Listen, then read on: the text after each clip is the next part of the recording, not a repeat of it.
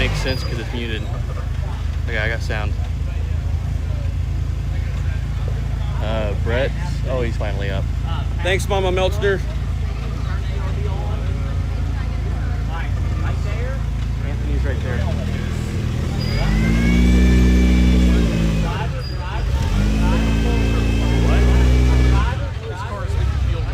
Oh. Okay.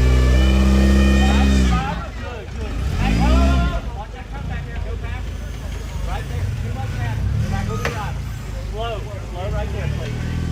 Slow right there.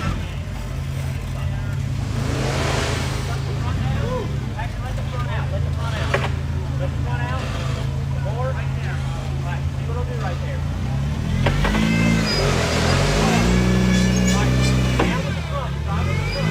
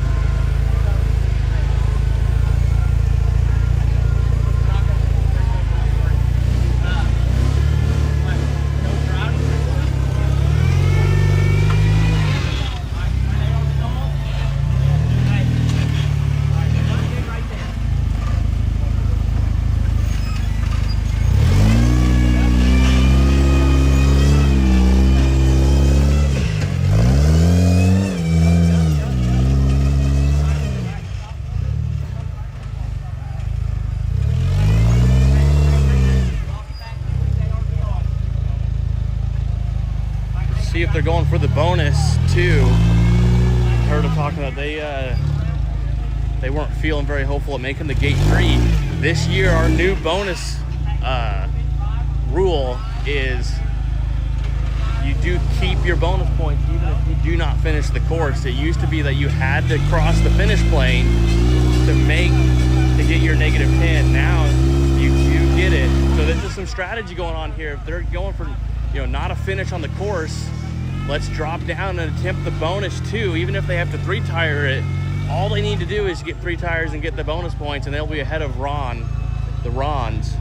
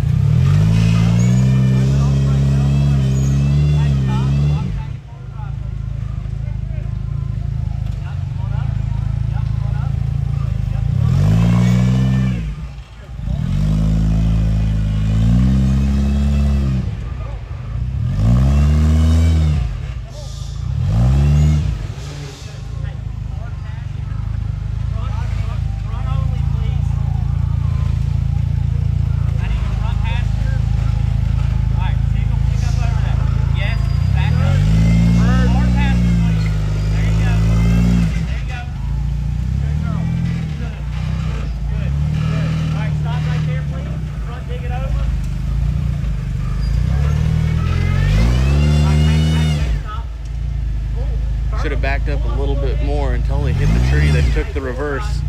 They still lost about an extra 1.5 feet.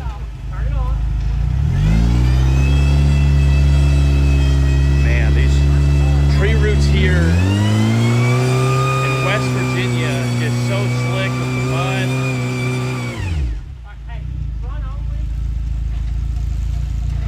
Burn them down. Burn them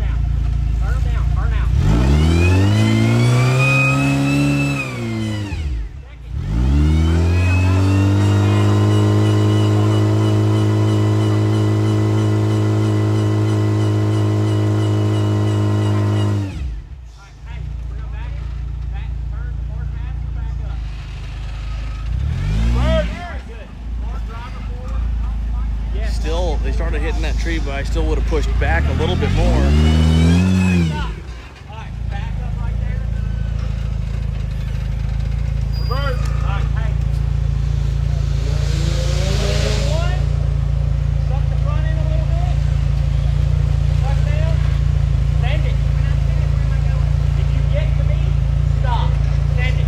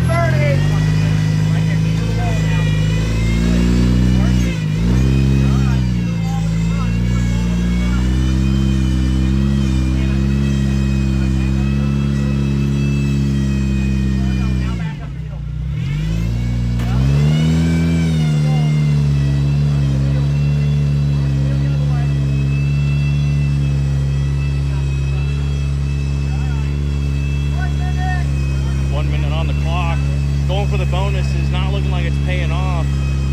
Trying to line up for gate 2 now, but they've already fallen off of where you need to be to get to gate 2. It's going to be really hard to get back up on top and get progression on gate 2.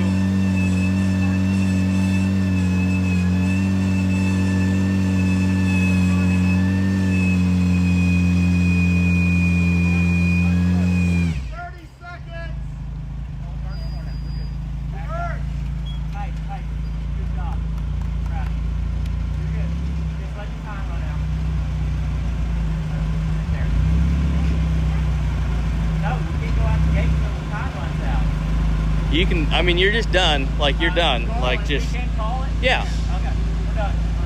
All right, back up, baby.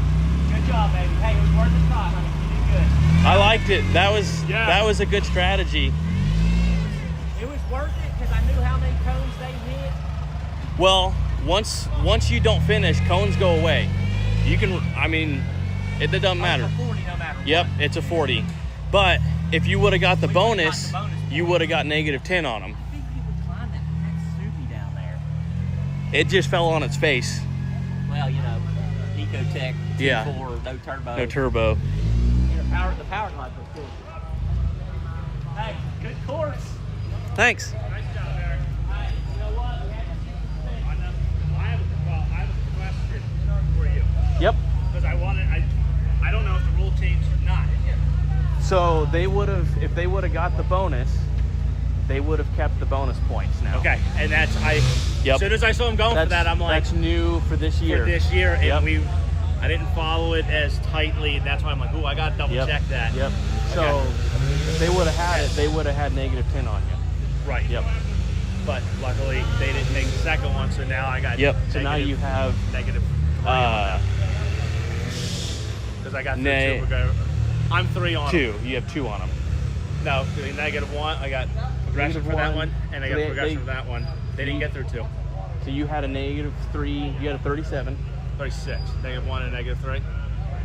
Well, no, you just got 2. You didn't get so through it's gate just the 3. negative So you 3. just Okay, had 37. 37. They Score's have a wrong on 39. mine. Okay. So I got like. Yep. That's fine. Hey, Caleb, Yeah. dog our memory, DNF, they still get progression, right? They still get progression. Gate 1 is worth 1. Yeah. That's worth 2.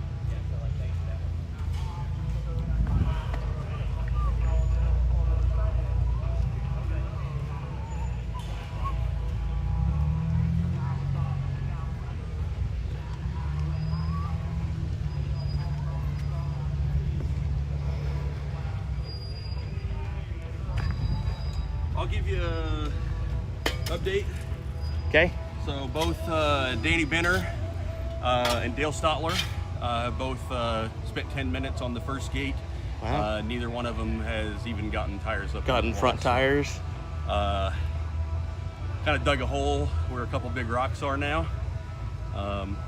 See what's in store for the rest of the guys, but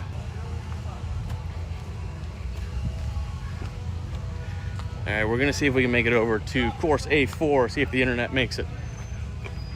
You just heard that nobody has even made it, gotten the front tires onto the gate 1 climb.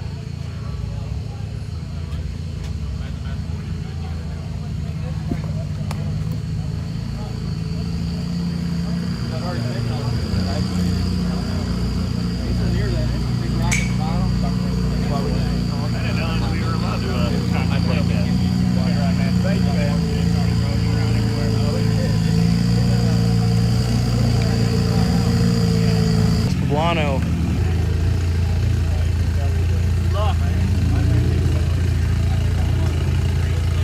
coming off of a second place and a first place in Texas. Sawyer Brassanini's son beating him in Cedar City, Utah after rolling the car. We'll see what they have in store. These guys will give this they will go everything for it.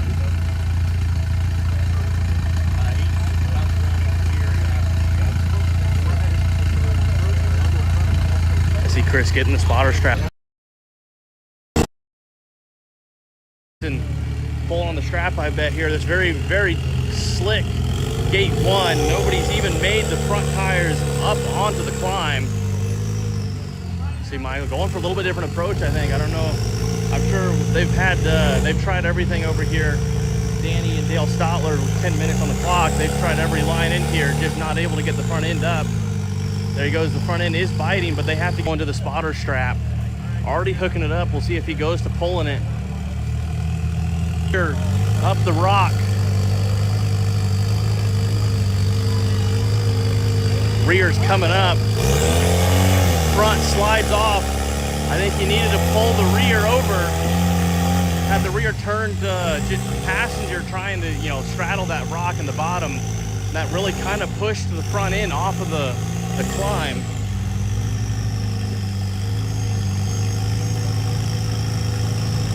Chris on that spotter strap, pulling as hard as he could, trying to manipulate this 3,000-pound vehicle.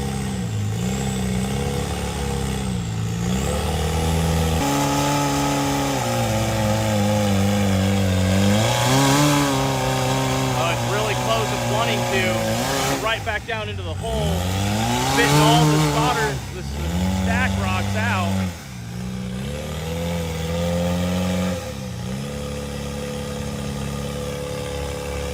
All his.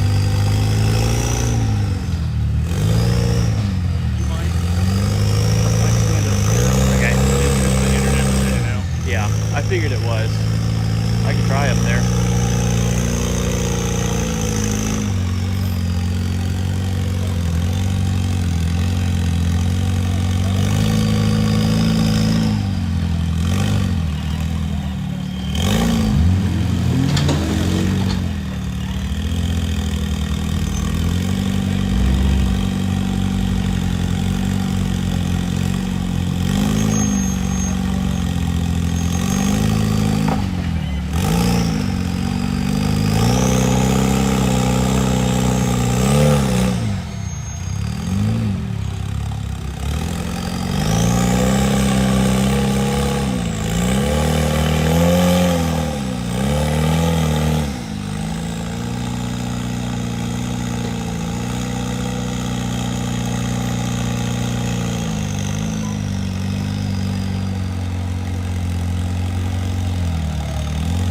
right rear is on that slick rock. It's really going to want to pull that front down. Look at it happening. Front coming down right now. Going to end up right back where they are, where they were.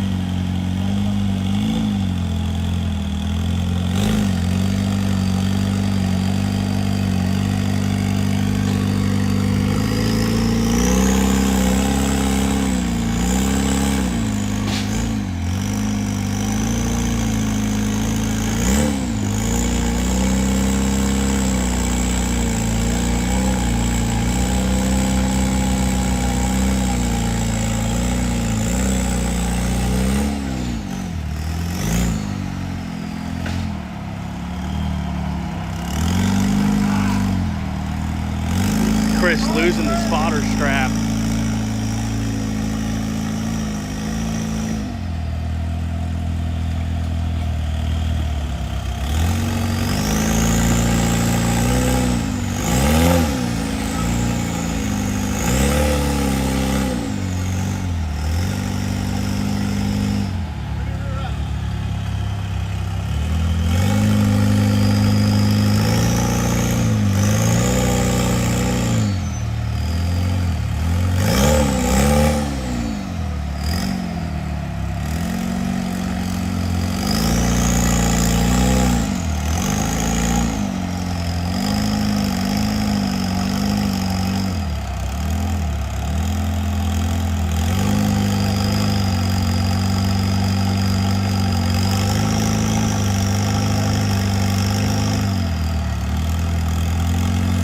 Straight in the rear.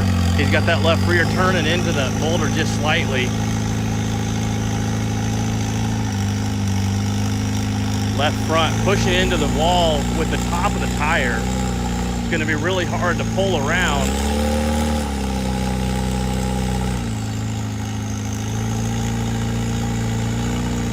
Jamming it in there.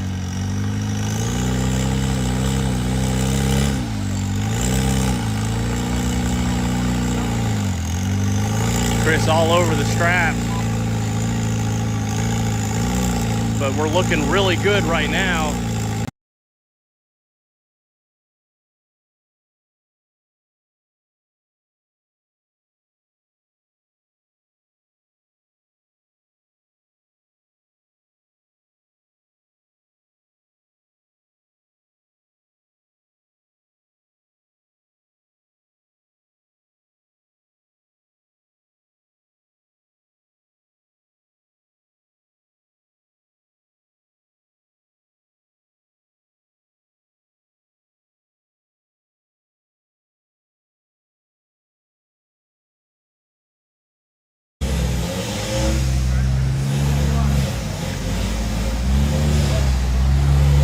All right, we are back.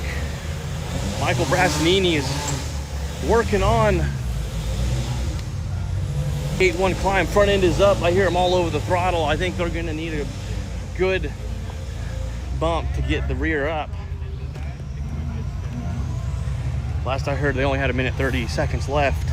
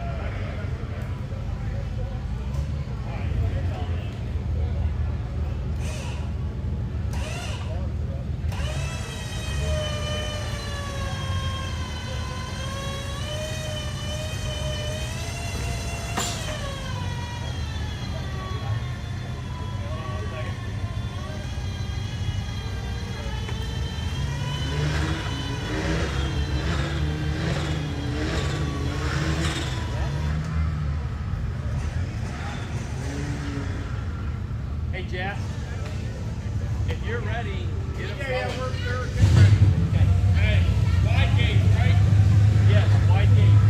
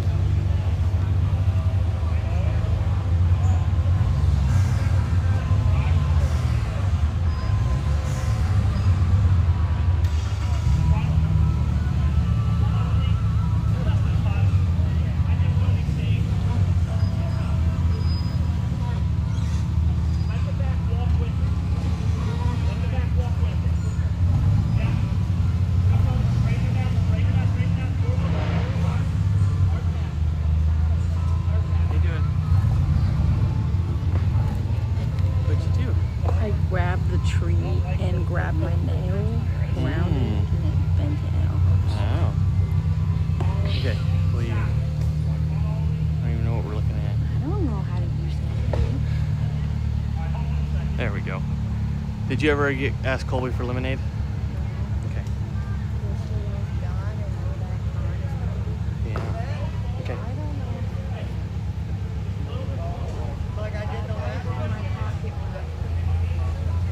Did it fall out?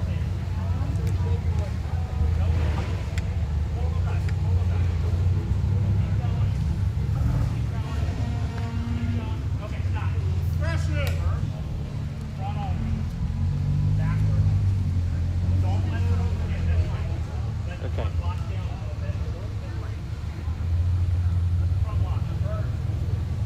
It's really hard to see.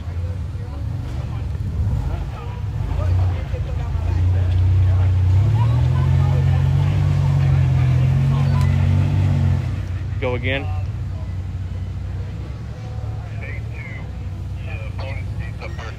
Where's the other yellow cone? There is no yellow cone. It's between the blue and the bonus cone. Already set wide. Whenever you're ready, looks like Rich is ready.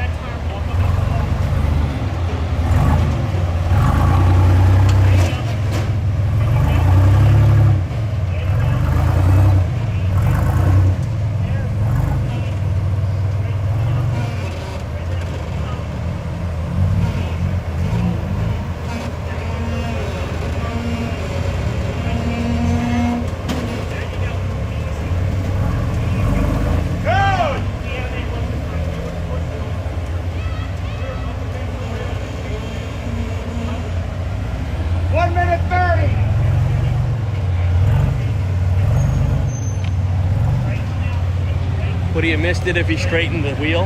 Huh? Would he have missed it if he straightened the wheel? I want to ask you that question. It washed out. Keep going. All going.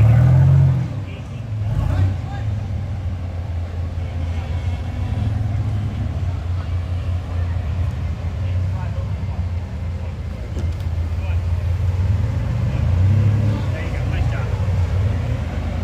So can I get a ruling on this because of what he said with tire leak? What? The top of the tire hit the cone and took it. The tire never ran over the mark.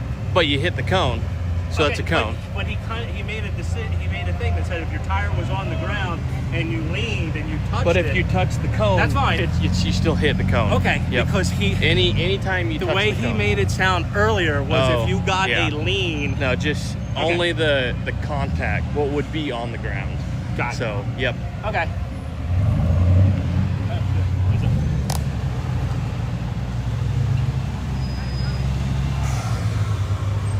All right, we got Rich Earnhardt, TJ Tanner out front spotting in the Pro Trail class going for the Gate 1. We just saw Jessica Barwell taking a roll off of this, just a flop in the Pro Modified class. The belly hit and it's turning just like this, but the Pro Trail class gets to use rear steer. That's the big difference here. They are a 2-seat rear steer class, where Pro Modified is a 2-seat drag axle class, but we're looking at the same, kind of getting into the same position Jessica was,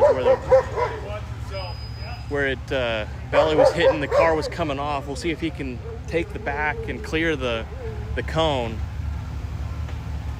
Needs that rear steer turned more driver. What that's gonna do is the whole car's gonna crab away from the cone. You know, if you have that rear turned that same way, the car's gonna push or gonna pull away from the cone instead of the front or the rear dragging the front tires back.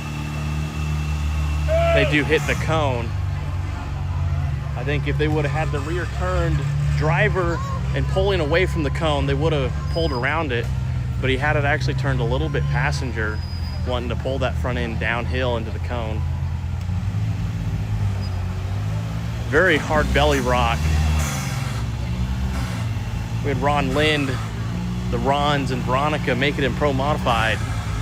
Almost made it look easy, but you get a bigger belly, longer car, that's just a lot more to clear. I'll give you an update on Little Charlie with you. Okay. We did see earlier while we were doing the recovery, Little Charlie was had made that gate 1 climb.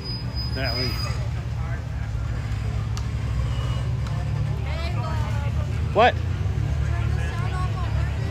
It's on. Sure, it's on now.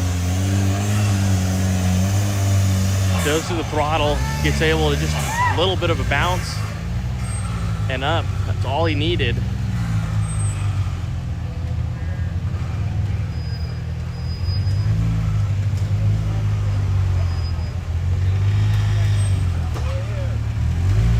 All right, sounds like we got an update on Little Charlie. Right. Just checked in on the Unlimiteds. Jesse and Little Charlie Melchner winched up the gate number 1. Wow. 30-point penalty. They were able to pick up 2 more gates after that. So they got through gate 1, got through gate 2 before they hit gate 3. So 13-point lead right now for Little Charlie. And Big Charlie, obviously, teammate. They're over there working on their winches as well. So that's the update over from the Unlimited course. It's a gnarly one.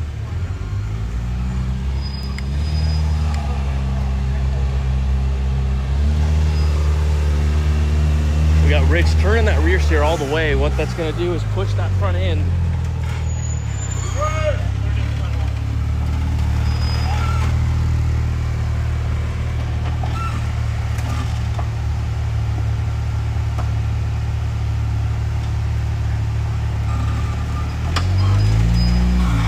Going to stack some rocks. Looks like they're going to try and bridge this gap.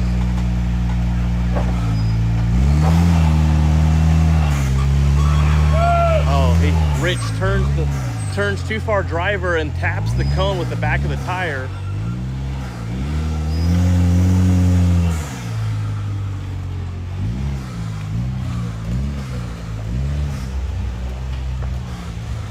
They got blue tape, right? Yep.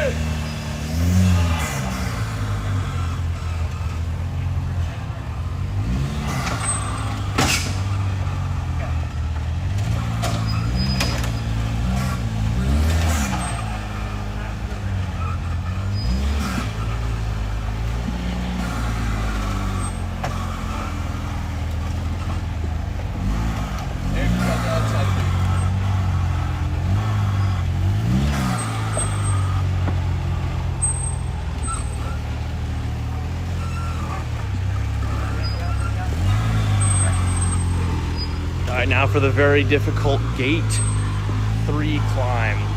This is a pretty long and low car. We saw the Rons, the only pro mods to even attempt it.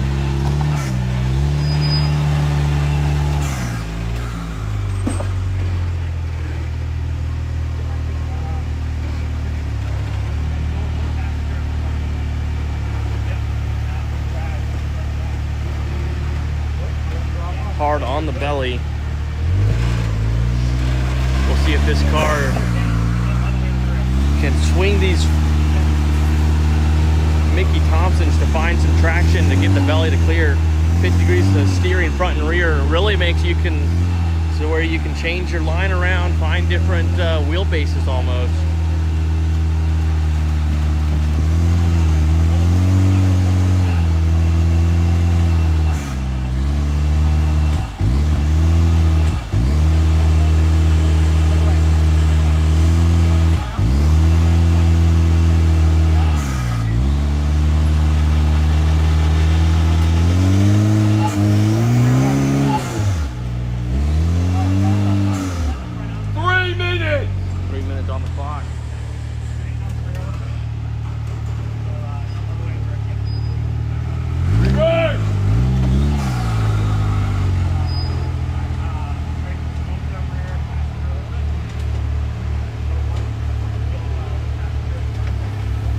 Now, their front winch is still tight from earlier. I don't think they've released it.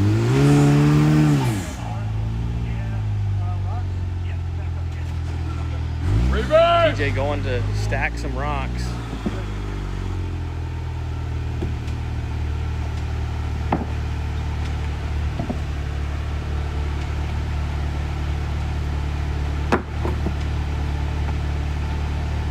Go spotter!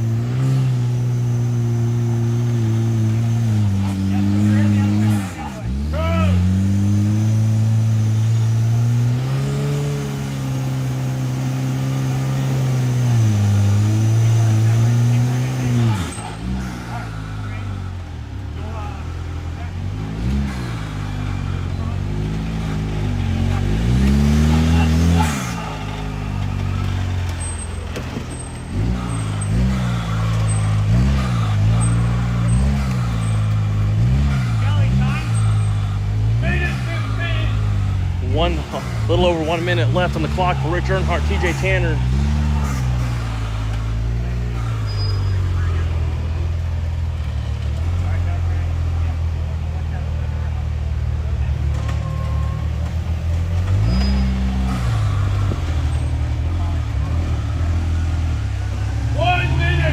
Rear's coming down towards that lower cone. Let's see if they can get around it.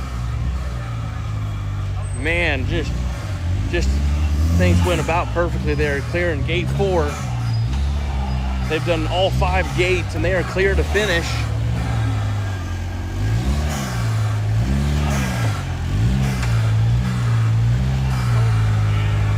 And there's clear. I believe that's the first finish of the day for Rich Earnhardt. I heard there may have only been 2 Pro Trail competitors of the 5 to finish A1.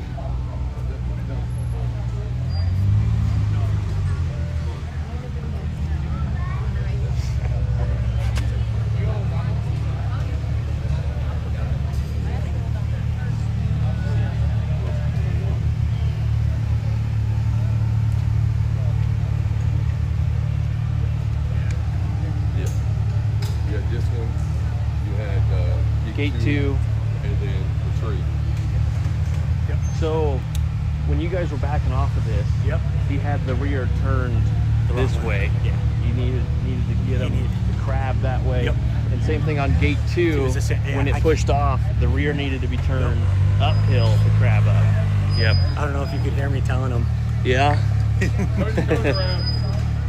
It feels bad. It feels like is, it's but the wrong right- thing in the car, it's but the it right works. thing. Yep. Yeah. No, I'm still figuring it out. Yeah. But yeah, no, I can feel it and I can see it. Yeah. I'm just trying to get you. All right, we got young Brett Dickey up next. Now, this is not the winningest Caleb car. This is a 2-seat Ironman car. So Tyler Harper had just built one of these to compete in Pro Trail against Brett, and they were out here trail wheeling a couple days before the comp site, and the computer in that Kayla fabrication car that Brett has driven for many years and won just about everything, the computer died. So Friday they were scrambling to figure out what to do to try and still compete for points.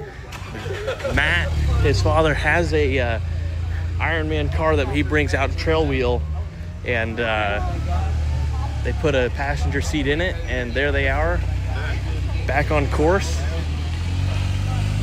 So this is not the Caliph car.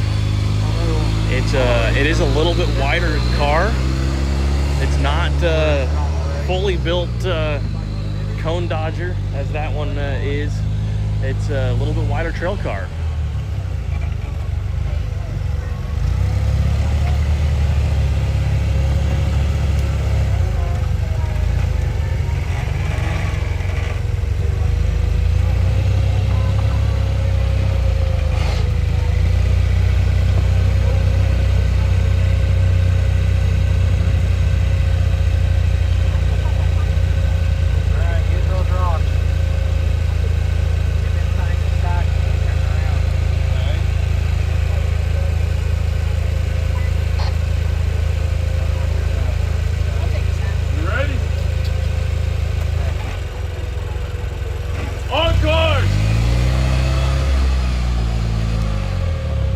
There we go, Matt already going to stacking some rocks.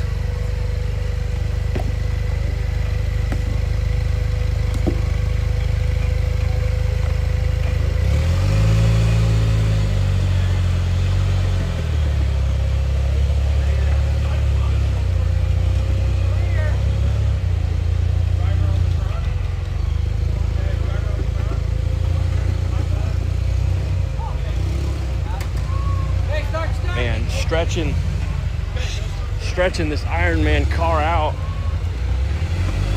taking a diagonal approach to that gate 1 belly, not even really hitting.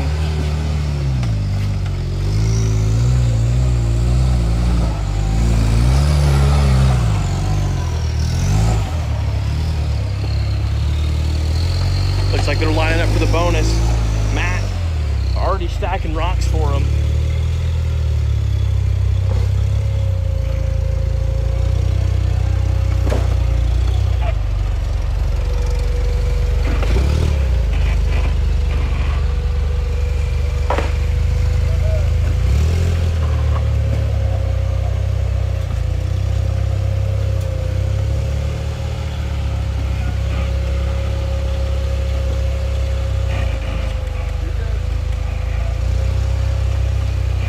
Left front starting to get light, going to the front winch. That'll help settle the car. Left rear just needs to come down a little bit.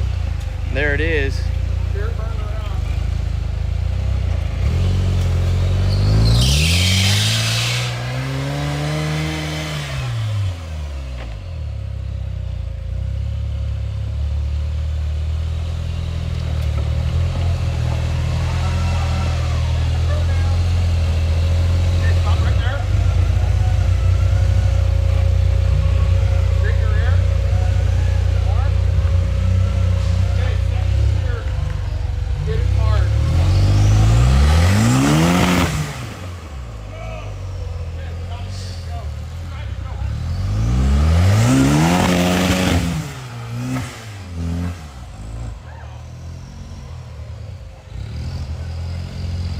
Took the cone, but did get progression, so that's the same score they would have ended up with if they took the standard line clean.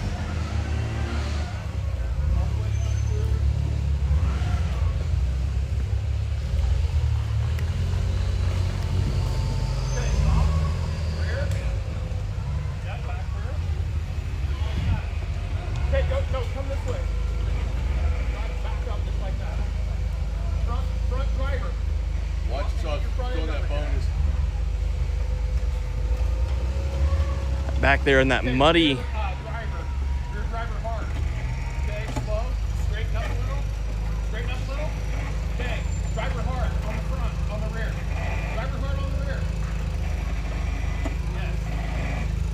Belly's gonna start to hit there. Let's see if this car will stick up there. Man, look at that car just push up this wet, muddy rock here. Rear starting to come down.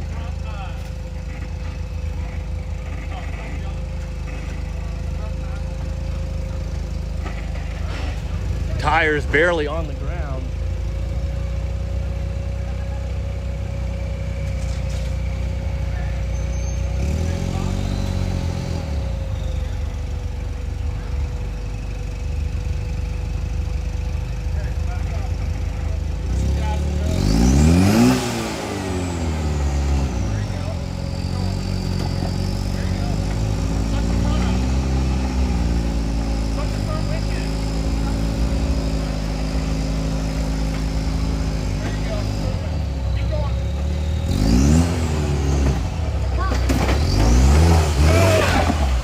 They do take the uphill cone with the right front, but they drop the bonus, so still washed.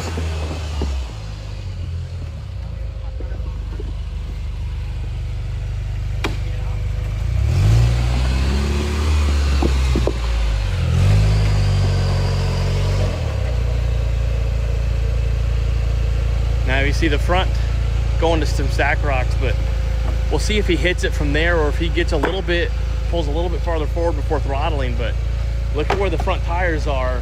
5 minutes!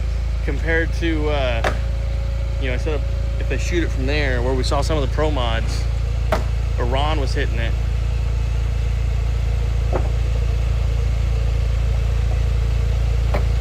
Stacking a lot of rock in there. Plenty of rock there to stack.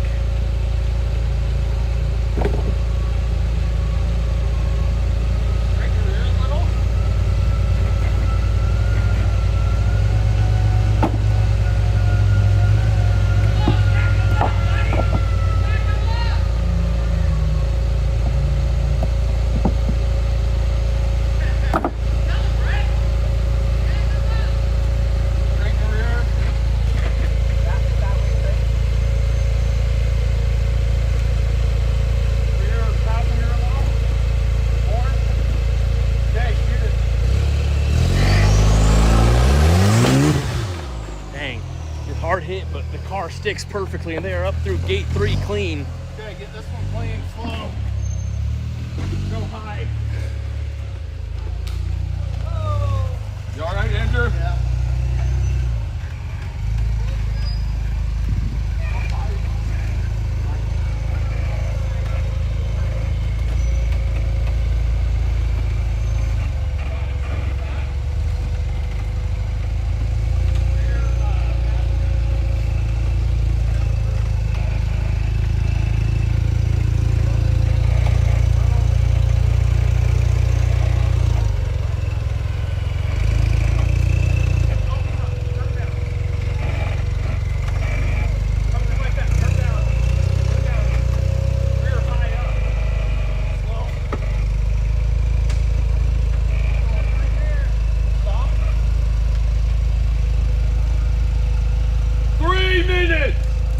On the clock, plenty of time just to get through gate 4.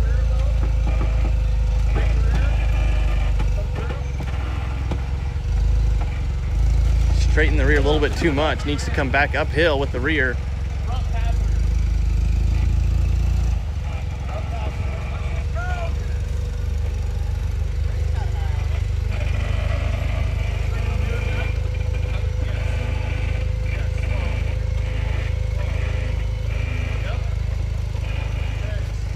Using that rear steer to swing that 42 to be perfectly parallel to that cone. When you turn that 42 sideways, that's like 21 inches sticking out farther than you would be if that tire was straight to the cone.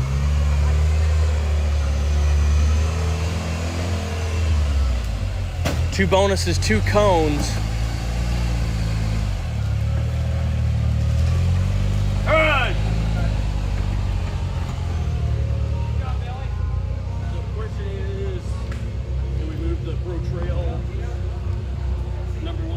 To over there.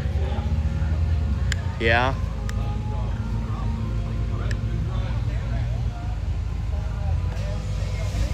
2 bonuses, 2 cones. You know what spot strap is? Right behind my dad.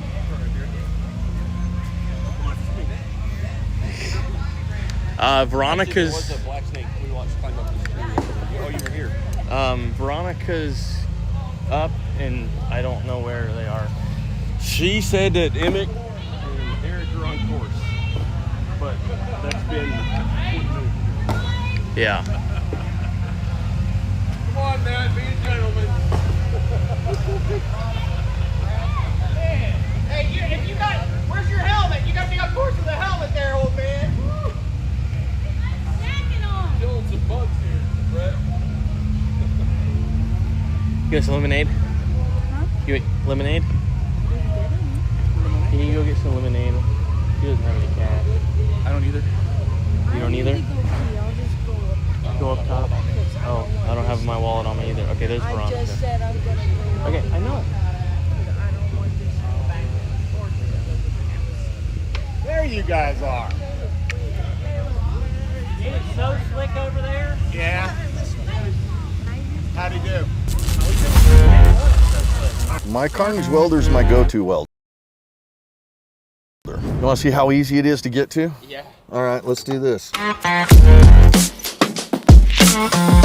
We've got the fastest deployable welder. A Carnage welder is a wire feed welder. It's basically batteries and everything inside of a box. It's quick deployment. Just take out the case, open it up, turn it on, and you're ready to start welding. No pulling batteries or getting cables out. It's literally 30 seconds and you're up and ready to weld. It's very user-friendly, awesome penetration on the welds. The first weekend I was out with it, I had to use it, and it's the only reason I was able to complete the second course in my competition. If you're ranching and farming, you have to have a Carnage welder in your tool bag. If you're a hunter and you're off the grid, the Carnage welder is going to be a necessary tool. You break, let's fix it. 10 minutes later, let's get back on the trail and let's try whatever you broke it on again. I'm able to utilize that in so many different aspects of my life. I always carry a Carnage welder as a part of my off-road gear. Pack it wherever you need to, flip a switch, hook up a ground, and start welding. It's that simple.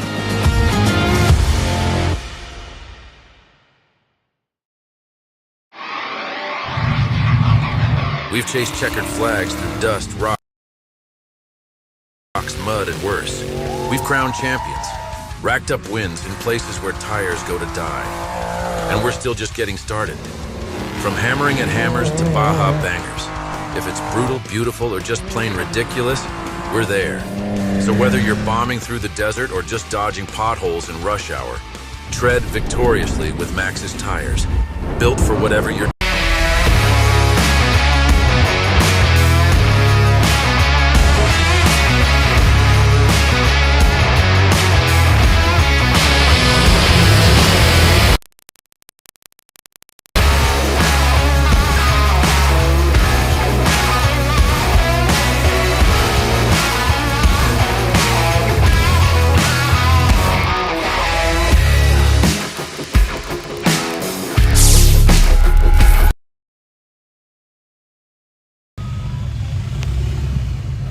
All right, we got Lee and Ashley Hull on course. Nope. Nope, behind the banner.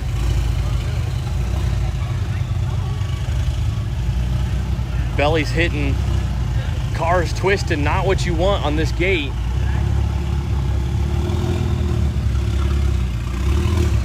Man, going right for that low cone, rear steer, picking the whole car downhill. Looks like they're gonna hit that cone. They take it, and he's sideways, and he's over. Needs to turn the rear downhill.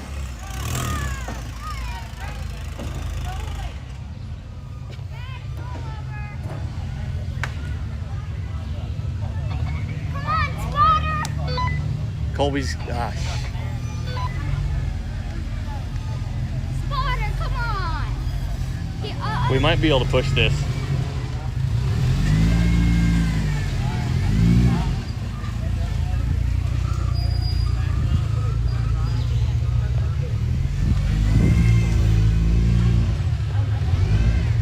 I really think if they just would have turned the rear, what?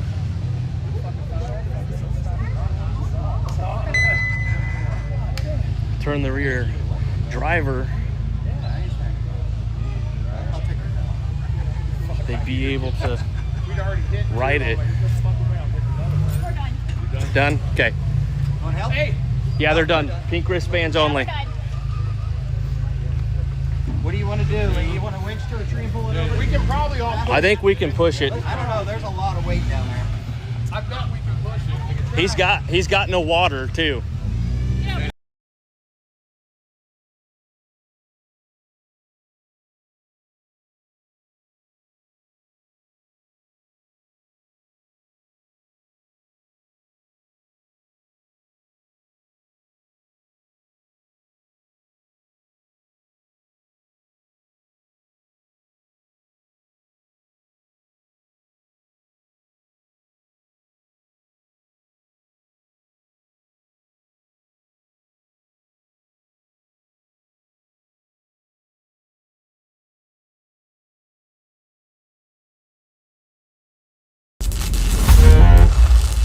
My Carnage welder is my go-to welder. You want to see how easy it is to get to? Yeah. All right, let's do this.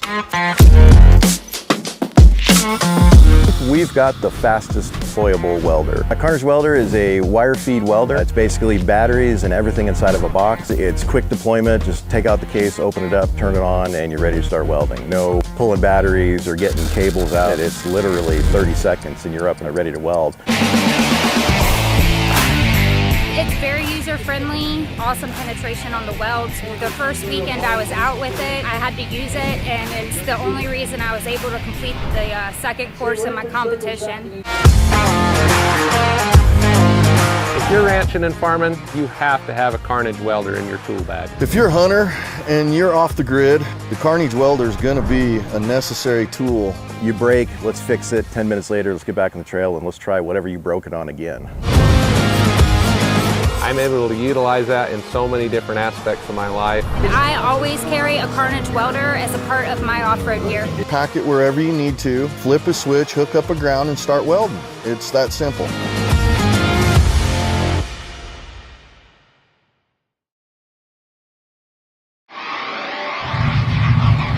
We've chased checkered flags through dust, rocks, mud, and worse. We've crowned champions, racked up wins in places where tires go to die.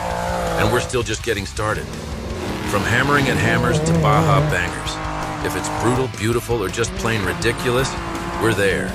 So whether you're bombing through the desert or just dodging potholes in rush hour, tread victoriously with Max's tires, built for whatever you're chasing.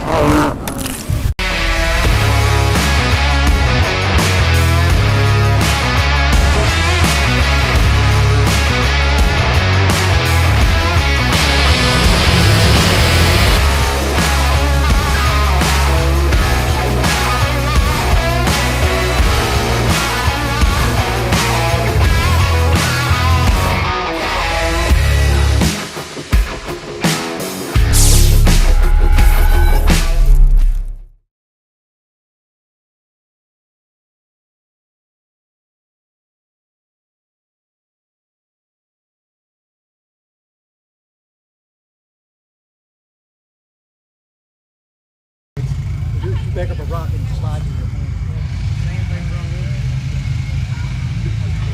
All right. We got Lee and Ashley recovered. We come over here. We have Veronica Miserak and Pro Modified.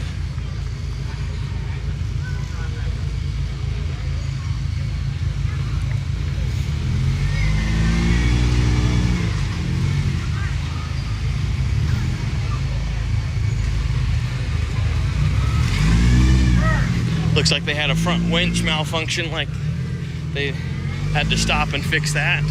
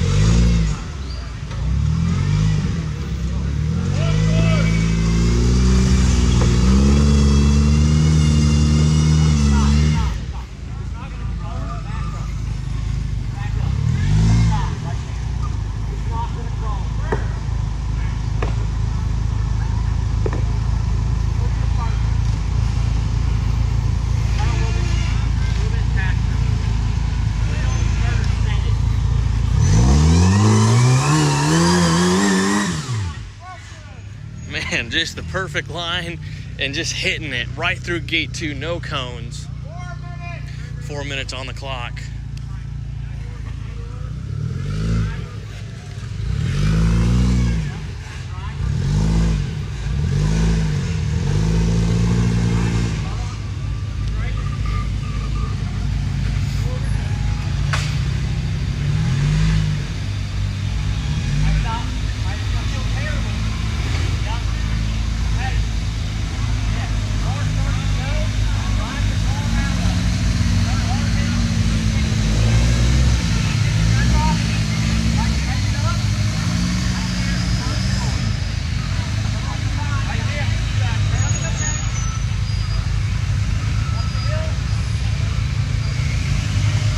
Just stretching this old school Pro Mod, missing the cone, and the car just stayed stable. 3 minutes. He kept going and going and going. 3 minutes. Thank you.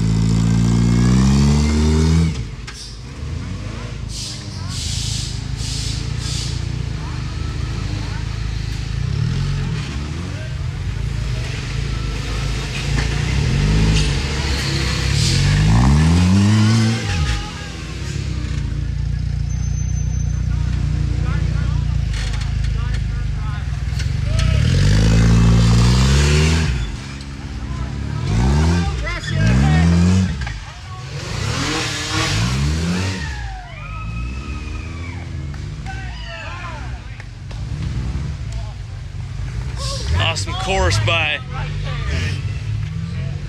Yep. The rule was sidewall above it's okay. Yeah, everything. Yep. Right? Yep. Okay. Yep. Just making sure. All right, Ron Arch sending this Caliph Fabrication Pro Trail car up gate 1. Spent a lot of time trying to get that belly to clear. They did finally get it with some throttle, but they're gonna have to make quick work of the rest of the course.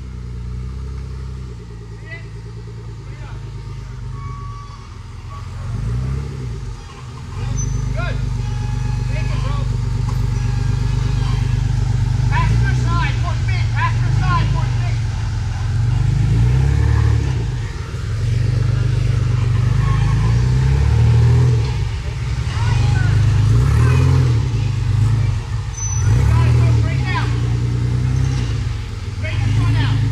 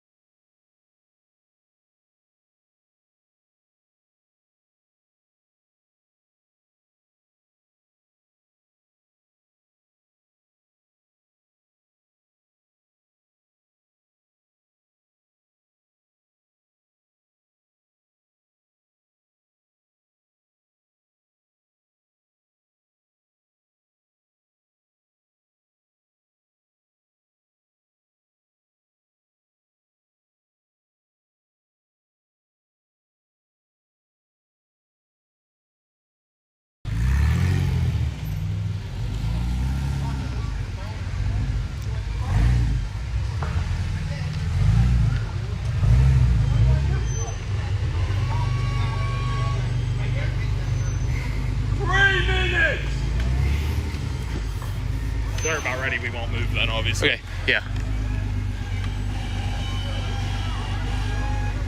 Who is that driving?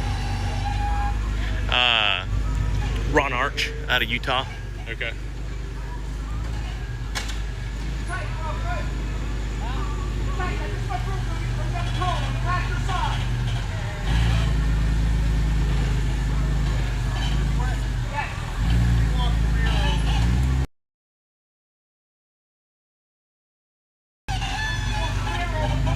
Straight in the rear.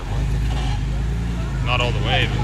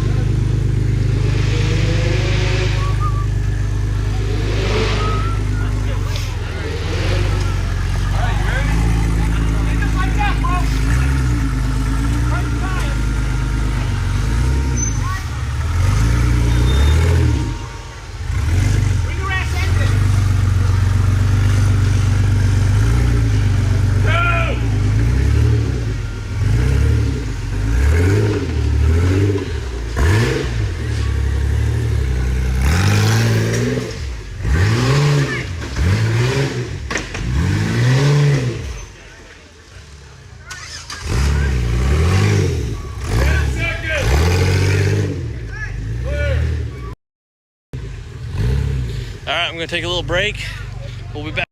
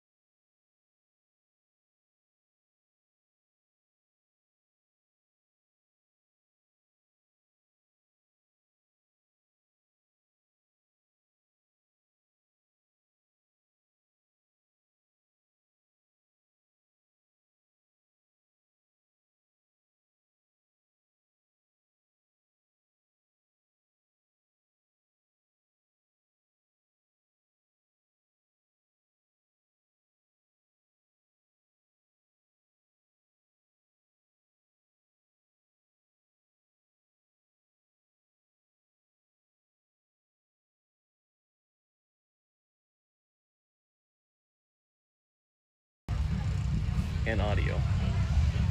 So if you want to go take a break, mute the iPhone, and then click on the ads. Okay.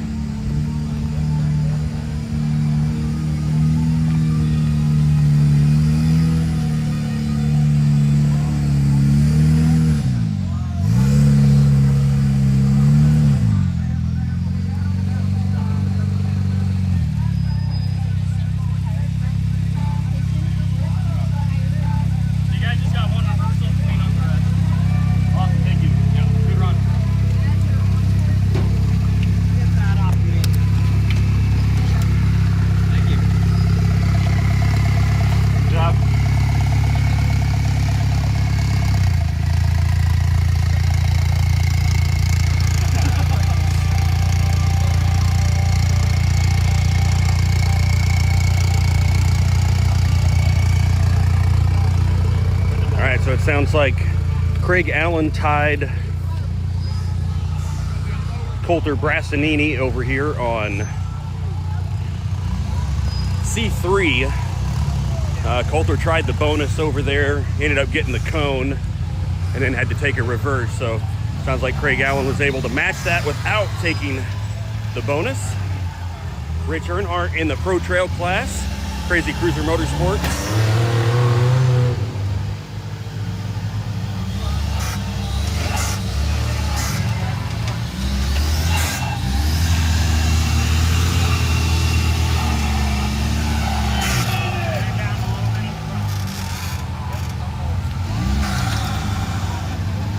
Try not to fall off of this rock that I'm on here.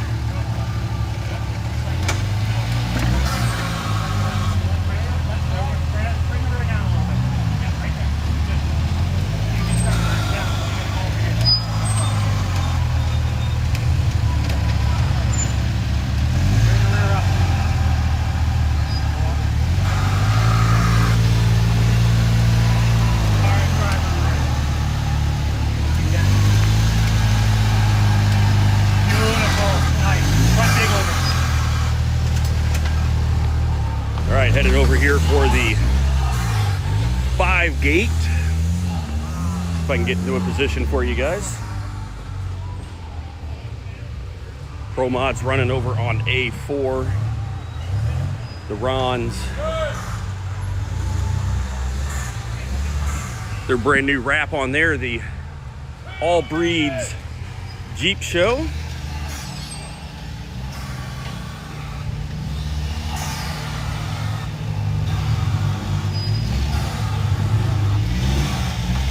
Super tricky set of gates here. The bonus is up crazy off camber, which forces him close over to the tree here. Rich using that rear steer to get lined up for gate number 5. Even if you do choose to take the bonus over here, you've still got to work your way around the standard blue cone here. So real tight section. Reverse boundary! Getting a boundary warning there and a reverse. So just got the warning for the boundary. Now trying to get those front Mickey Thompsons to climb up. 1 minute! With 1 minute remaining. Got to negotiate this last gate. So far so good. Willie cleared the belly enough.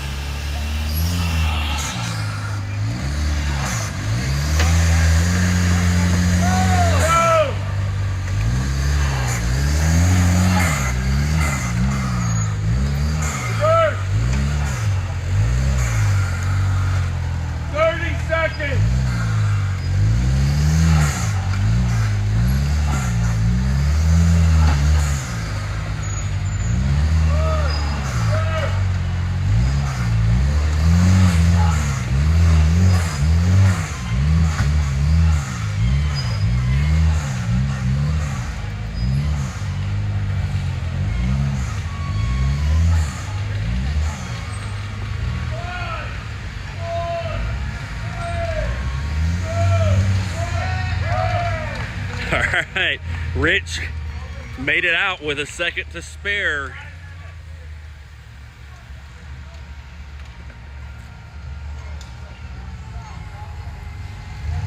Over here on C4, we've got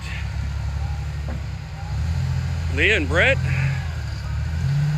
the Crazy Cruisers, car number 087, shecrawls.com.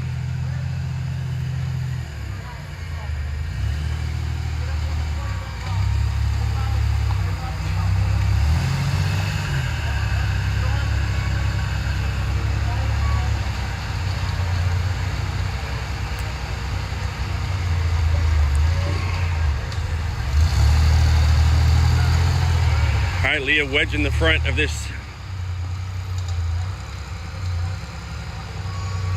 single seat car in this little notch here as she works her way through gate number 5.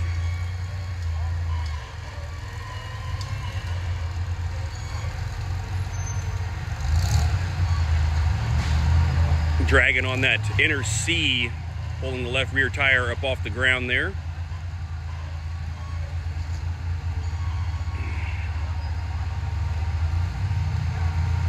And using that extra portal clearance to just drag this car over the rock.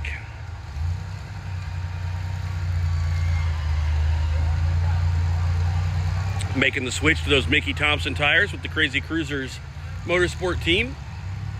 And looked like they worked extremely well for her right there. So a good run for Leah Hockman with She Crawls.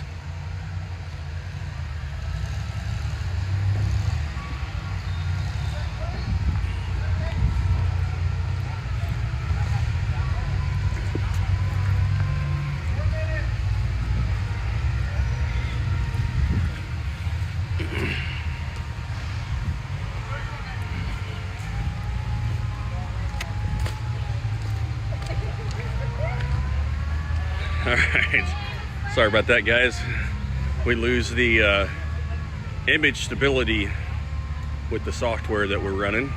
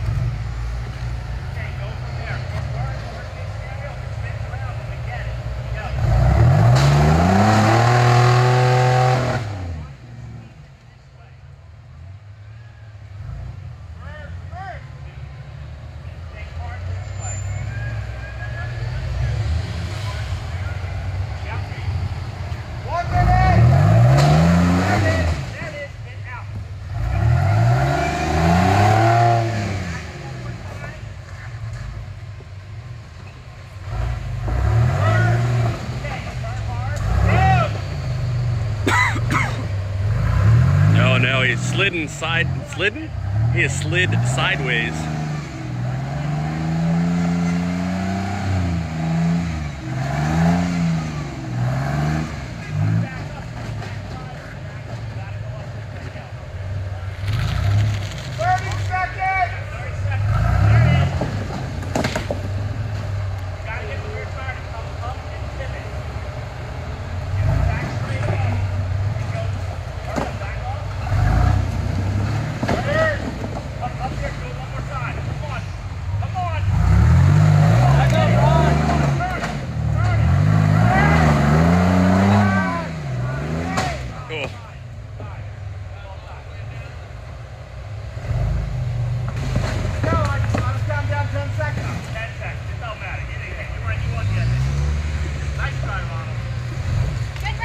Good job.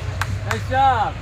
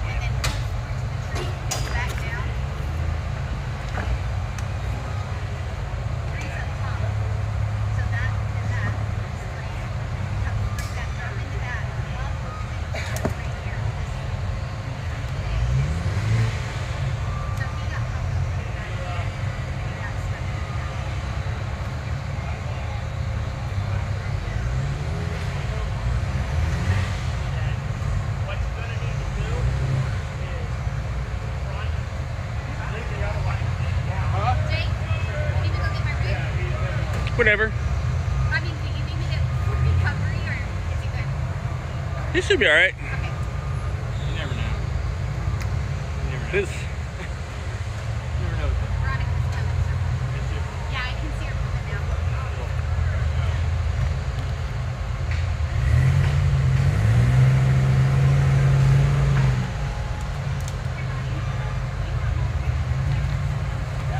now. Wait, no, buddy. After he comes up, if you want to pull it up, you can.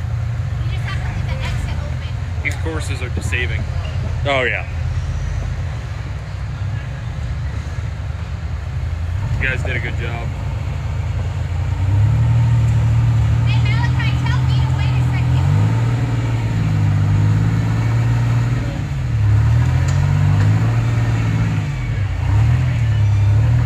All right, looks like Ron's got his car back on 4 tires here after the time had expired.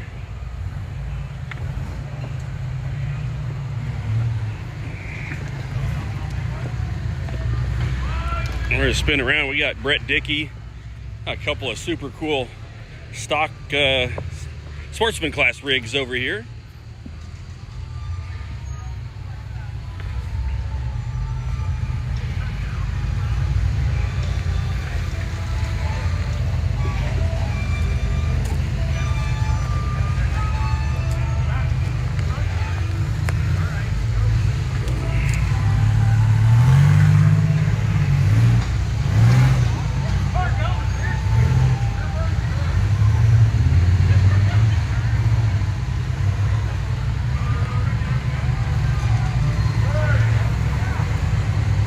All right, Brett's trying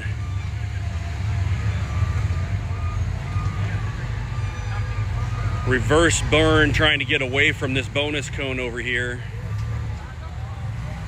on that driver's rear. Right front's hovering.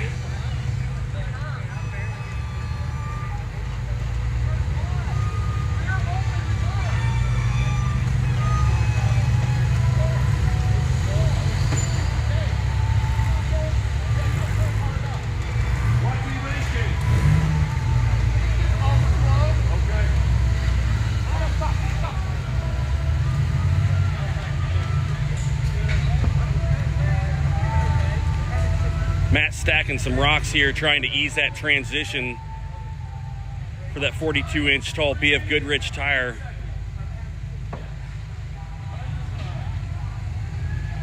very tricky. It's like we talked about when Rich came through here. That bonus line is really dictated by the blue standard gates.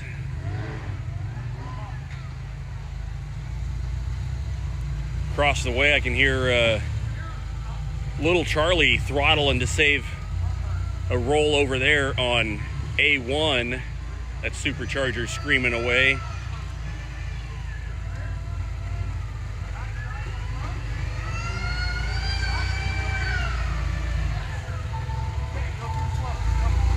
All right, looking good here for Brett Dickey.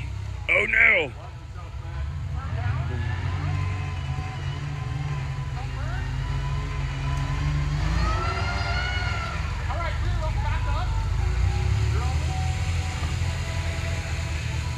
I think front burn sounded pretty good.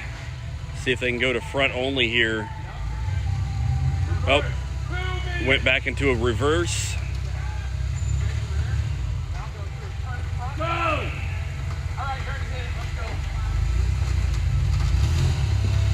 All right, they ended up getting the cone with the left rear. They tried like heck to get that bonus. Solid effort for Brett and Matt Dickey out of Sand Hollow, out of that St. George Hurricane area of Utah.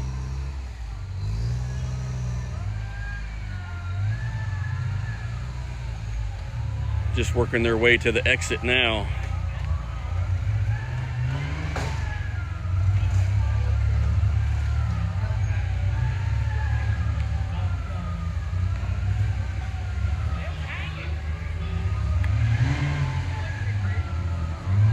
So pretty brutal first day out here. Rich, how are you guys doing? We're not doing bad. They're tough courses, but and have done pretty well on some and not so well on some others. But, they're having a great time. They're really fun. Yeah, it actually dried up a lot better than I thought it was going to. So it's been raining here all week. Yeah, I know. Well, the beauty of this spot right here is that it's shady all the time, but it's cursed because it dries out in here so slowly. The rocks are great because they're all washed off, but if you get in the mud, it's a challenge. Yeah.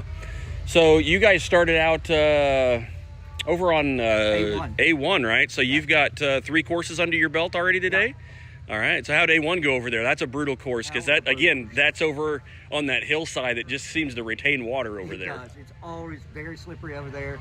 And I've been running first in our flight, which I thought was going to be a blessing with the wetness, but not always, because we made some planning mistakes and took the bonus 1 and took it forward, and the transition was so tight in there we burned up like 4 or 5 minutes just trying to get the car turned around. Don't laugh, but is there any way we can get a couple waters over here and maybe another burger? So by the time we got that done, we couldn't finish the course. But we just finished A3. That was really fun. That's a fun course. Yeah, this Brett, I don't know if he was going to make that bonus or not. That's tomorrow it'll be a little bit easier. Look at the way the rocks are angled. Yep. But today I just couldn't see that happening. We did this bonus up here, drove up and back down. That actually worked out really well. But nice. That one, I think maybe tomorrow. We'll see. Yeah, yeah. The standard 5 gate, that cone over there really dictates the bonus coming this way. It takes away an easier line and forces you up over that rock. And Brett just couldn't make that one stick with the in the Caliph car today. Yep. But maybe tomorrow. All right. Well, you guys, you got one more course for today. Yep. So, and then we are running the Pro Mod gates over on this course. Oh, thank God. So, yeah. That gate 1, I was thinking about a winching strategy, quite honestly. Yes. That's the only 2 people that made it up that I know of were the Melchners, and they both winched. Yeah. If it was going to be in play, I think that's what we were going to do, and just take our lump and then just motor, just try to get all the progression we can. So. Yeah. Yep. So, a little bit different strategy now to think about going into the last course of the day. Probably a deep breath. Yeah, a little sigh of relief. Yeah, a little bit of that. And also, I got to go do a little more strategizing. Yeah. All right. Well, we'll let you get to it, but good luck. All right. Thanks a lot.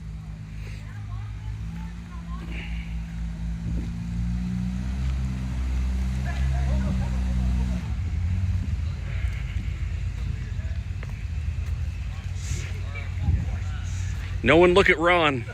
No one look. If you need to reach out to PA Jeeps Incorporated, check out holler at the Rons. They do lots of stuff up there with the RC Rocks out of Rouse Creek. The All Breeds Jeep Show, all kinds of stuff that those guys are involved in. So a huge shout out to them for all the effort they put into to make East Coast rock crawling possible out here.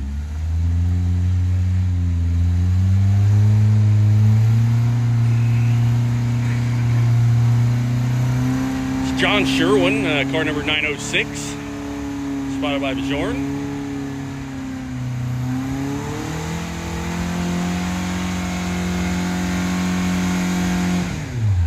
Had to dry off some rock over there.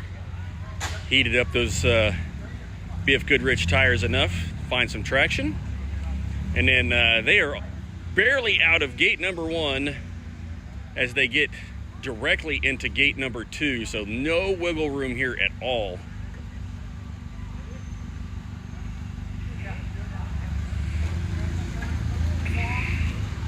Couple of tricky bonus lines on this same rock, all about maneuverability.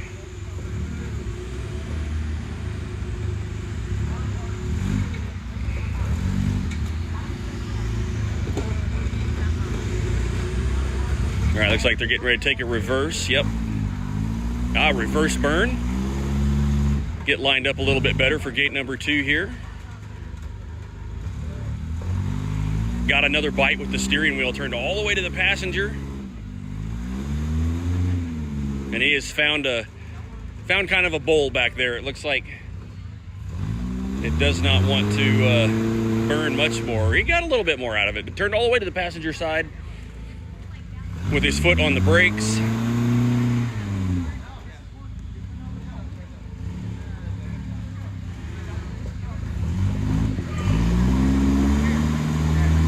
And again, under power as he turns the wheel to try and pull using that Ackerman angle, which is the swing of the front tires, allowing the front tires to manipulate. Over here, still working on it. They've got a cone, or a rock, I'm sorry, placed in front of the tire.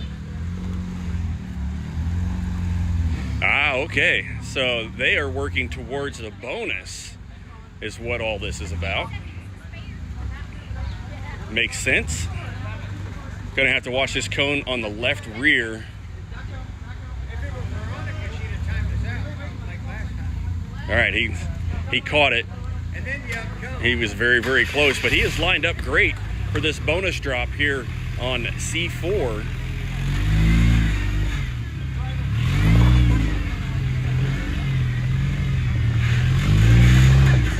Get you guys down out of the trees. Sorry about that.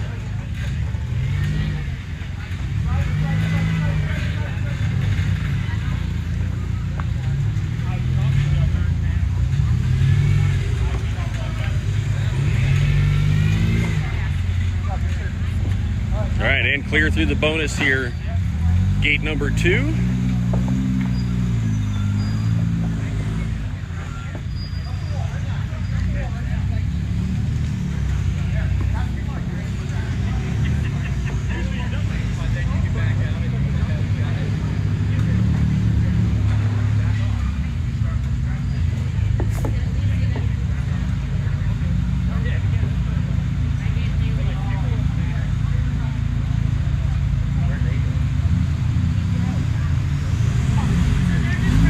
See that 906 reflecting in the sunlight through the tree canopy.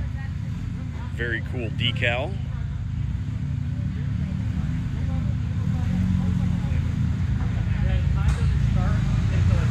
Running those Raceline Rhino wheels in the bronze flavor. Probably can't see in the roof of this Samurai is some super sweet purple shag carpety kind of stuff. Trying to get this car turned around 180 degrees here.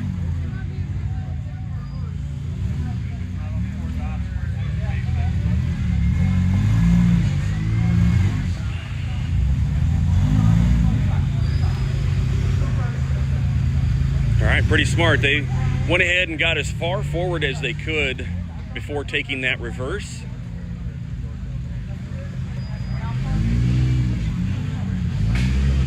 Now working their way back.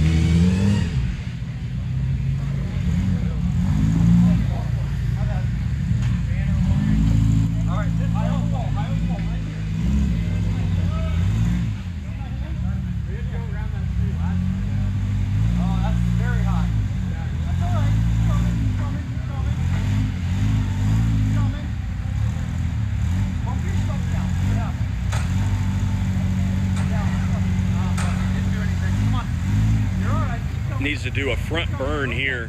They can go to front wheel drive and pull this thing off of the wall. Yep, he got it, front wheel drive.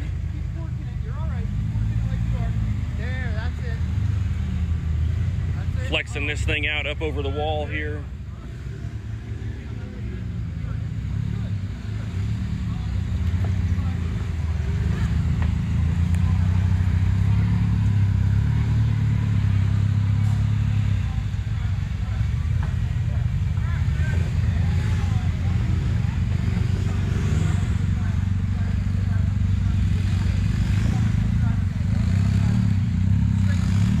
Looking good. Got a narrowed, well, it may not be narrowed, but a 9-inch in the back of this Samurai. You got high enough on the wall to stay away from that lower 4-cone. We saw Leah Hockman drag the inner C from the portal across there.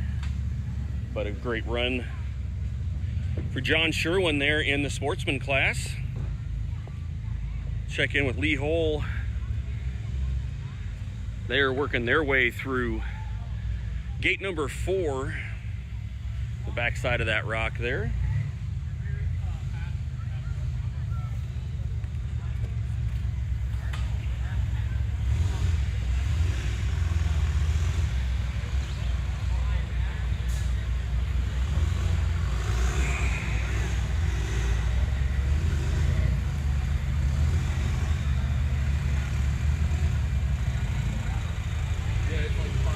All right, Lee is also opting to take the standard Pro Trail bonus, or not the bonus, but the Pro Trail gate.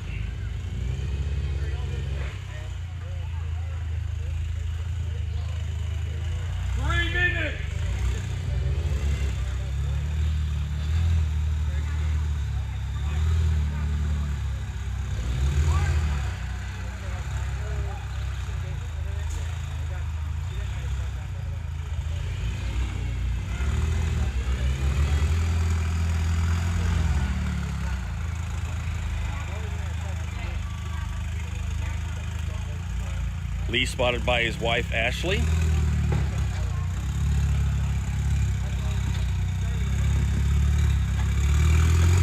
Oh, hung on that rear diff a little bit. He's gonna have to probably steer towards the cone and back away. Yep. Able to find a little bit of traction there. And nice and clean up through gate number 5 for Lee and Ashley Hole.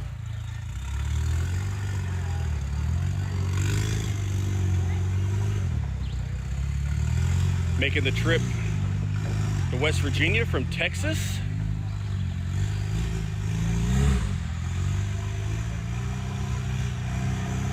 And really starting to get the bugs worked out of the rig, learn the game of cones and reverses. And these guys are doing a great job. A great husband and wife team.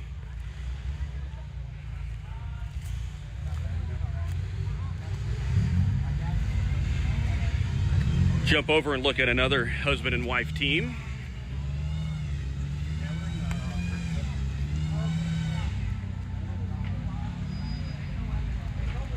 See if I can get you a little closer here. Veronica's got the front tires just over the lip. Found a little bit of traction out of a rock on the rear.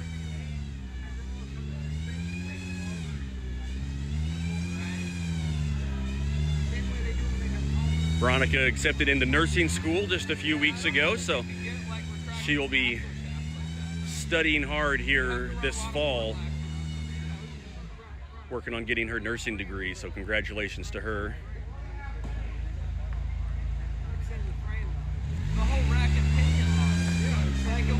Eric's got a rock stacked under the right rear. It picked the back of the car up. It was very, very close to being enough.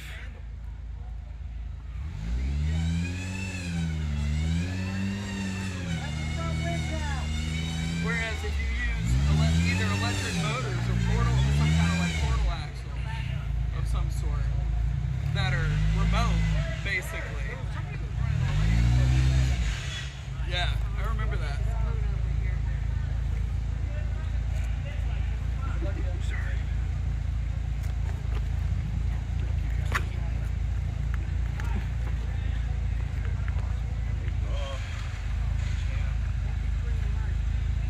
Champs, both of you.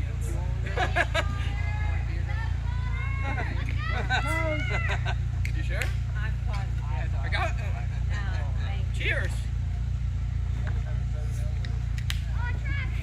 I can make you a fruity mixed drink.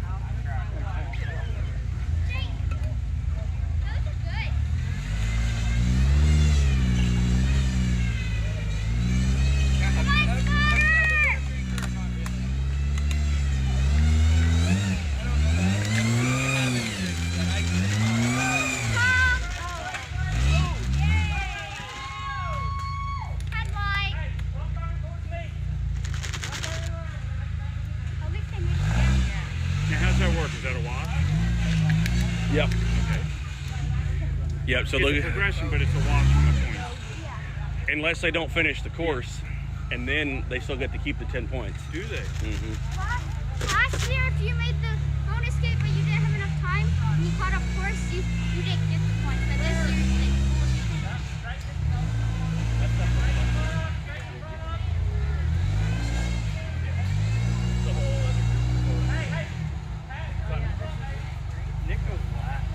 I just knew we'd get hung up like that. I could unsee if I wanted to, even on my one seater, because I could put a different seater.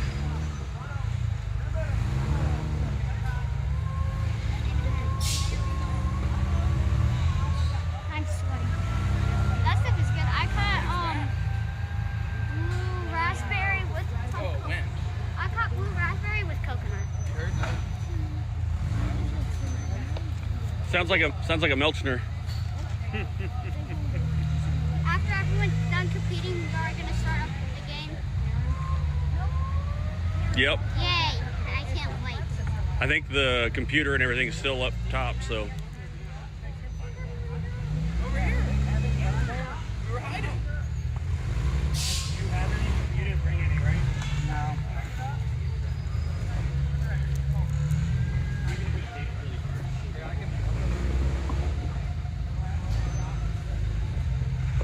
Did you finish this course? No, I'm next. I gotta go after your mama. It's gonna make me look really bad again. You gotta watch out from that bonus that she took. Regression! Yeah, you just gotta not slow down. Yeah. It's like you just gotta give it the beans and never stop. Give it the beans. Give it the beans and none of the fruits.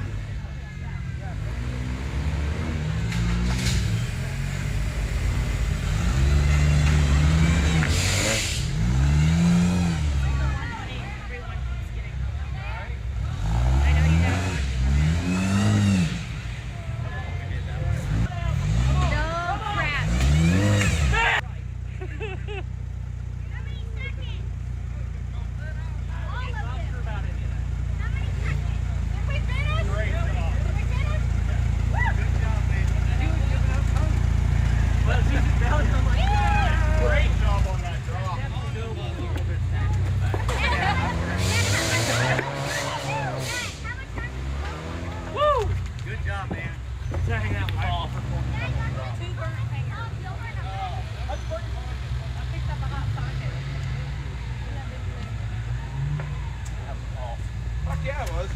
That was 6 feet. I'm like, I can't see. Where am I going? What am I doing?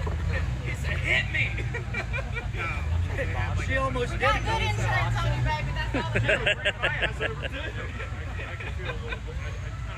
Up there trying to get set for the bonus. She almost thought we were on there. Babe, did we get any cones? Oh yeah, we get 2. Your guy's ASN shorter than mine, so you clear. My upper bar slammed that rock when I came on. Did I get progression? I got them all, girl. Made every gate and the bonus. So, I didn't time out. Nope.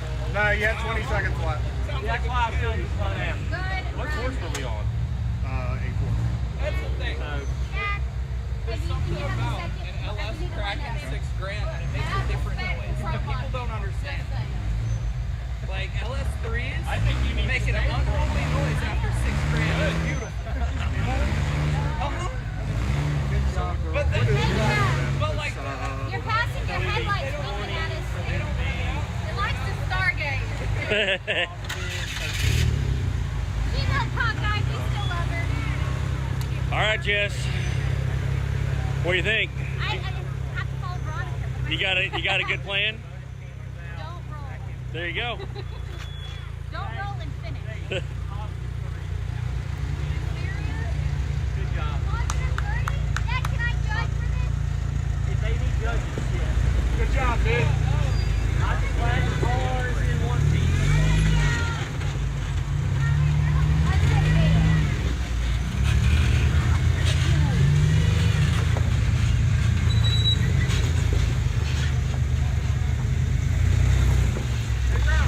How's your head?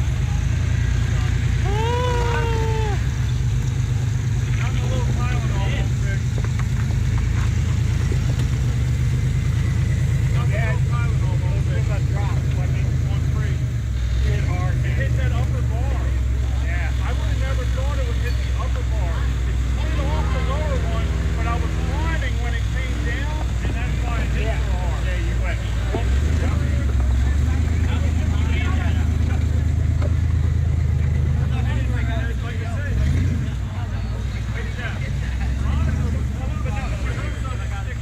Yeah, exactly, yeah.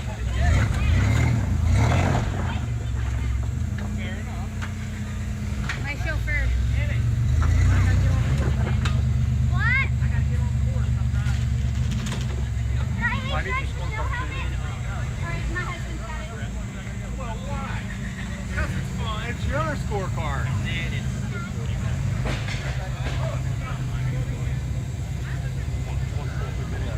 Oh no.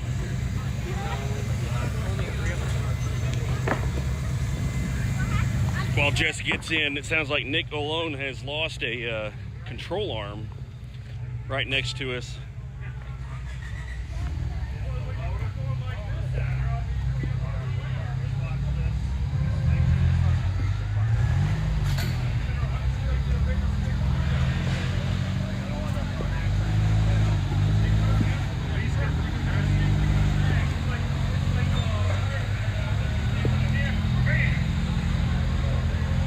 Yeah, sure enough. Progression.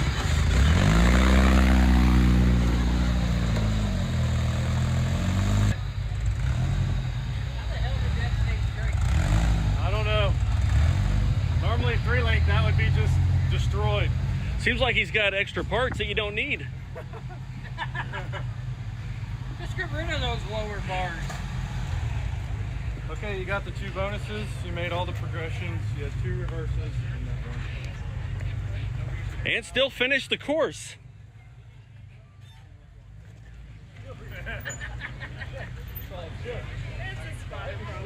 Nick, I'm assuming that just pulled the threads out? Threads out of the link. And Yep. threads are still on the threads.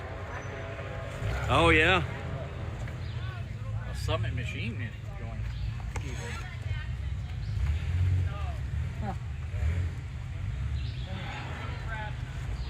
Might be all short now. Anybody got an aluminum welder? Welder up.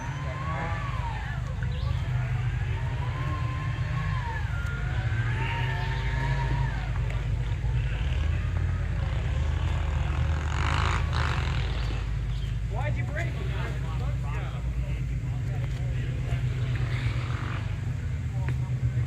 I don't even know.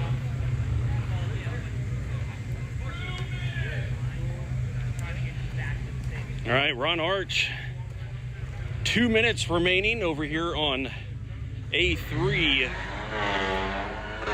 Again, another one of those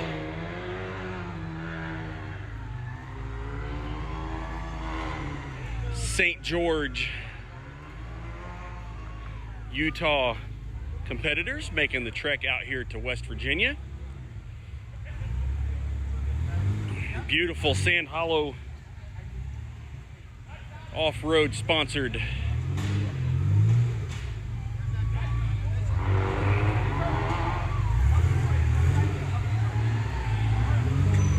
Alright, looks like they are around the bonus cone there, lining up for gate 5. 1 minute.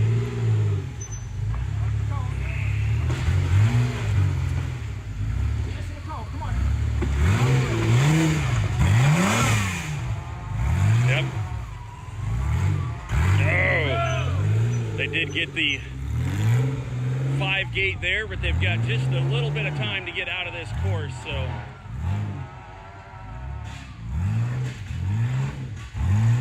Oh, he's got to straighten this rear. He is hung on that inner C, able to get off of it. Oh, they still got 30 seconds, so plenty of time. Work their way out through the finish gates. Man, they just really needed to work that rear steer over to the passenger side just to get around the diff and then back over. But great effort right there for Ron Arch out of St. George, Utah.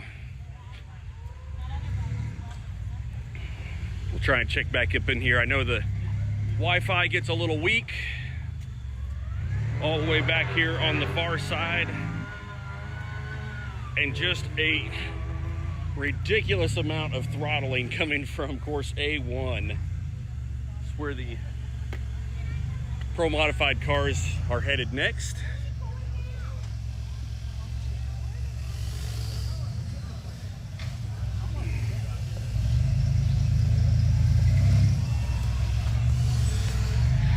I'll jump on and see if there's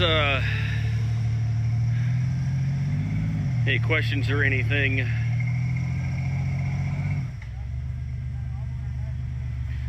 We'll check in over on the YouTube side here real quick.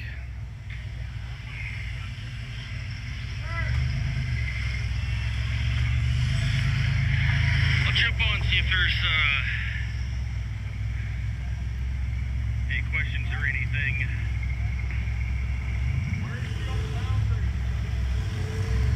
We'll check in over on the YouTube side here real quick.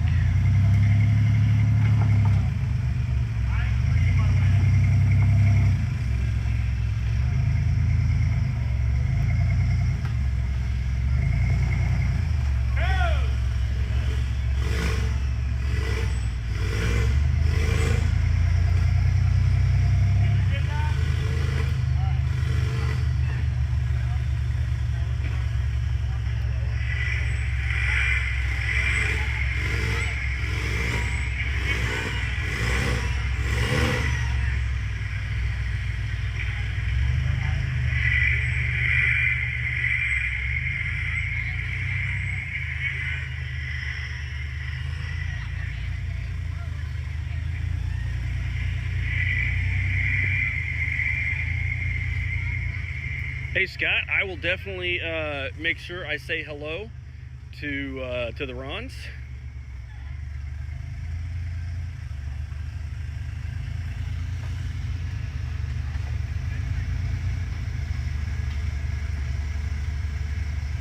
Got Maverick Valesky over here stacking some rocks for Coulter Brassanini, LaserNet car number 12.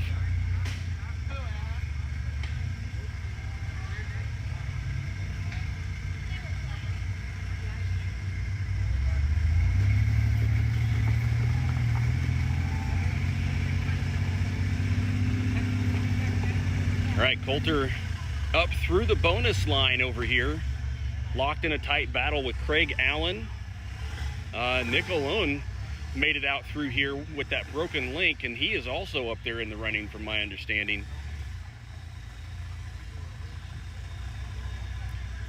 Coulter's keeping a close eye on Maverick, watching for instruction as they try and push around this tree. little bit of terrain that's honestly unfamiliar to both of these. Maverick coming from the world of Catempsey rocks, where that pink granite has all of the traction in the world.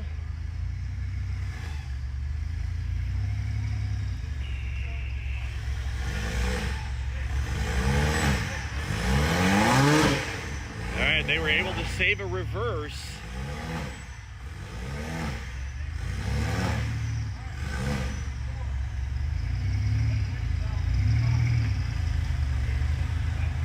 Oh.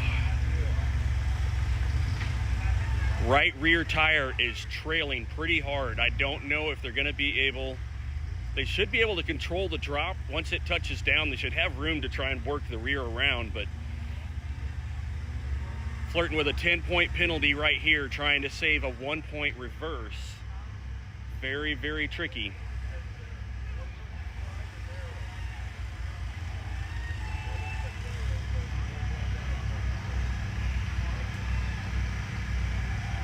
All right, right front reaching towards the ground here.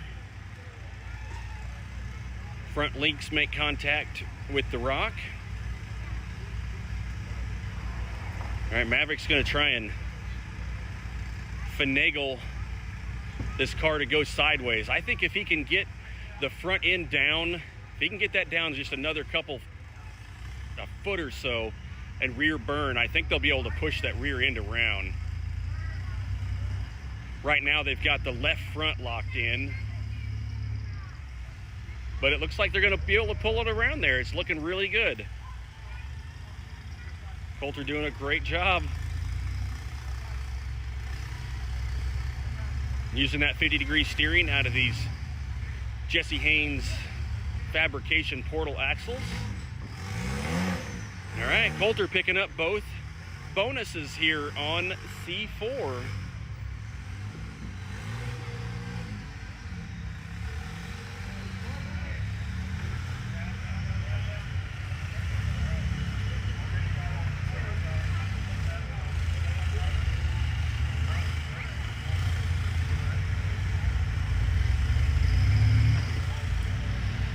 Hey George, thanks for jumping on. We're watching Sawyer Brassanini here. Might actually be on his last course, I'm not 100% sure, but this is C4 here in West Virginia at the Good Evening Ranch.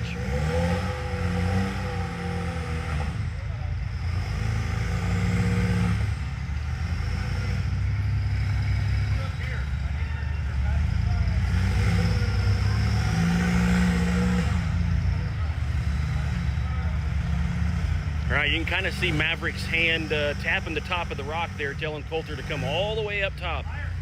They're going to take a big bite out of this. I know the car will do it. It's probably a little more than what they really need, but better safe than sorry.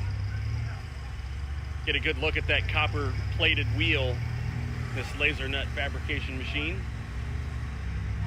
I want to thank Laser Nut for all of their support of the 2025 We Rock season.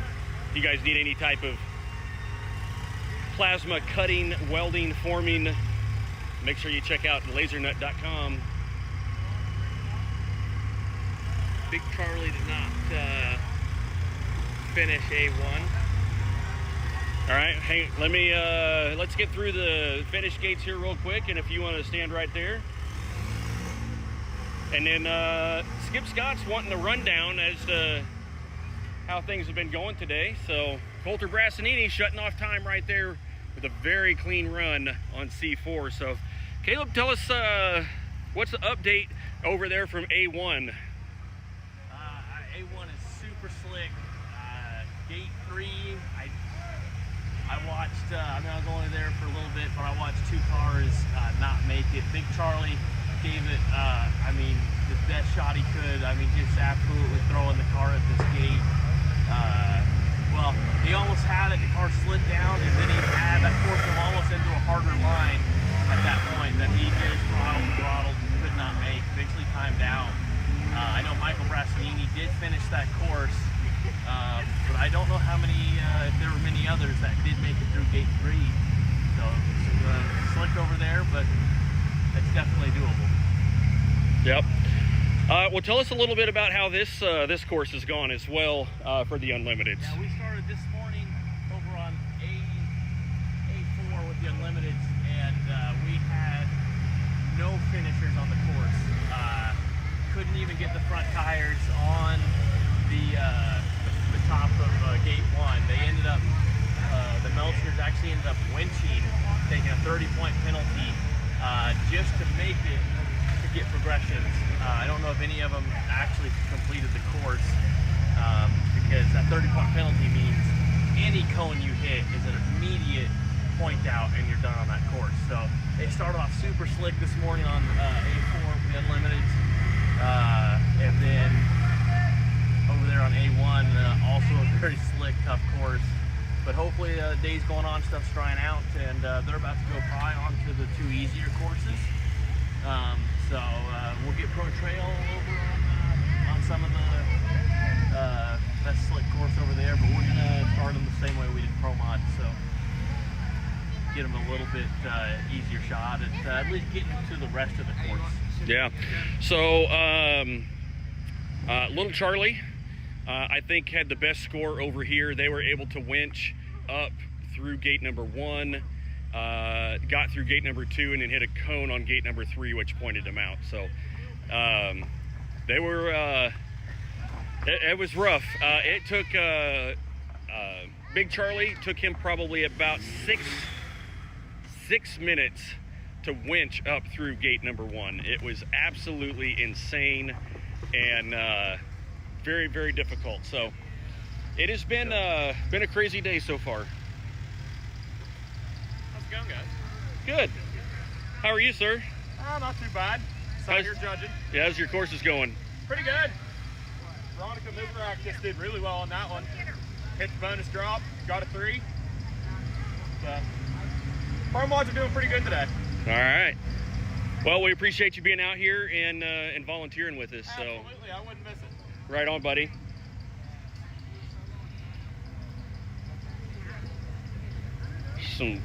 Some critters, some barefoot critters out here in the woods of West Virginia.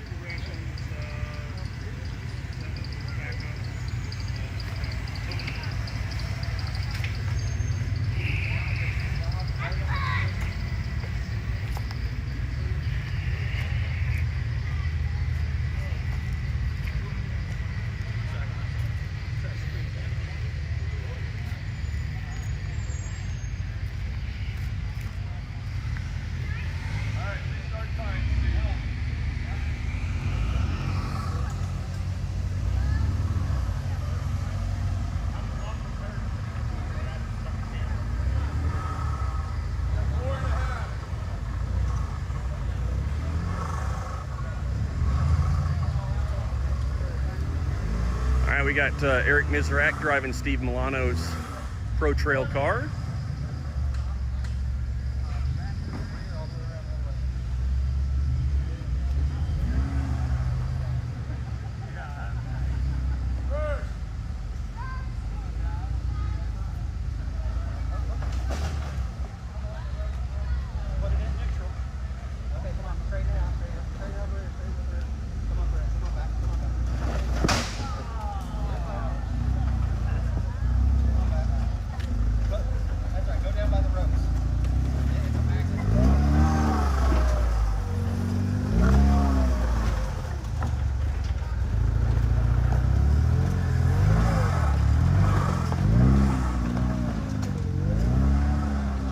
Steve getting some valuable input on his new portals that are on the market.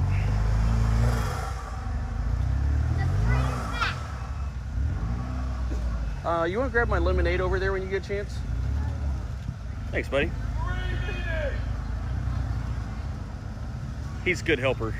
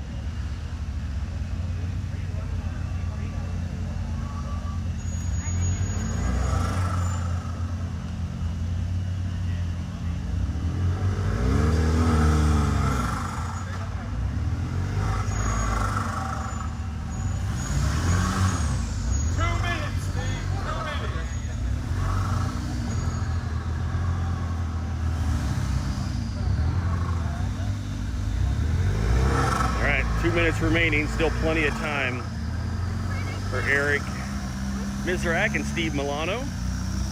Thanks, sir. Gate 5? Do you have to run gate 5? In Pro Trail you do. But in Pro Mod you do not.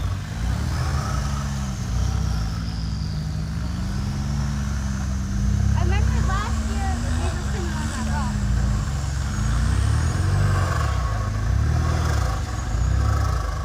Over there, I had to hit a 40 on one of my courses.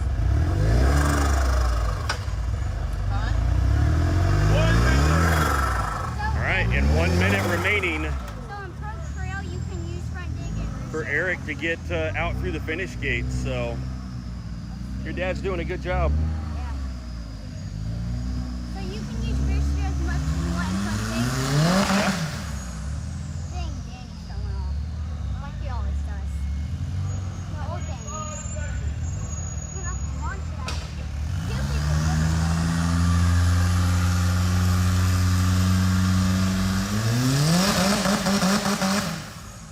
Woo, Danny.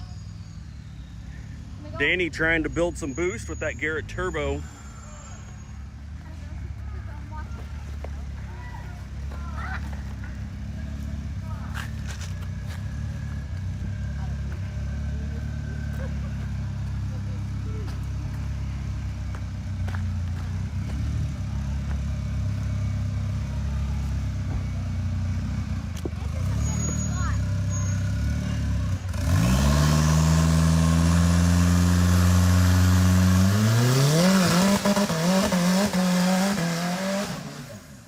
He got the cone, but made the climb.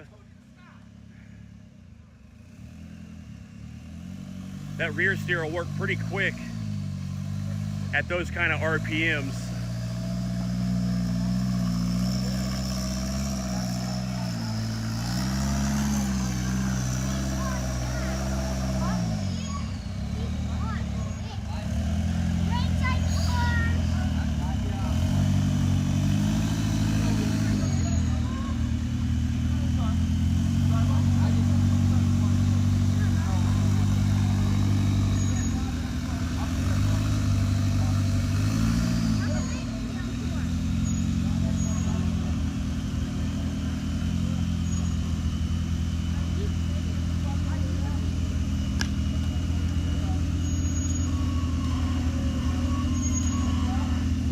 All right, we'll see if Danny can get these BFGs to stick. You've got to drive through the water, just right above Cam right there. There's some water running down the trail into the back side of this playground. Wait, is he taking the 5 bonus? Yeah, so Danny's working on the 5 bonus right now. He's got the left front hanging over.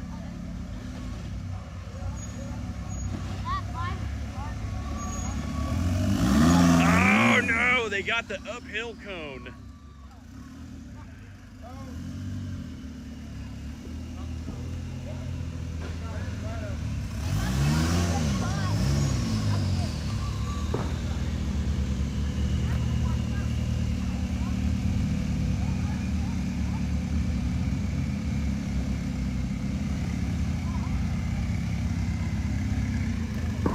While we have a minute, I'm gonna reposition so you can see this breakover. Sound like they had 4 minutes, 25 seconds remaining.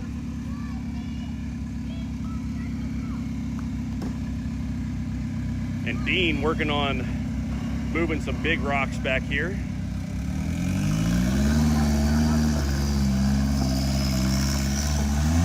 All right, Danny's gonna spin around, reposition to get straight. Oh, Dean is moving a huge rock. This is a very, very low car.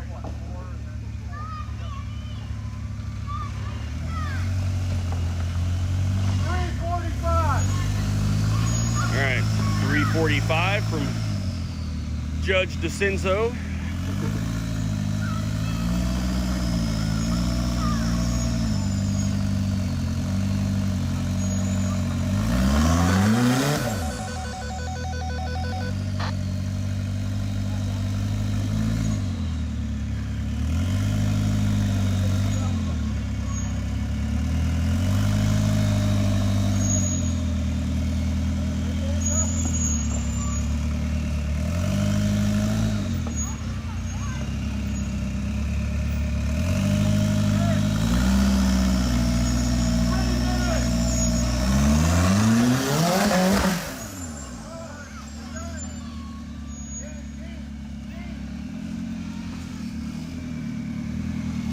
unfortunately. So Danny got the number 1 cone here, the bonus cone on 2, the 5 blue gate, and also the number 3 gate.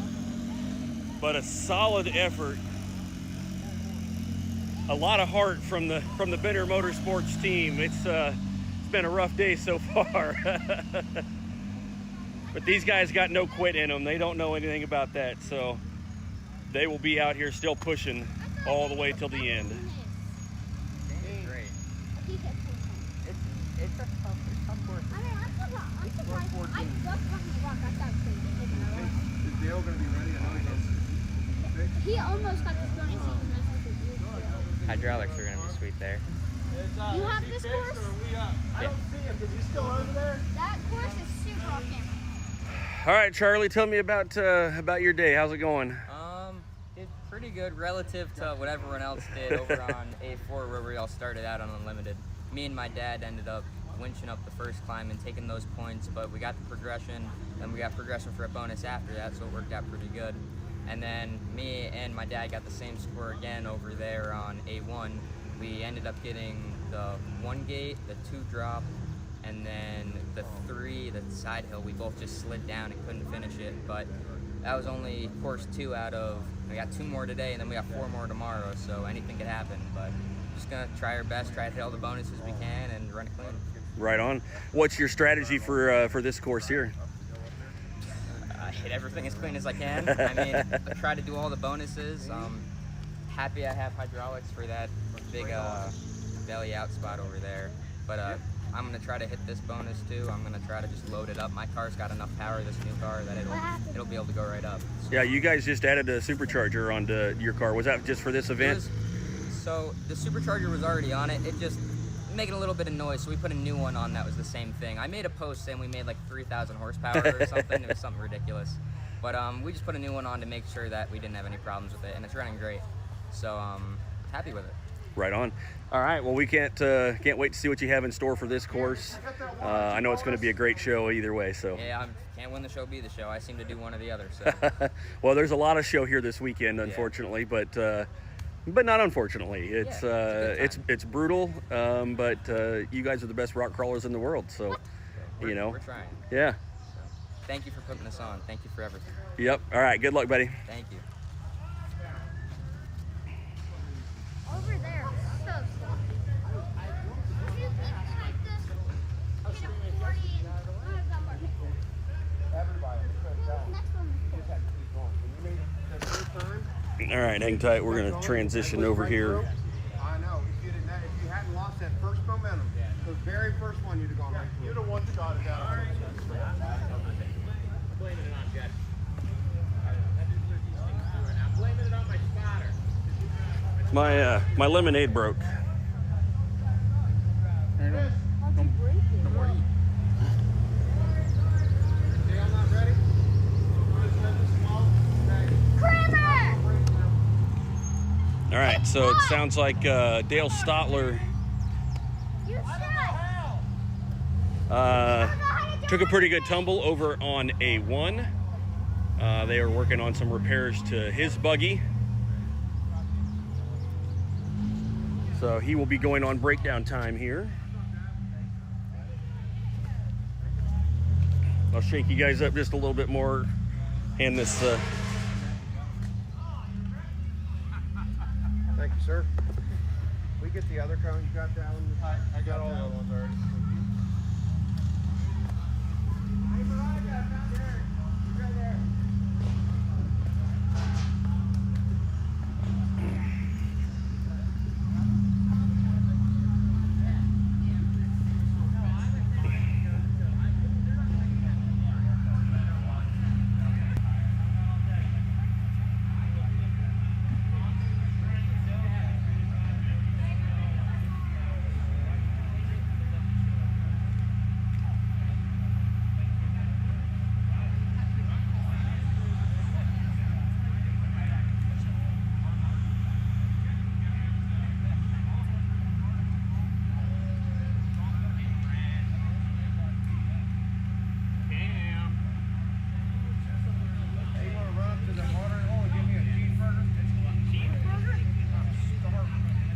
Did you not get a cheeseburger? Did you get one already? What's that? It wasn't enough? Yeah. Colby will go get you some. Perfect, cool. I'm not gonna say no. There's a car right over there you can use. Yeah, right. I don't care. You can pick it up. It's in high. Okay, never mind. She said, who cares? Looks like yours.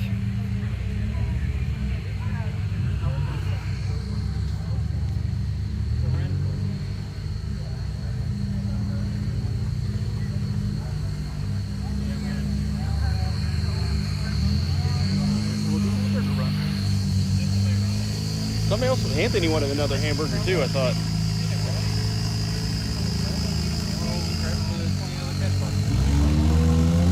Yeah.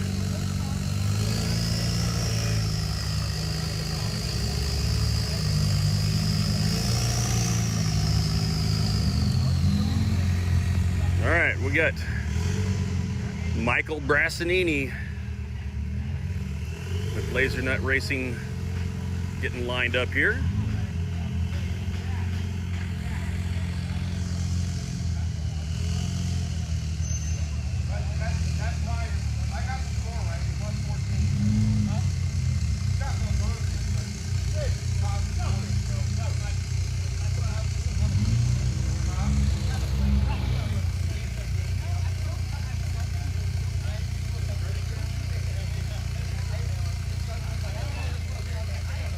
All right, Chris Milano starting time.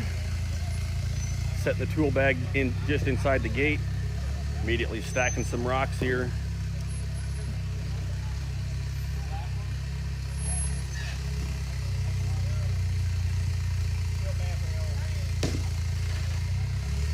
Chris is amazing at the Jenga game of getting those rocks stacked in there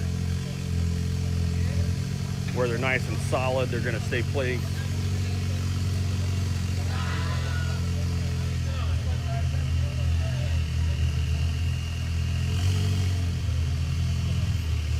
What they're gonna wanna do is try and get as close to that uphill right-hand side #1 gate, and then try and keep that front tire up high to pull the rear up. Michael adjusting that rear steer just a little bit to stay out on the edge of that rock. This is where it's on the belly, always steering away from it, which is actually probably the opposite of what I think it is probably going to want. It's going to want to shorten up that wheelbase on the driver's side, keep that tire on the point. Like he's off of the stacked rocks now.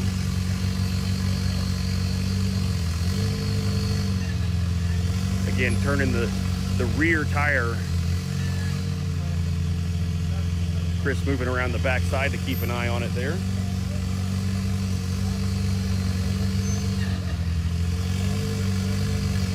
We've seen a number of competitors slide off of this.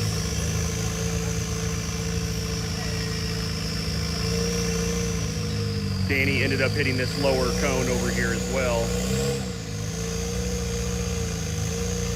So right now it looks like they're just on that rear suspension link. All right, shorten up that wheelbase right there, use that left front, grab a little knob on the front. I think he's gonna have to come back into that scenario again.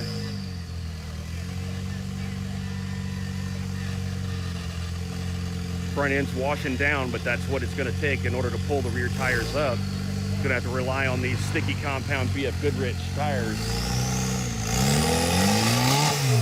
All right, went to the throttle there. Wasn't a whole lot of wheel speed, but it was enough to get the car to the bottom and keep it rubber side down.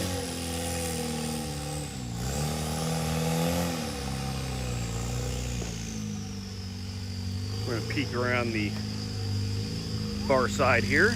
Bear with me.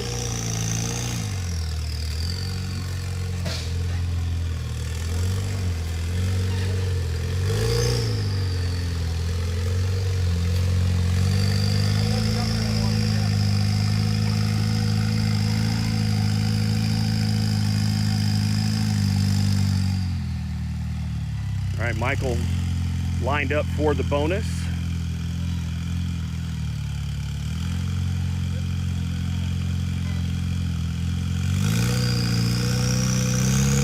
fueling the turbo up.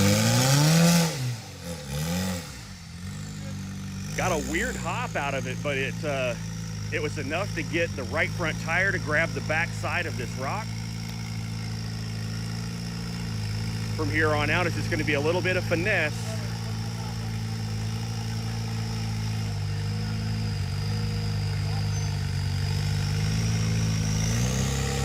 All right, and Michael is up through gates 1 and 2 bonus clean. 6 minutes. Chris already going to work stacking gate number 3 over here while Michael works his way through the unlimited bonus.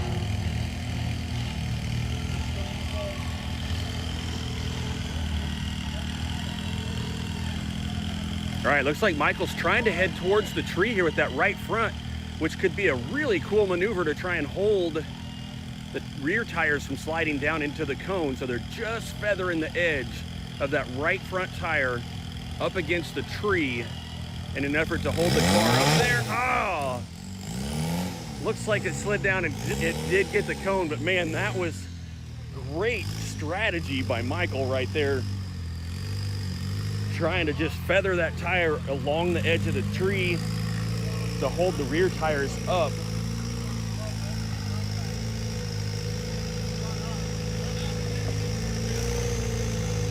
Chris has got a log stacked in here, but that...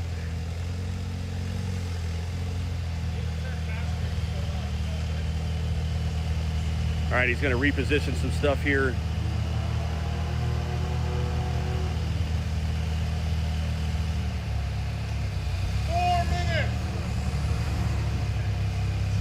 All right, 4 minutes remaining. So 2 minutes per gate. So a lot of time left right here for Michael and Chris.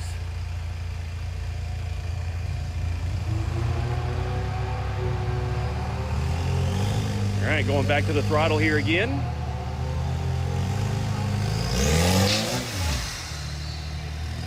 It looks like that should be enough to work this car around. So just the right amount of throttle to slide the belly all the way across the breakover.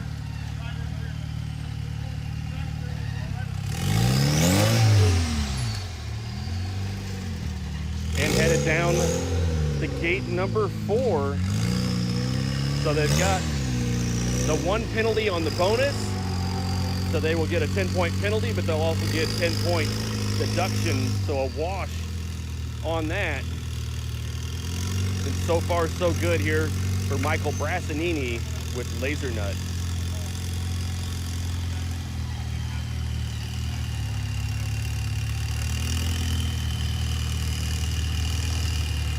Smell some of that race fuel being burnt out of the exhaust there.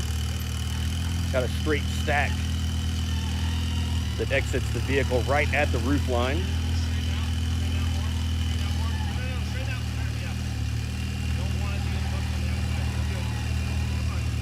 All right, Chris getting the rear tires lined up. A little bit of throttle, and they are clean through gate number 4. They've just got to spin the front end of this around and out through the finish gate. So finally a solid run here for these unlimited teams.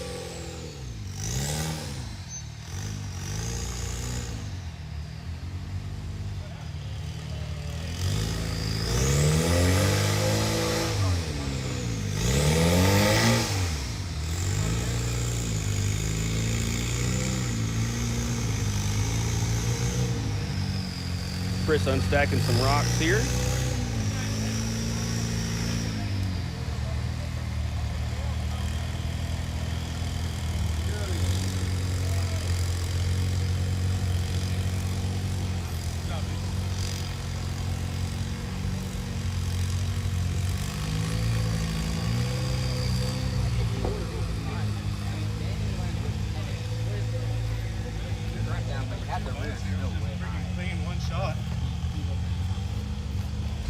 Hey, I'm shutting my radio off.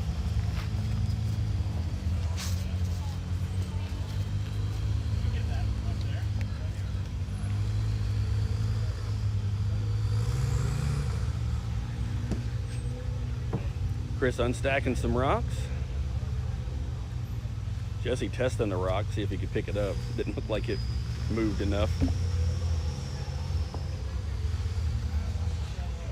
Say take one more last minute look at the course while we wait to see if Dale Stotler got his rig put back together. I do see it here. I believe that's his sitting over by the Raceline booth. Good job, Chris.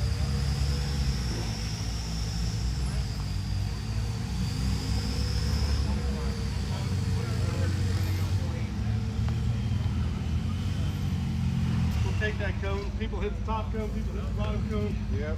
That's a hard gate to avoid. It's a hard gate. I think if he had, you had it perfect. I think if he had a rear dug off of it, stopped and rear dug off of it, I think he'd have just walked right off the wall. It might have. Maybe. Yeah. It might have. Then it might have done something stupid with the front. So he just. Yep.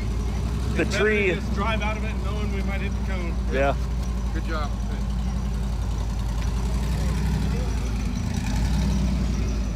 All right, we got Mike Fox out in front for Carl Shortridge.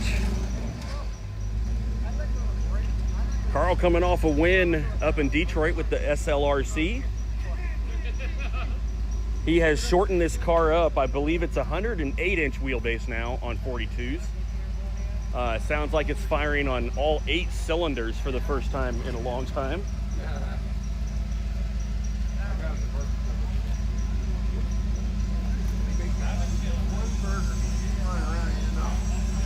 Enough fuel.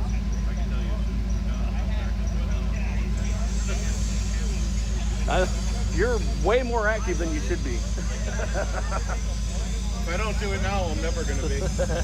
I changed the oil and rotated the tires on my truck the other day, and I thought I was going to die. Yeah. But it's also the first thing I've done in 2 months.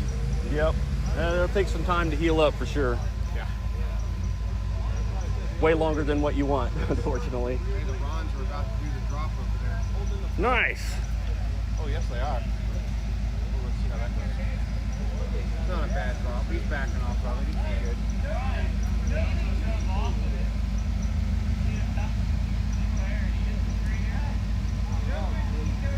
Nice. Oh, I looked away at the wrong second.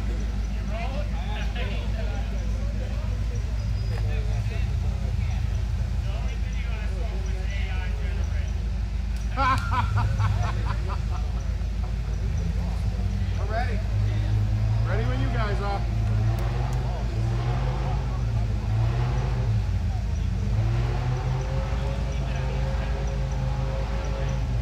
Time.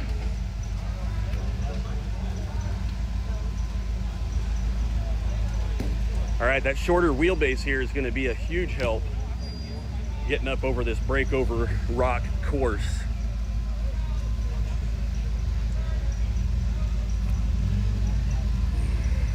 That was just patient. That one game was nothing but patience. I mean, it's just, Team Wild Nut Express, I mean, it won't be a problem for you. car number 430. Love having these guys back out on course after a few years off.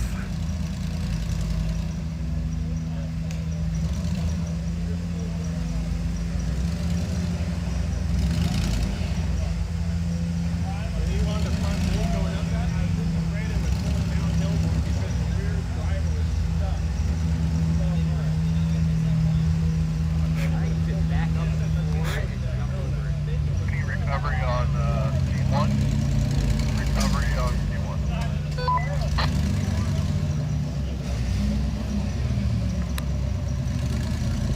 Copy that, recovery en route.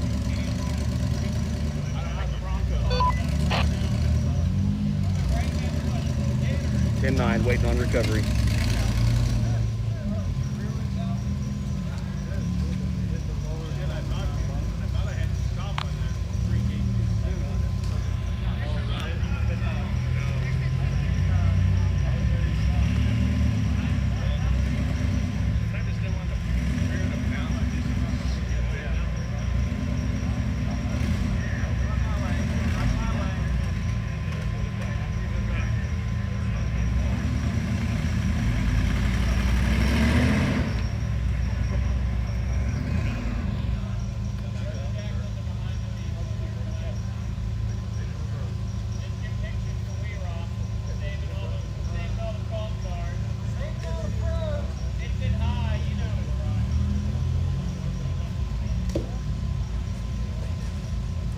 right, Mike Fox trying to restack some rocks here. Carl's looking off about a 4-foot ledge down to the bottom. Unfortunately, this is one of those obstacles that no matter what you do here, it typically kind of gets worse. See if you can get those tires to bite. All right, so he's got the tires, front tires to bite.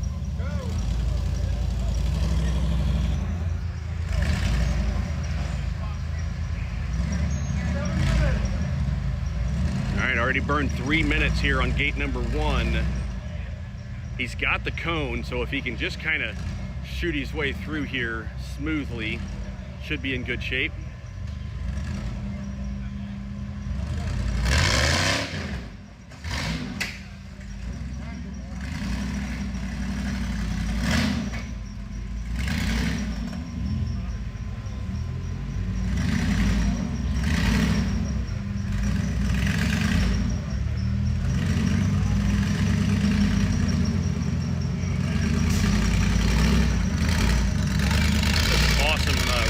Wheels.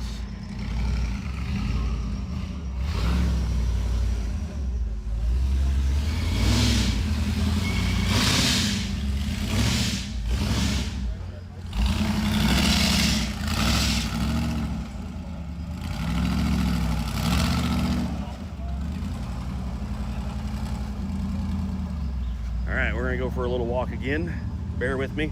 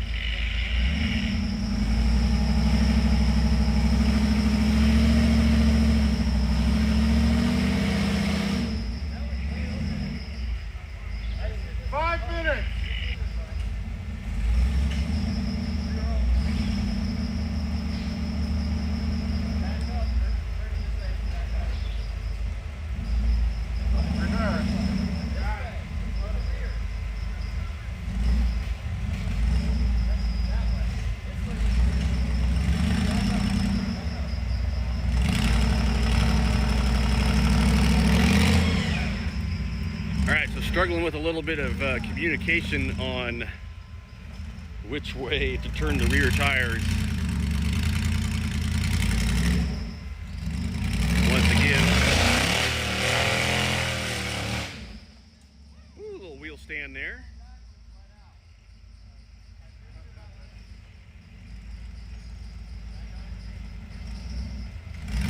And as great as it is to have that that extra horsepower in there, it does add a little bit of extra weight.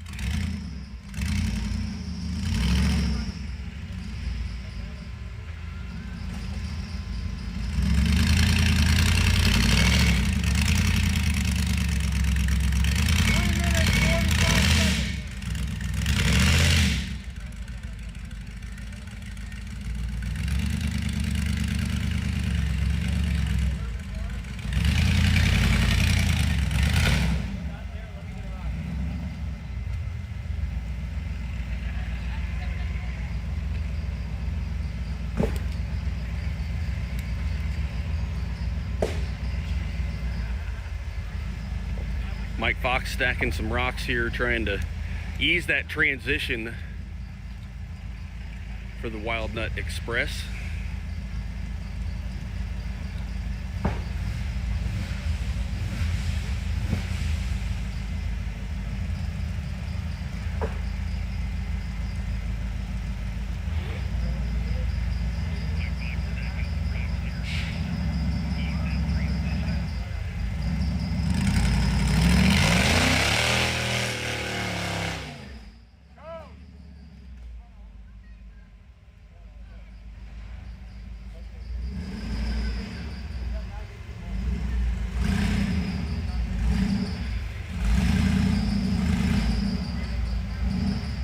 right, Carl working with 3 cones right now. 25 seconds.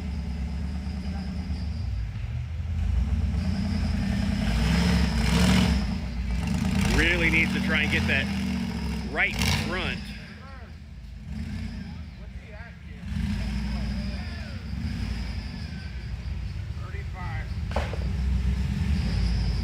All right, Cam says he's at 35 points so far. 5 reverses, 3 cones. Hit it with the first.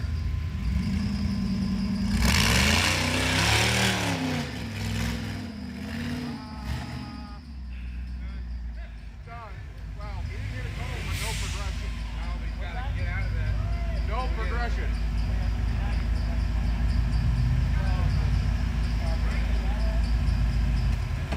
And if he gets that one behind him, he's done.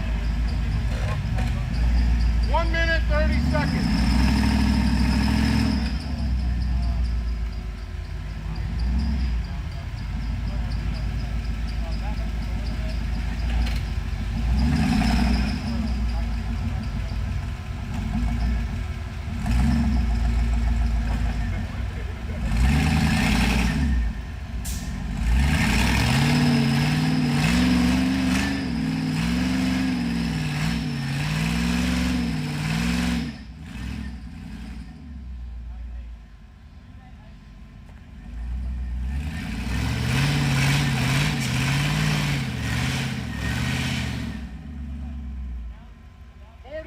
Seconds.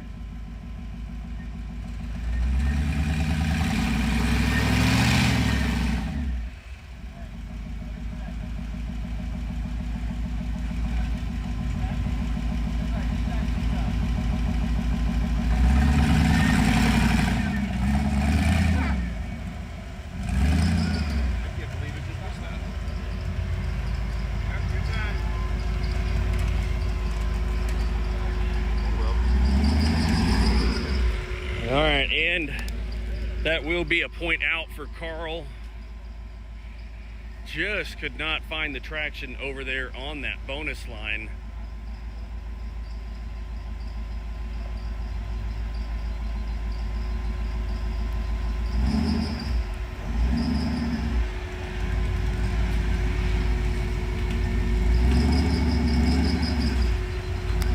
Straight back, Carl. Straight back.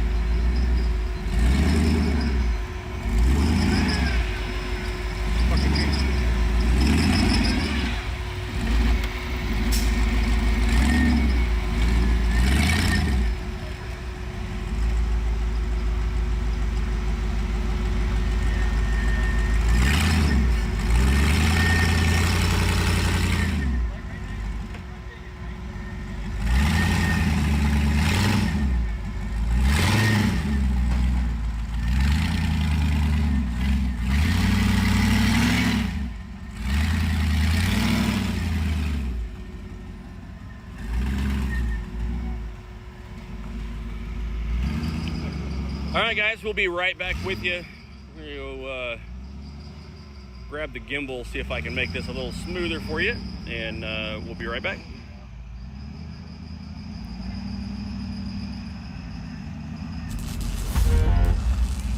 My Carnage welder is my go-to welder. You want to see how easy it is to get to? Yeah. All right, let's do this. We've got the fastest deployable welder. A Carnage welder is a wire feed welder. It's basically batteries and everything inside of a box. It's quick deployment. Just take out the case, open it up, turn it on, and you're ready to start welding. No pulling batteries or getting cables out. It's literally 30 seconds and you're up and ready to weld. It's very user-friendly, awesome penetration on the welds. The first weekend I was out with it, I had to use it, and it's the only reason I was able to complete the second course in my competition. If you're ranching and farming, you have to have a Carnage welder in your tool bag. If you're a hunter and you're off the grid, the Carnage welder is going to be a necessary tool. You break, let's fix it. 10 minutes later, let's get back on the trail and let's try whatever you broke it on again.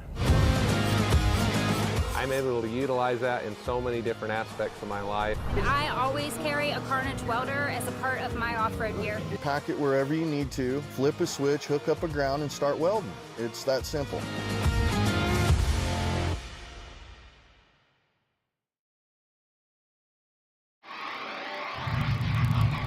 We've chased checkered flags through dust, rocks, mud, and worse. We've crowned champions, racked up wins in places where tires go to die. And we're still just getting started. From hammering at hammers to Baja bangers. If it's brutal, beautiful, or just plain ridiculous, we're there. So whether you're bombing through the desert or just dodging potholes in rush hour, tread victoriously with Maxxis tires, built for whatever you're chasing.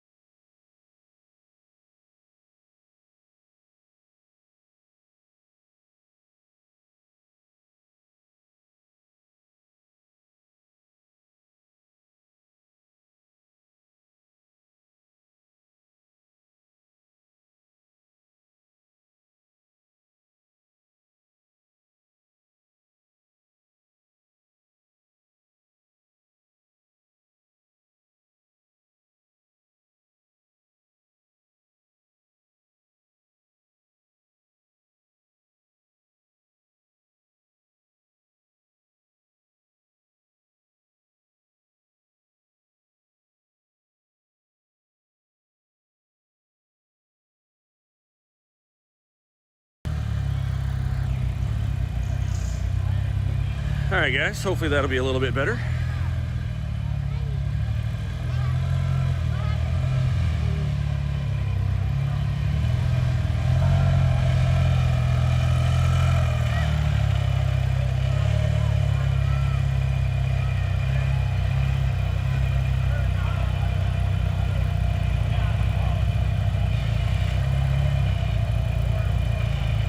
All right, little Charlie using the hydraulic shocks in the rear of this 101 Melchner Motorsports vehicle, trying to lift the belly up.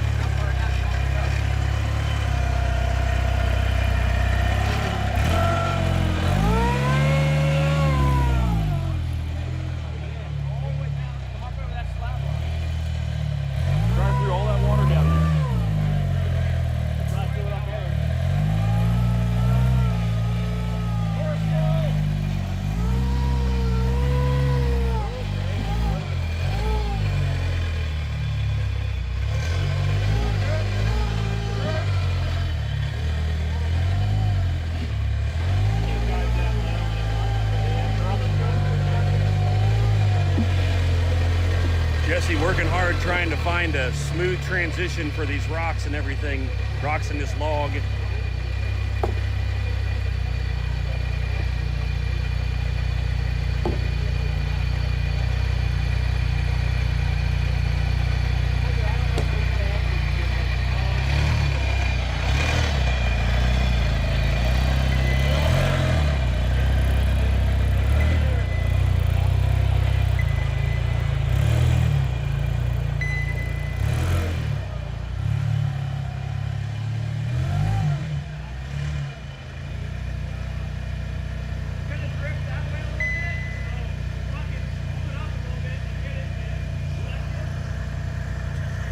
All right, let's see if I can get you back out of here. I don't.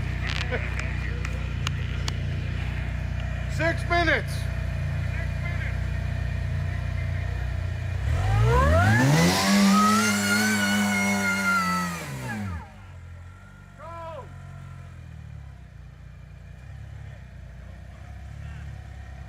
All right, little Charlie got the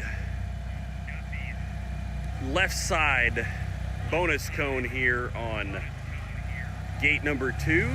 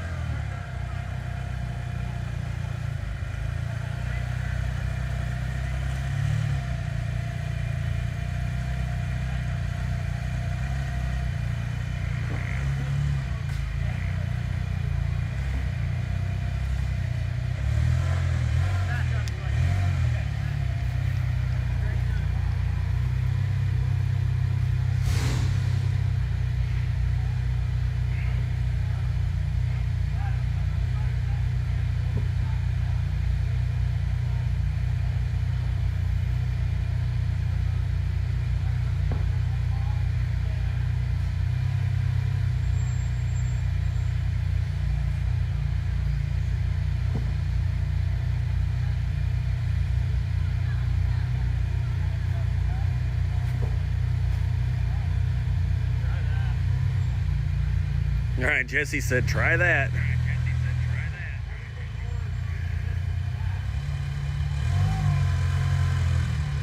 Definitely got some mud on the tires right there. It may be worthwhile to burn that off real quick.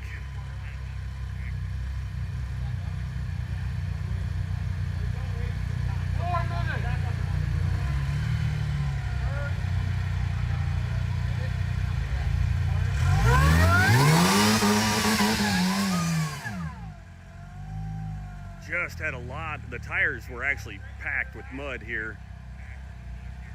Joe's over here dusting himself off.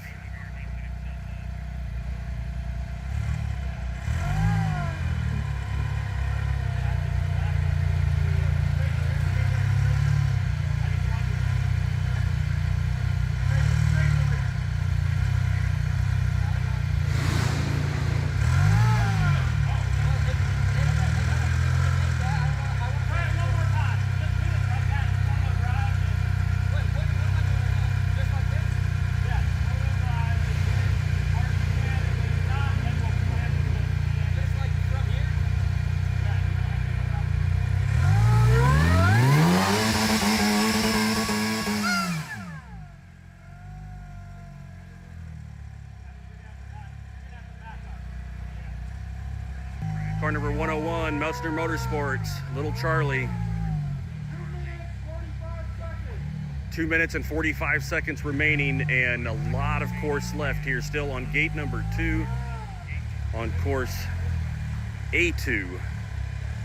They started the day over on the very far course A4 over to A1. Very few finishers of both of those courses. Michael Brassanini putting on a great run just a few minutes ago. A clean run here. Little Charlie's just trying to get these tires cleaned off.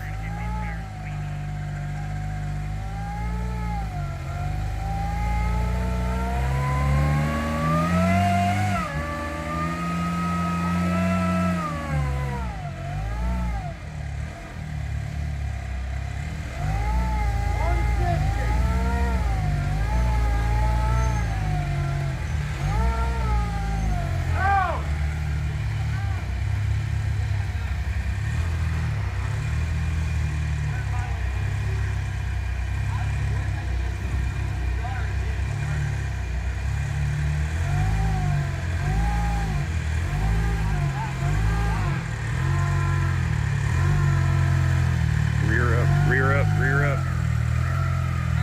There you go.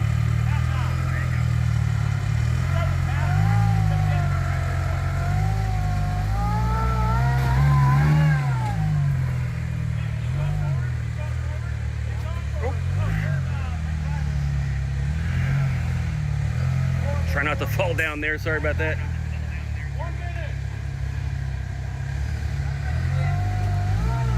they're going to reverse their way up.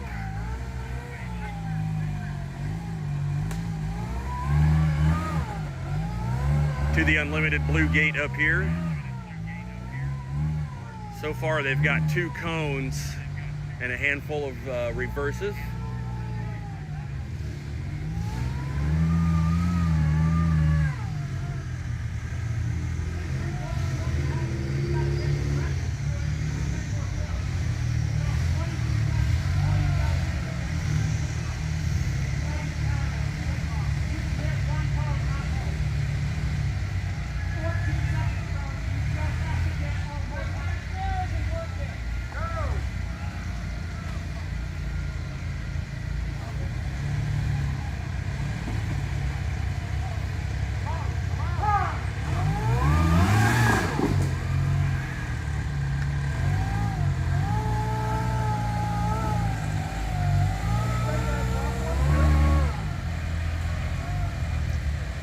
Looks like little Charlie is going to time out before he got the bonus points over here, just a couple feet away, about 3 feet from clearing that bonus line over there and picking up those extra points.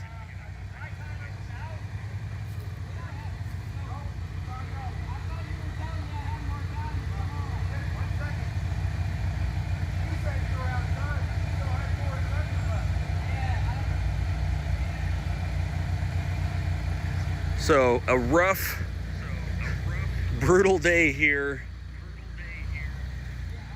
at the Good Evening Ranch.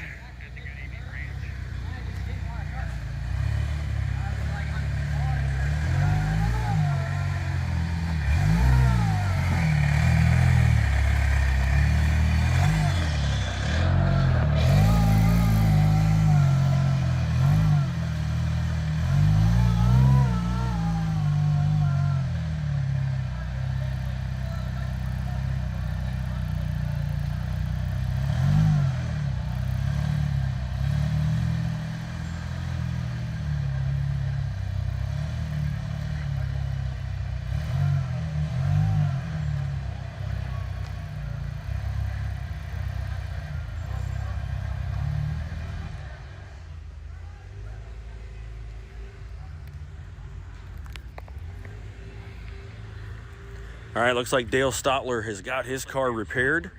Took a tumble over on course A1. Turned his air shock into a kind of a boomerang. Had a 90-degree bend in it.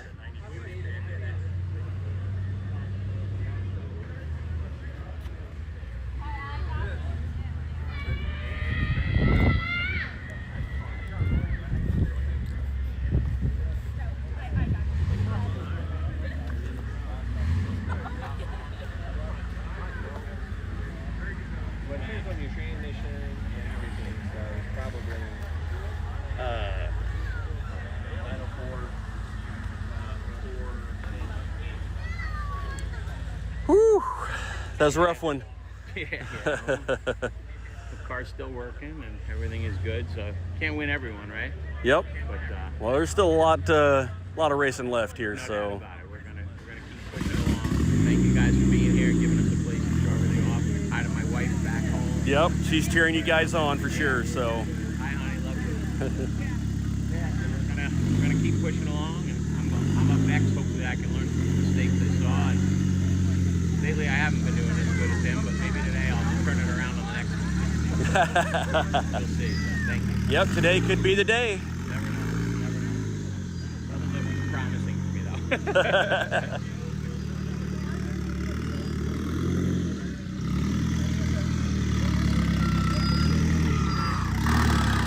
Watch this guy. It's on the live.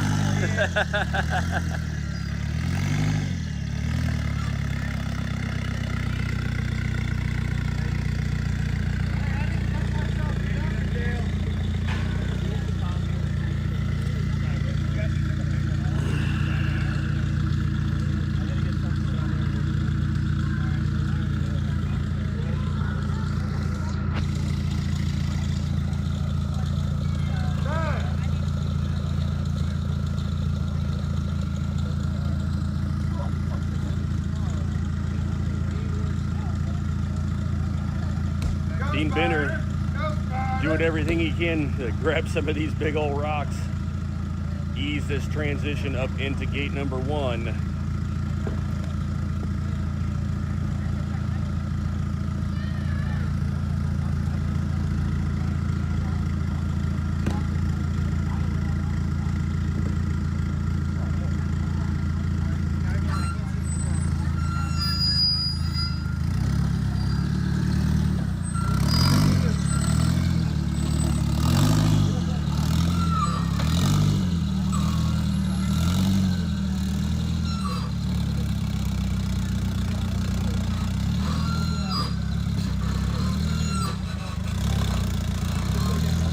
All right, Dale doing a great job. Notice he turned the rear steer to that driver's side just a little bit to help push the front axle up.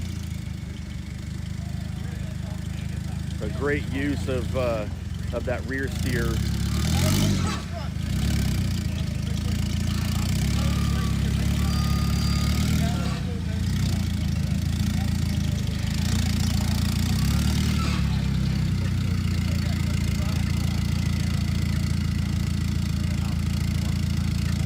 Very, very close.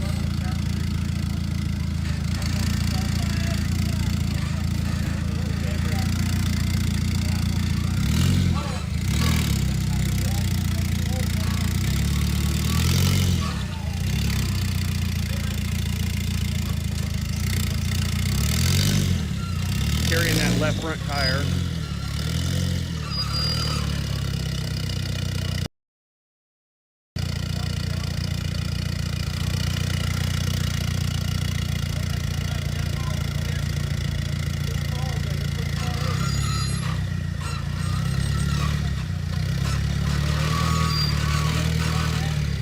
Rear tires are grabbing.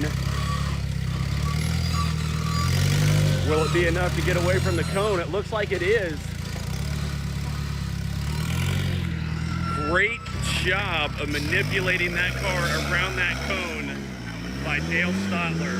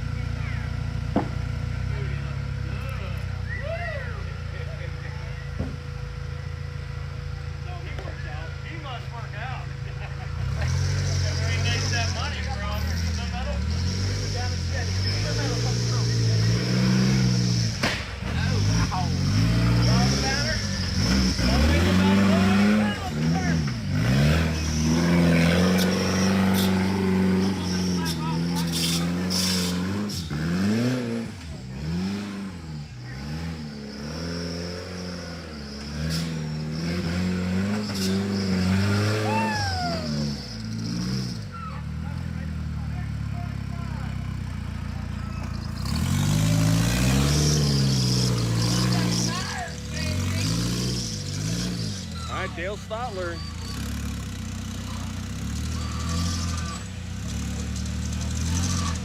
Up for the bonus.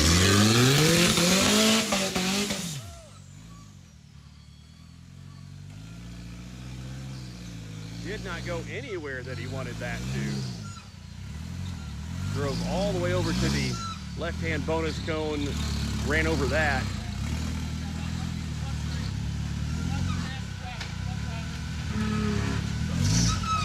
All right, going to rear only to try and keep from getting hung up here.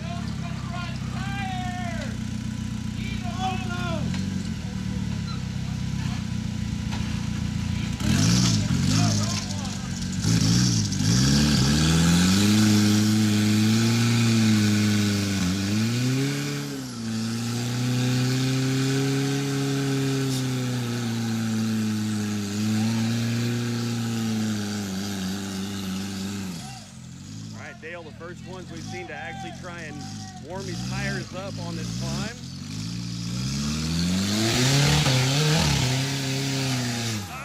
Oh, and it was so close. A couple of sputters out of the engine there.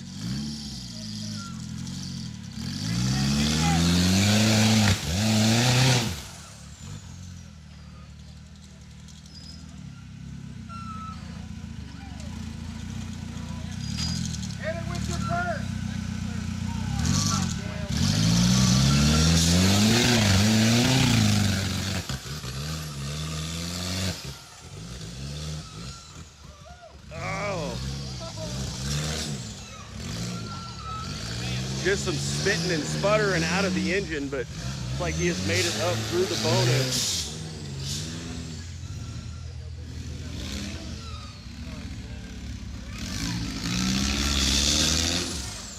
Headed to that unlimited gate up top.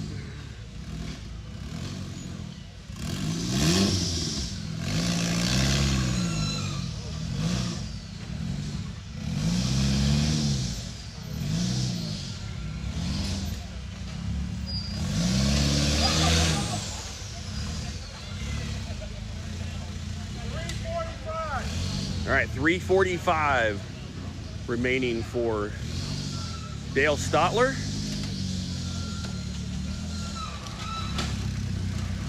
Guys coming through the standard 5 gate, already picking up 2 penalty points. Gonna try and get through here clean. All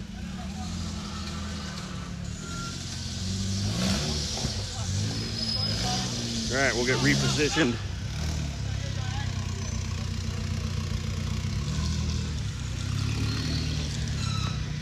Dale also has a very low belly on this car. 3 minutes.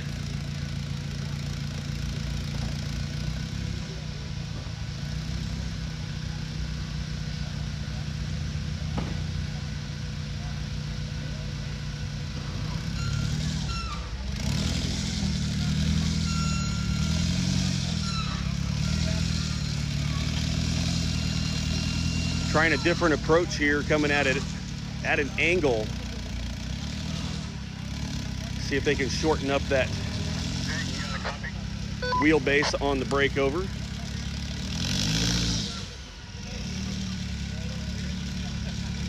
Going in. Hey, we had a car on gate 1 back completely out of the start finish gate. Completely out of the start finish gate. He's out of course. 2 minutes. Dale doing a great job this little sideways. We'll see. Typically, if you can get the car up that far, you can use the front and rear steer, work it side to side, and crab walk the car up and down. Oh, Dale's going to pull the front winch in.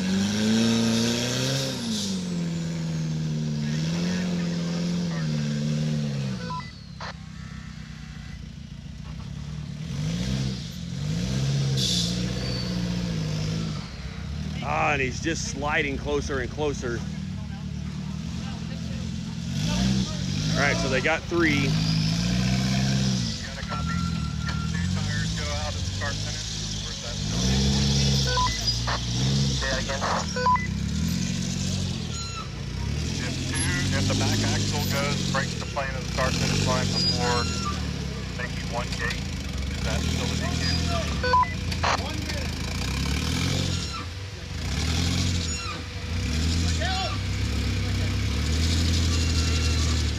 Gonna have to turn these rear tires up a little bit, I think, in order to. There he goes. Yes, any break plane of the start finish gate out of order is, unless there was still in the start, like if he could just try and cup this tire a little bit, maybe as he comes forward, allow that right front to pivot over. 30 seconds.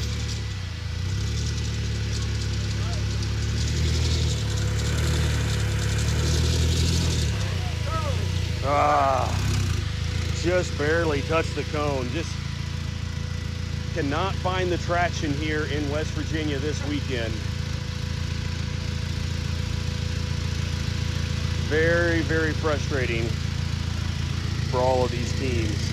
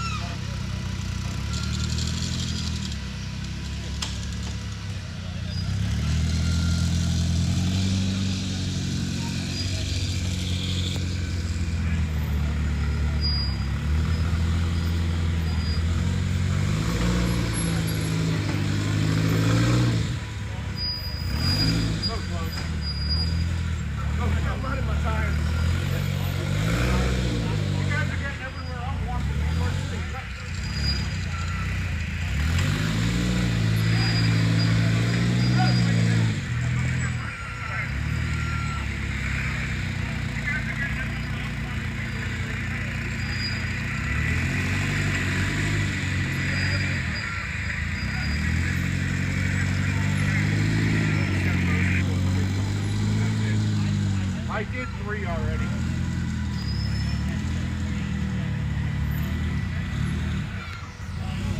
You want to go up there? I'll throw that to you. Yeah.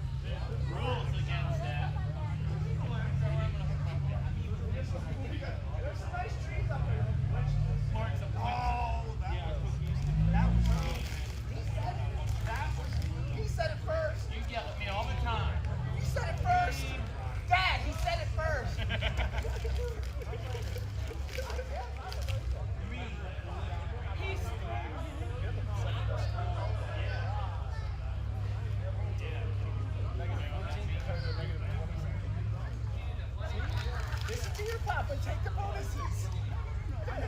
You would have had a negative 24 instead of a negative 14.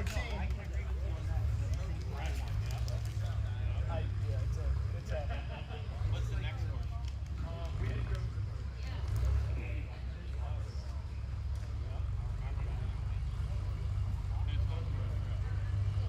I don't know. Jake, who's winning Pro Trail? Do you know? Not me. Yeah, why is the kid? This is bad. We're just here for the heckling. You're facing the right area. That's the case. We got you covered. Come here.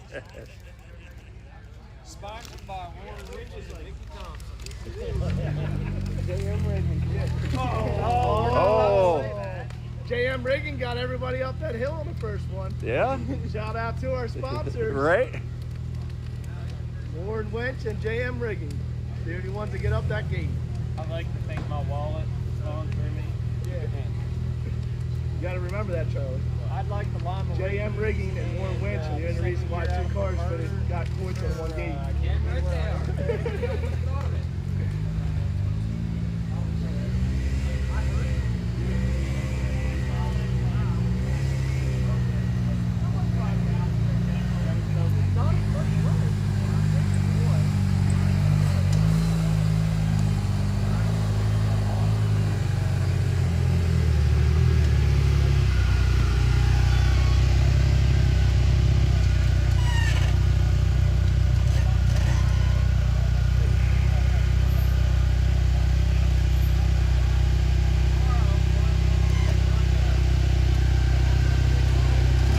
Check out Brian's fire suit here because this thing is sweet.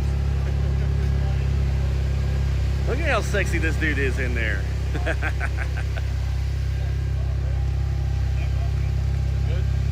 Ready, Kim?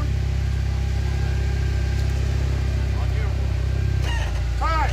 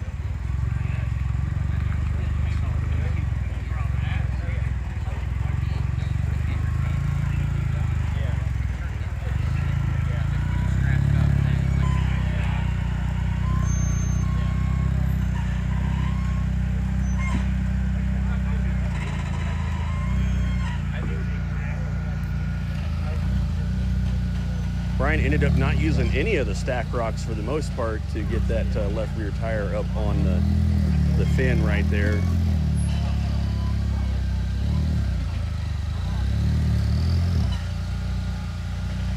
Left front tire off the ground, completely flexed out. Stacking some rocks into the right rear. See if that'll be enough to help lift the belly up just a little bit.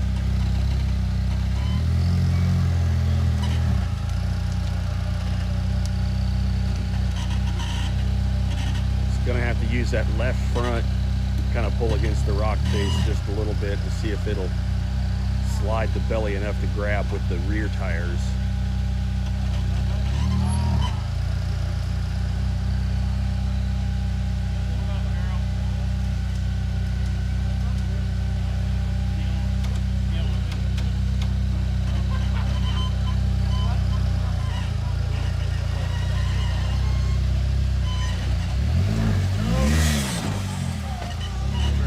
All right, he's got to keep the right rear up on top. He's got to get through.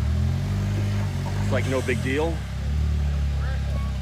And progression on gate number 1 for Brian Malik. The Malik Motorsports car number 369.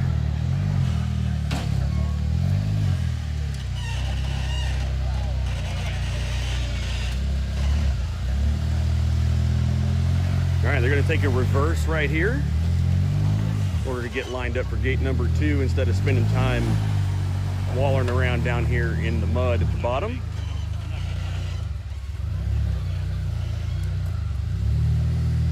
See if he can get pulled away from there. Yeah, I found some traction.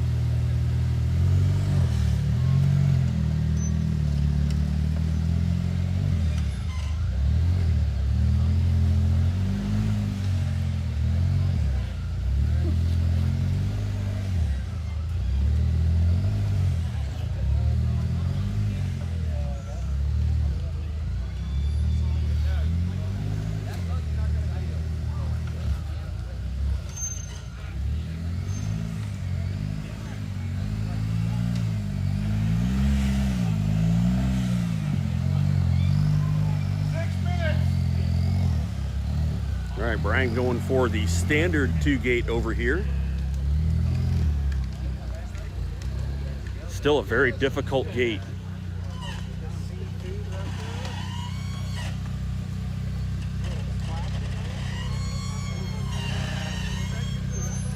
Easy transition on that right front, but the left front actually dips down into an undercut right there.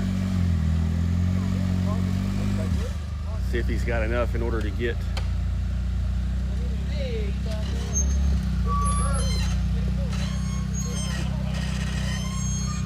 gonna take a reverse.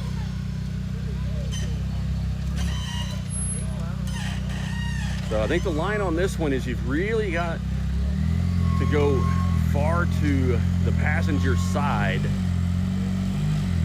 and at the last second work hard to the driver with that front.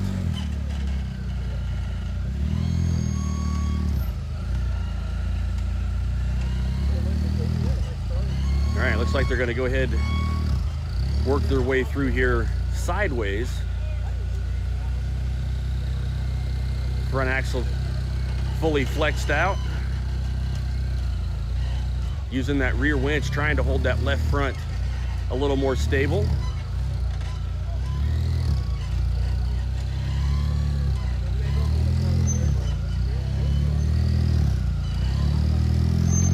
Rear tire way up in the air.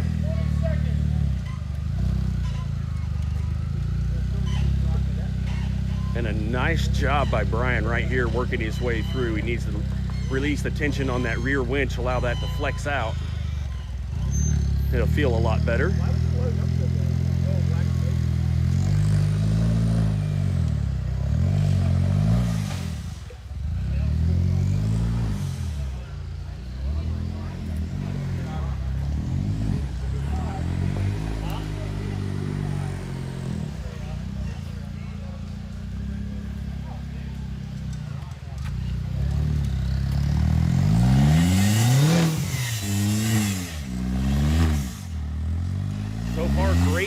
strategy by Brian.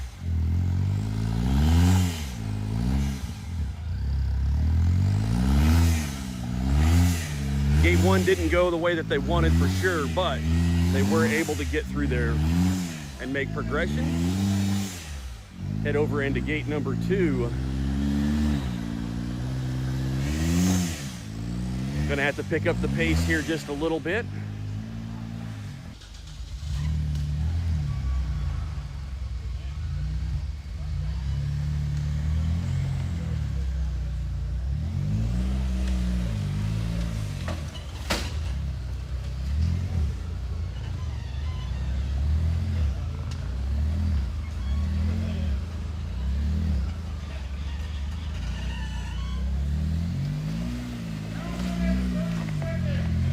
All right, 2 minutes, 30 seconds. So they've got 1:15 to spend on both of these next 2 gates.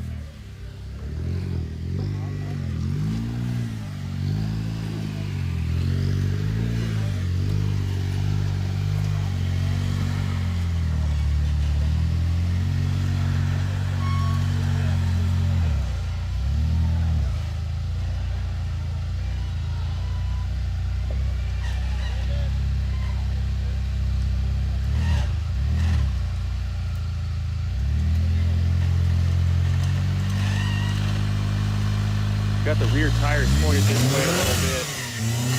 Oh, it just went to the throttle, but no wheel speed at all. No momentum.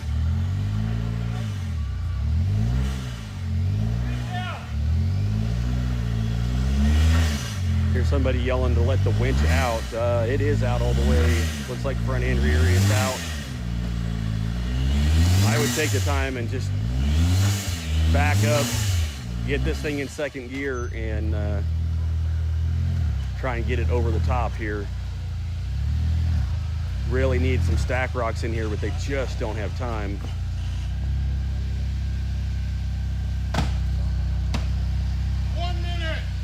All right, 1 minute remaining.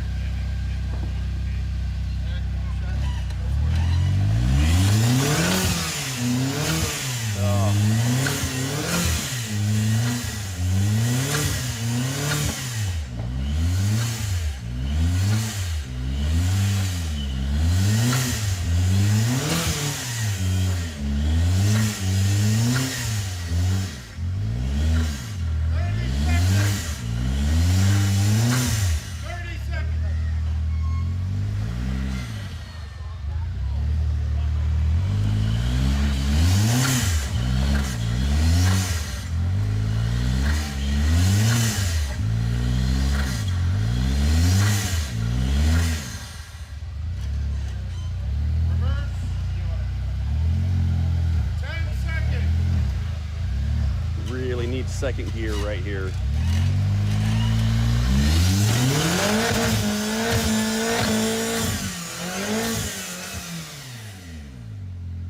All right, and that is time for Brian Malik. A great run right up to this gate. Just couldn't get enough momentum to pitch the car over. But great job on this number 2 gate here. The unlimited gate. Nice and easy.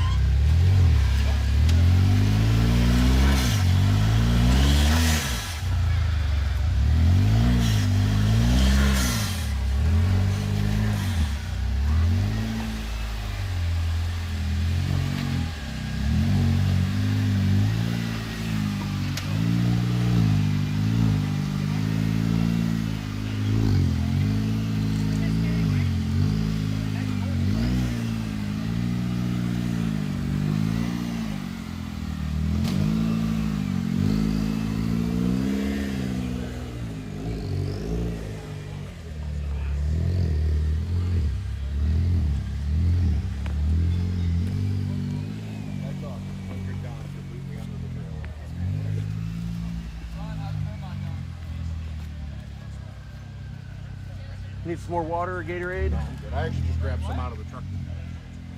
Cam may. Water would be good if it's easily available. Yep.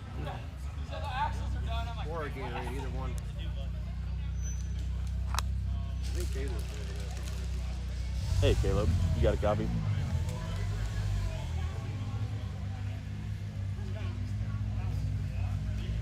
Can you grab some waters for Cam? Do you want Gatorade? Hey, Cam, do you want Gatorade? Yeah. He would prefer a Gatorade over ice. With a little vodka. I was say a little mixer.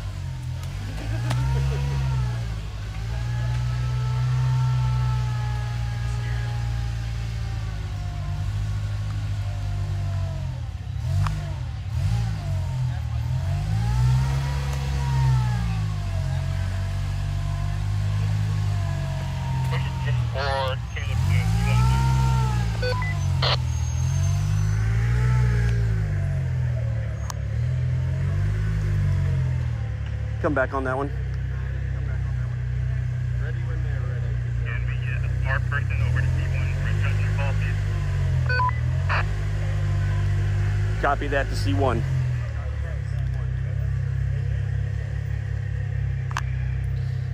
They need a judge at C1, or they need a judgment call.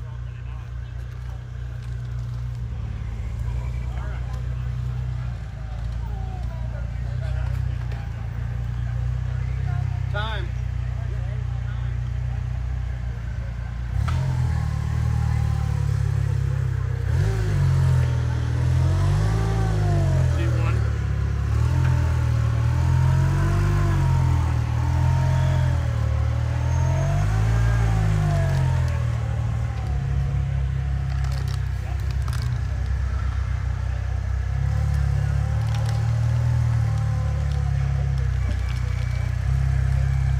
All right, car number 100, Charlie Melchner. Running those Battle-Born wheels. Brannick Motorsports axle shafts. Mickey Thompson tires. Warren winches. Working the hydraulics on the rear shocks.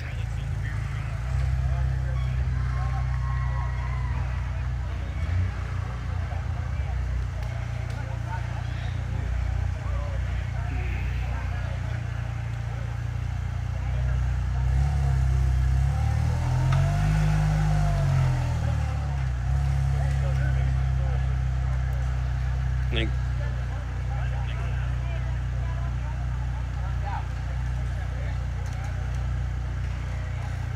might have to come a little bit driver on the front just to find a little bit of traction with that left front.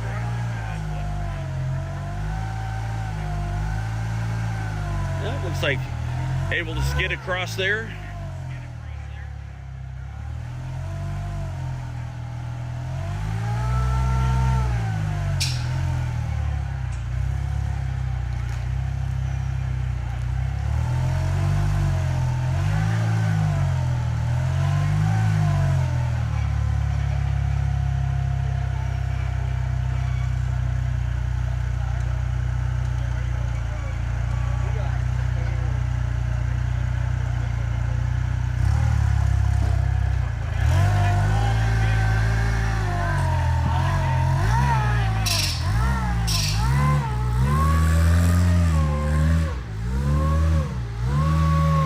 Charlie turning around here in the flat, getting lined up for the 2 bonus.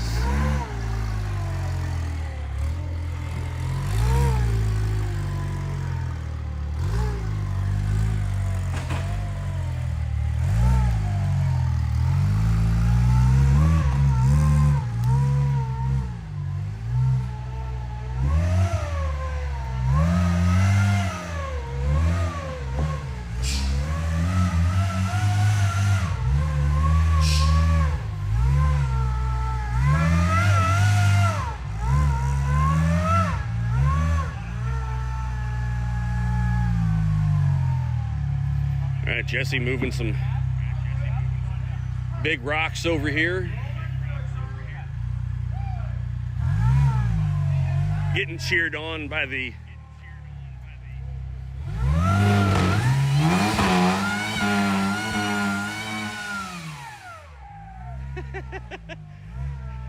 It's getting cheered on by the sideline over there. I don't know about cheered on, more like egged on. Egged on.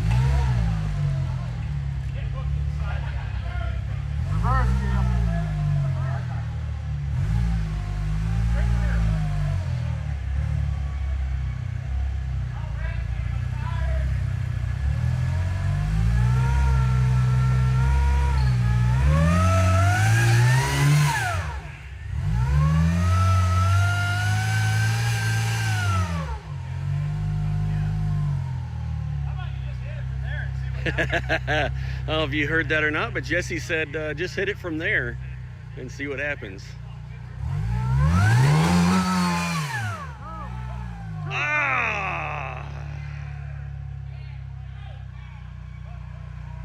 Made the climb, thought he was going to get away with just that right cone, but he could have steered away from it if he would have known how close he was.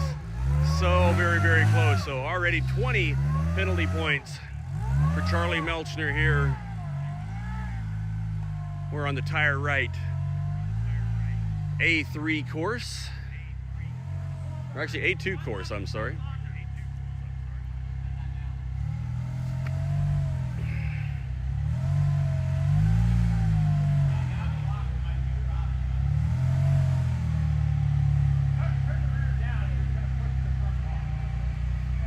All right, Jesse catching that the rear is was pushing the wrong way, pushing the front tires down the hill. Able to get that corrected. I think they need to still come a little bit further driver with those rear tires just to get that front to bite.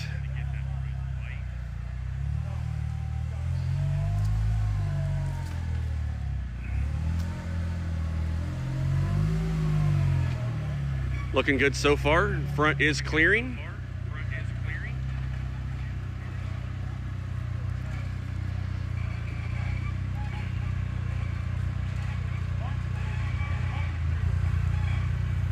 All right, Jesse says bump the tree with the tire. They're going to use that as a tire stop.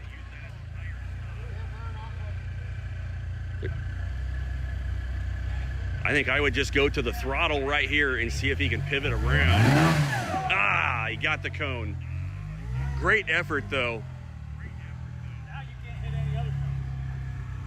So they are down to 3. The good news is Charlie's got those extendable shocks.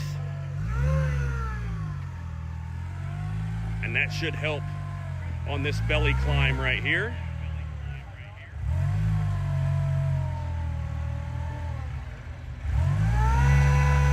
All right, rear shocks are extended.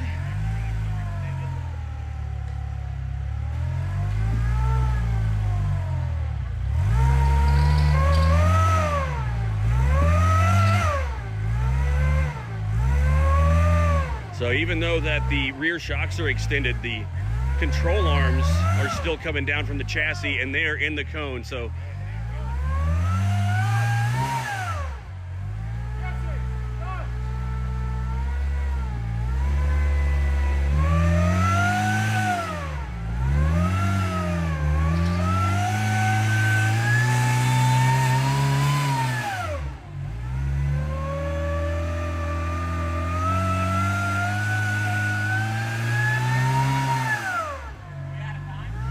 just a rough day for the Melchners.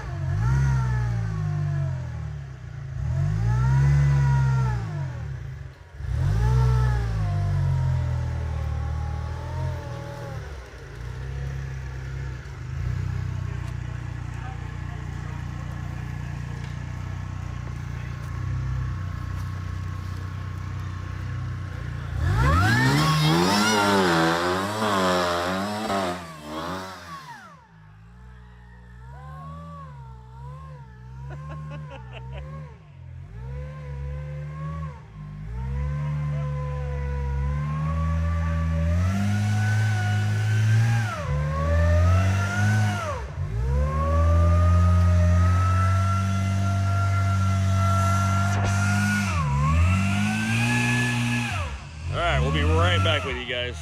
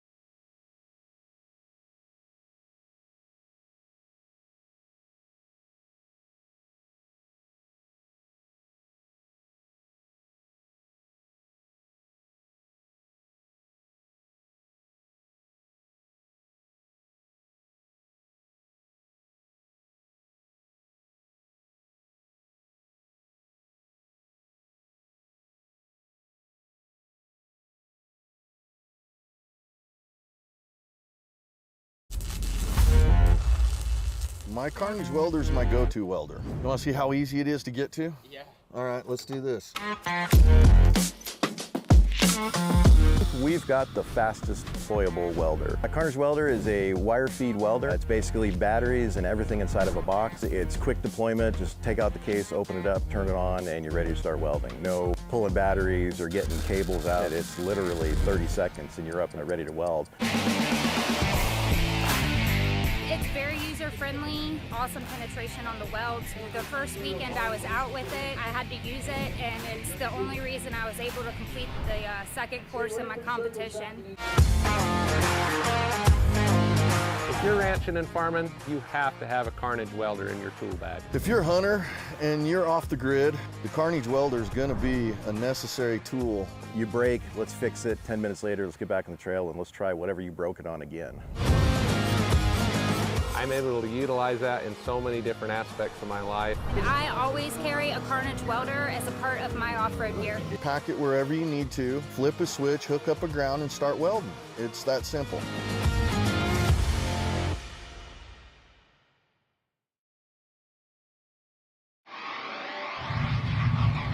We've chased checkered flags through dust, rocks, mud, and worse. We've crowned champions, racked up wins in places where tires go to die. And we're still just getting started. From hammering at hammers to Baja bangers. If it's brutal, beautiful, or just plain ridiculous, we're there.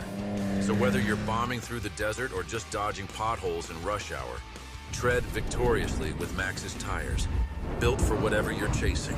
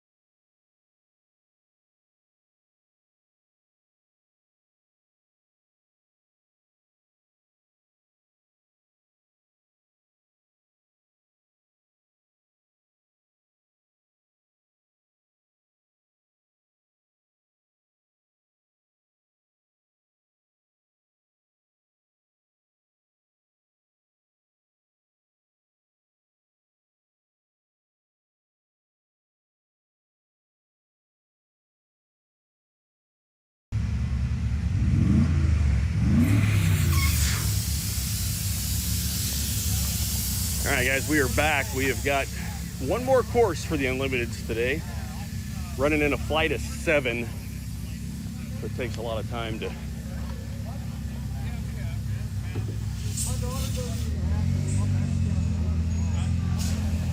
work through that many vehicles, especially with everyone using 10 minutes of time.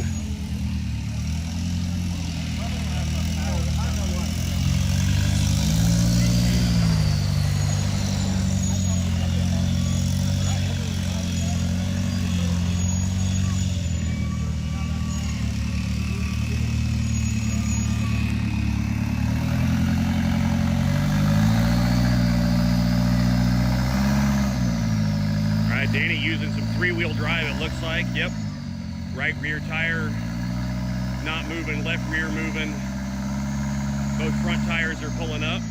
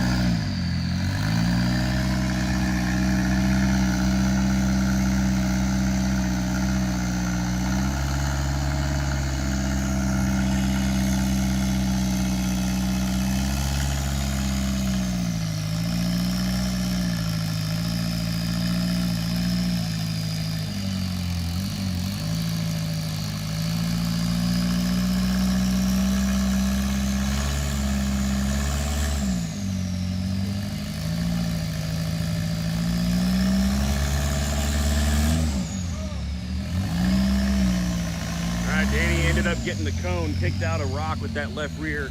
That was enough to move it sideways, catch that cone on the right side.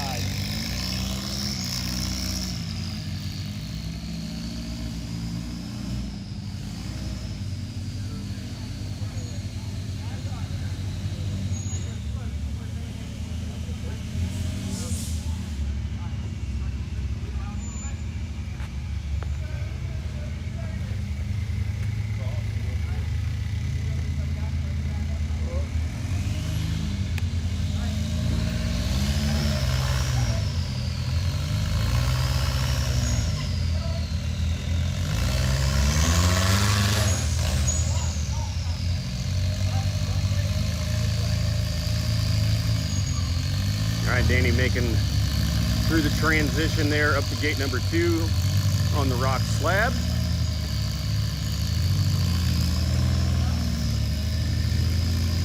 Now headed to the top for the bonus on gate number 3. Not a lot of room up top there.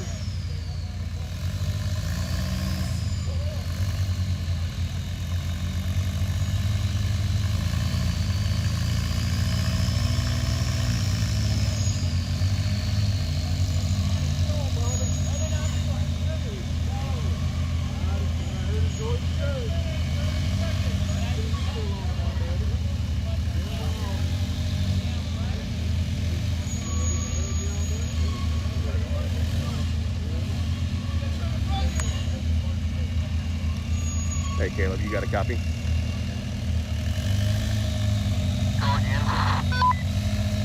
If you have a battery bank for your phone, I'm at 10%.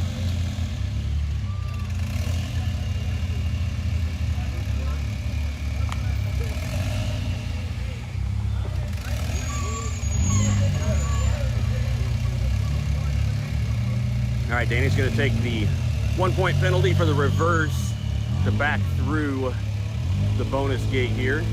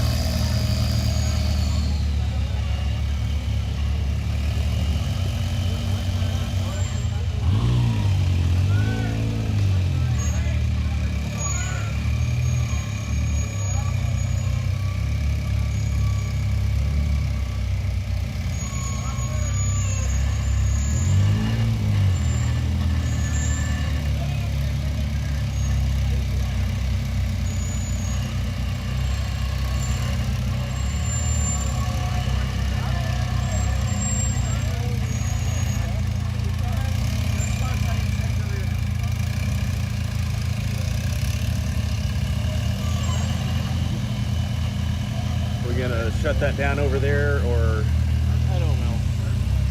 just go pull cones off of it?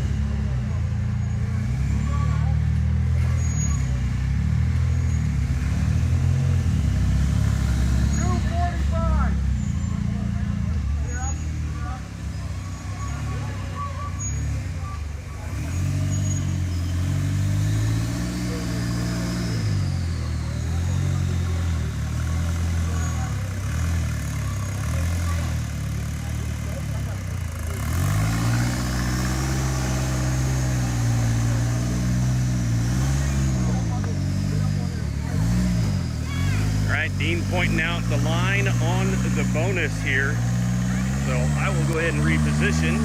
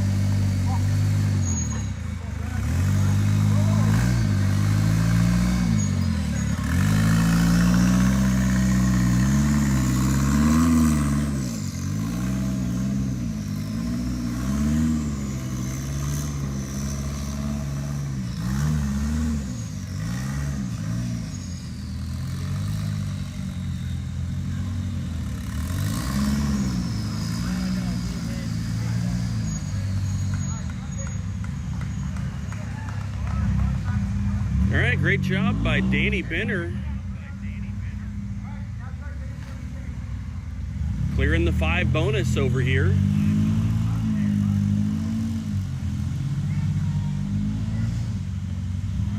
Did get the number 1 gate over there. So he's got 10-point penalty there.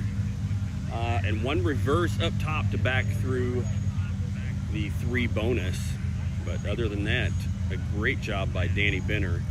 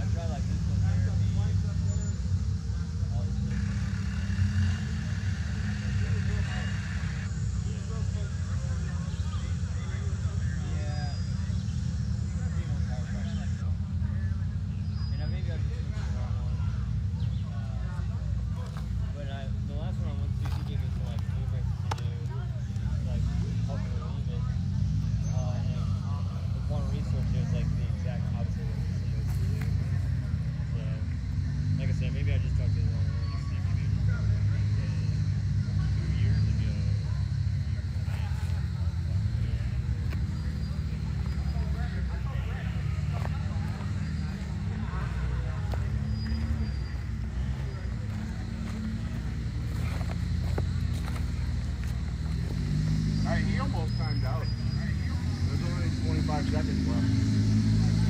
I was closer than I thought it was going to be.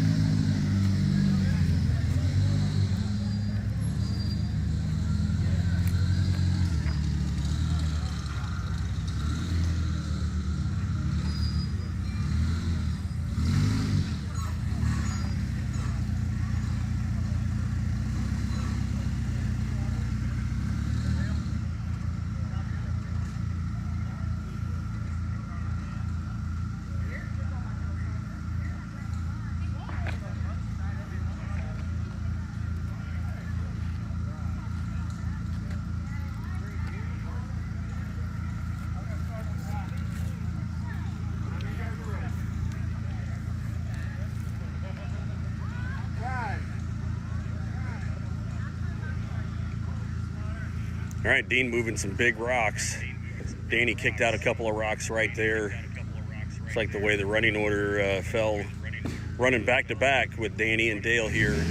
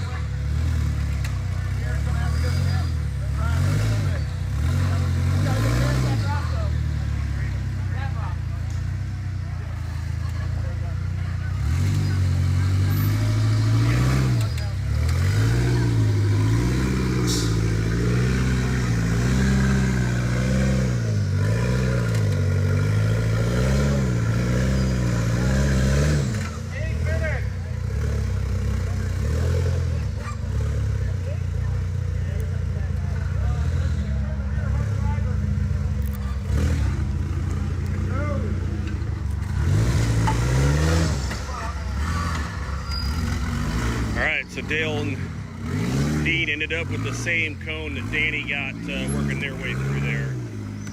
Neither one of these are portal axle cars.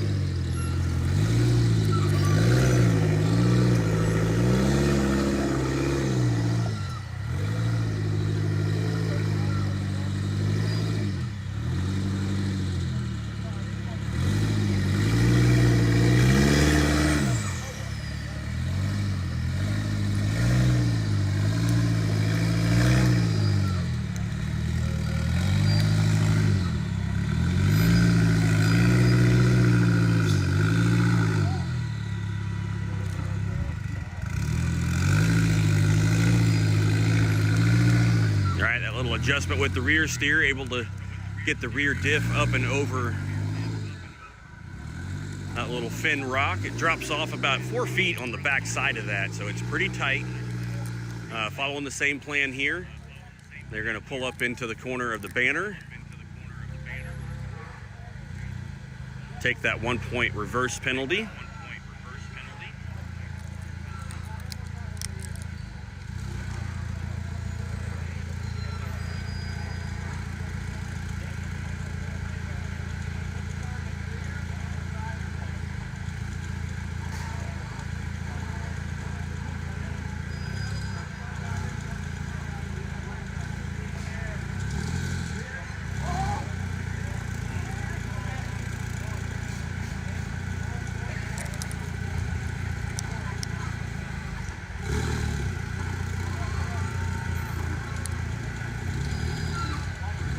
Almost caught the driver's left-hand side rear cone there. Able to turn the rear tires all the way to the passenger, straighten up for the drop.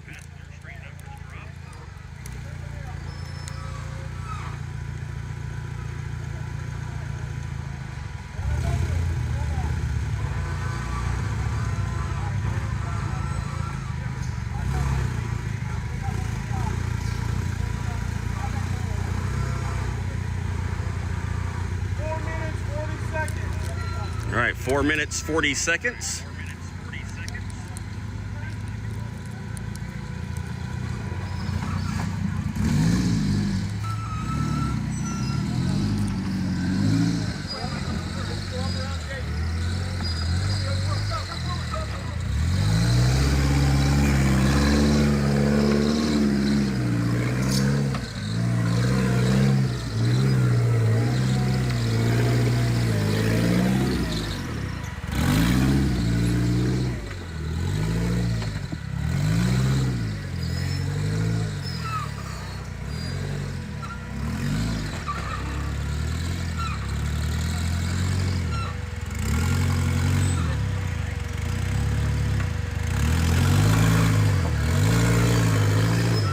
Dale's getting that rear steer straightened out.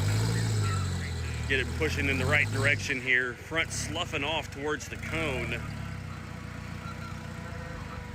Left front should start to fall off right here, start pulling away from the cone. Rocker hard in on the driver's side on that rock.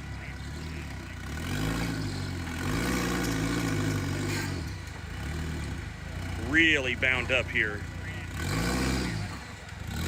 All right, able to manipulate the chassis just a little bit, enough to get through there off the rocker. Now pivoting those rear tires all the way up. All right, out through gate number 4. We'll head back over.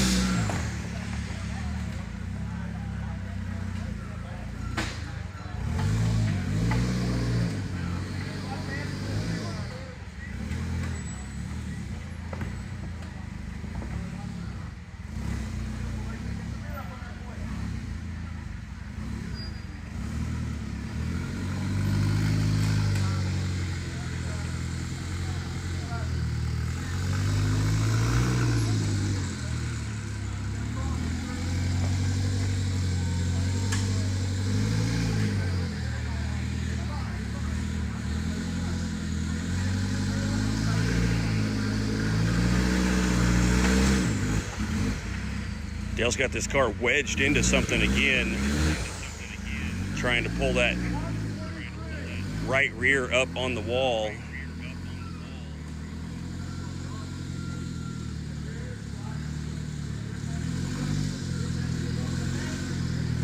Cool line.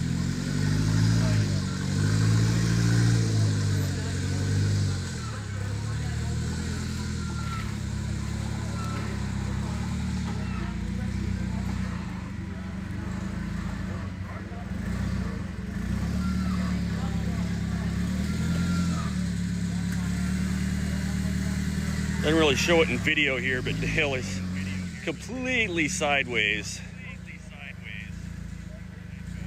Maybe smart to go to a spotter strap on the front of this thing. Can he get it? He's got the front tire pulling over there. This is where we saw Brett Dickey earlier this morning. Every time he went to put front power in it, the car went sideways. And he is 100% on his side right here. Saved it with a little bit of a rear burn.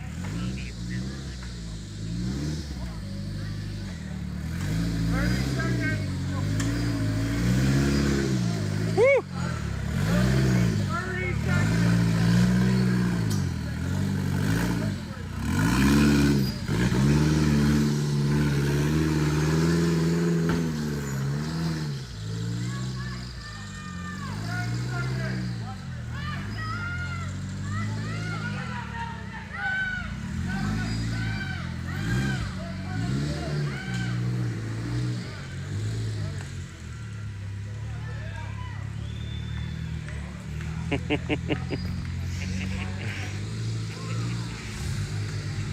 Got Dale out through the right set of finish gates. Absolutely amazing driving to keep this car back rubber side down.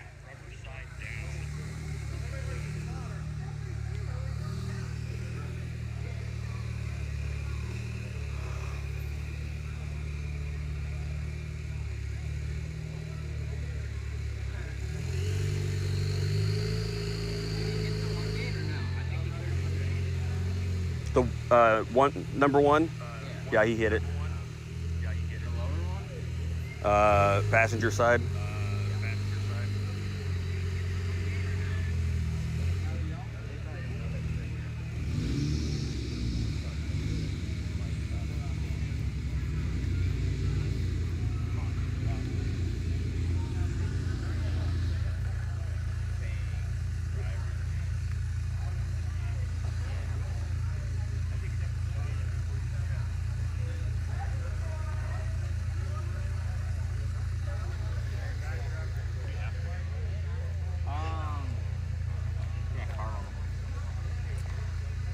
Some scheming over here.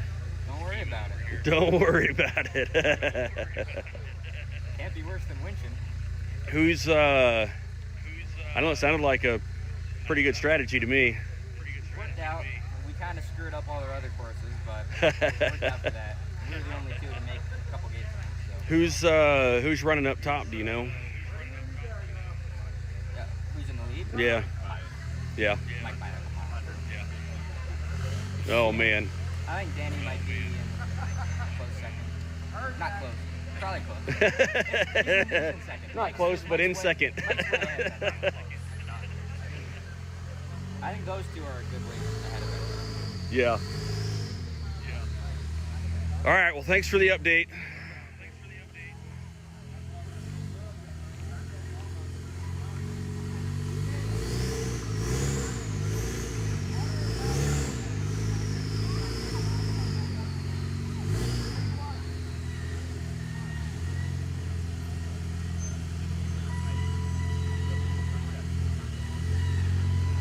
Oh, getting so close to this cone over here. He did get it. Oh my gosh.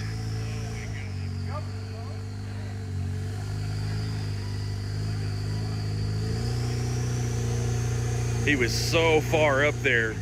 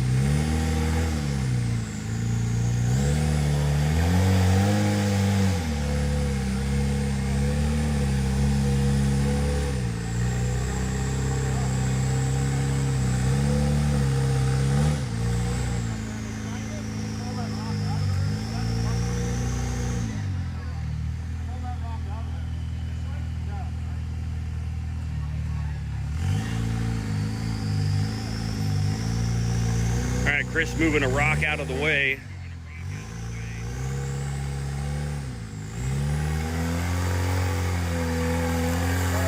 Oh, they got both the left hand and right hand side.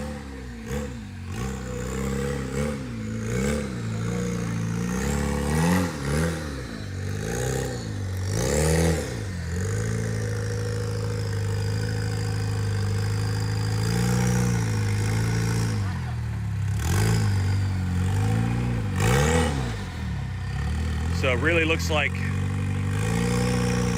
after talking to Jesse and Charlie, that might explain their run a little bit. They've got a pretty good lead, feel comfortable, they can give up a few points.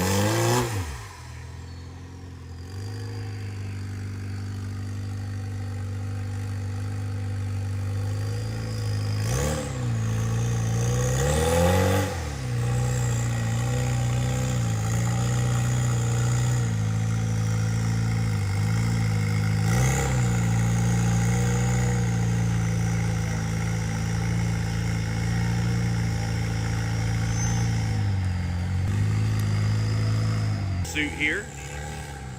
Heading up into the corner. Gonna take that reverse penalty.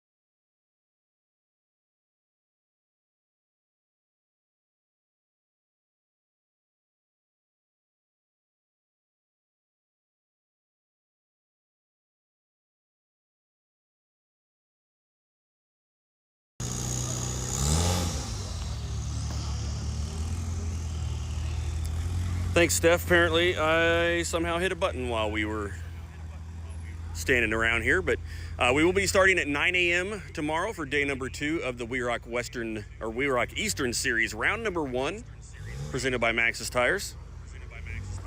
So 9 a.m. start tomorrow.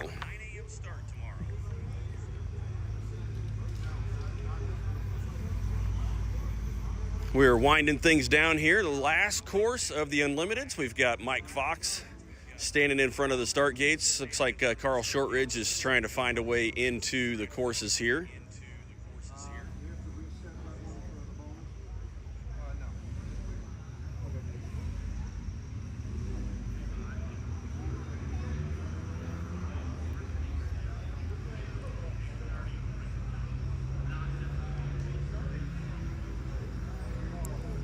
All right, hang tight. We'll be right back.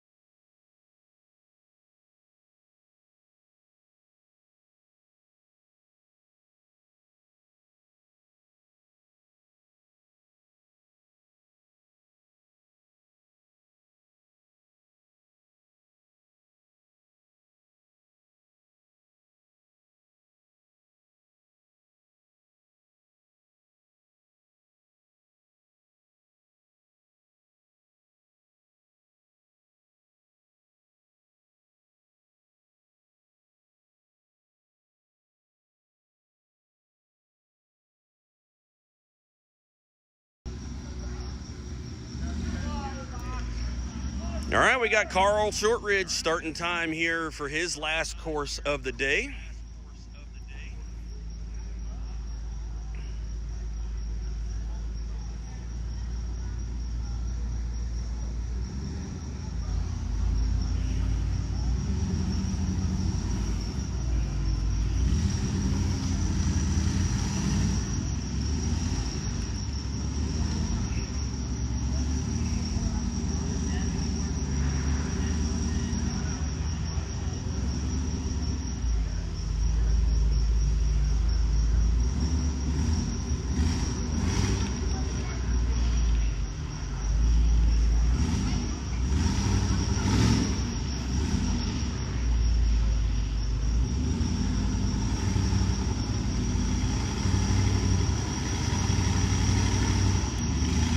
Carl shortening this car up to 108 inches on these 42-inch BF Goodrich tires.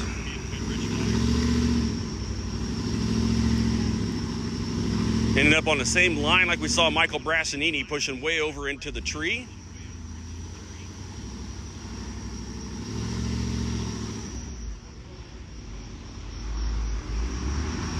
And I can't tell, but it definitely, yeah, looks like those rear tires are pushing him further over there.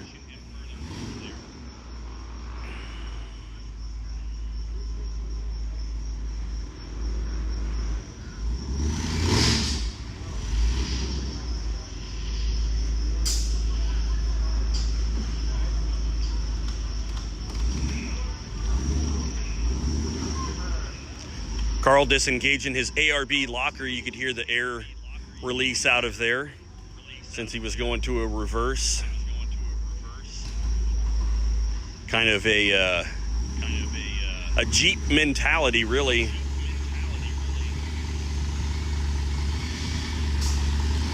Can't see what's going on the backside, but really needs to have those rear tires pointed to the passenger to match the front.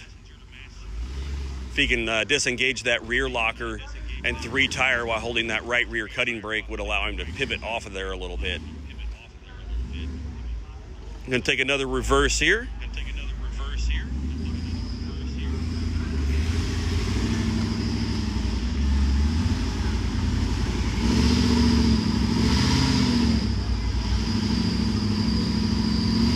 All right, Carl looking good. Big wheel stand here. Settles down in there nicely.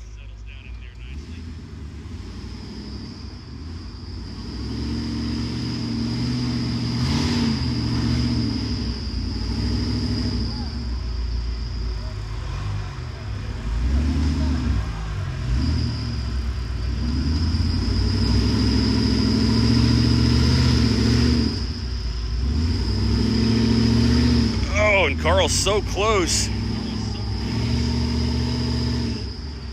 If he could just get the front tire turned downhill in there, stay in that notch, and get that rear tire far enough away from the number 1 cone.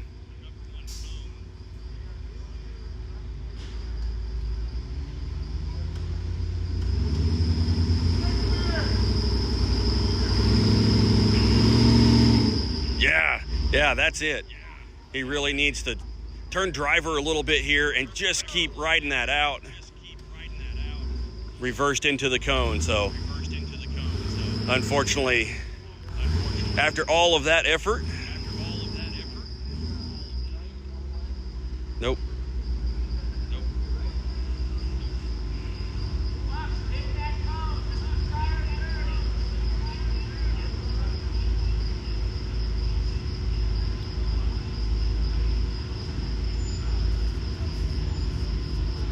Mike Fox stacking some rocks underneath there, trying to get him through the obstacle now. Already used 5 minutes just on gate number 1. Rest of the course fairly simple.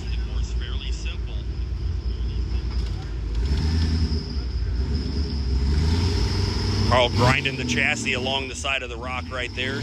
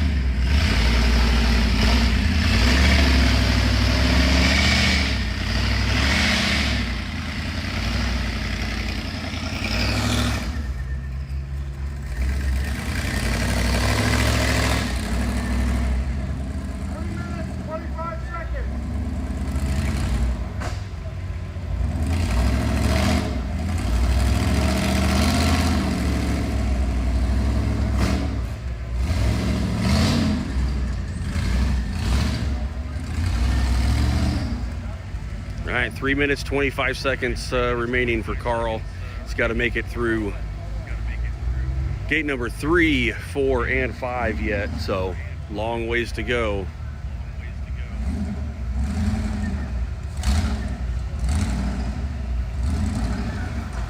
Car sloughing off.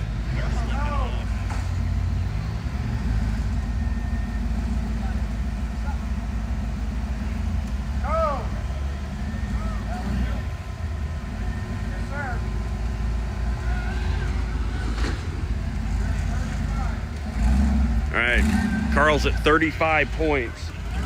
Pointing out is 40. So they've got to make it through clean for the rest of the 2 courses here.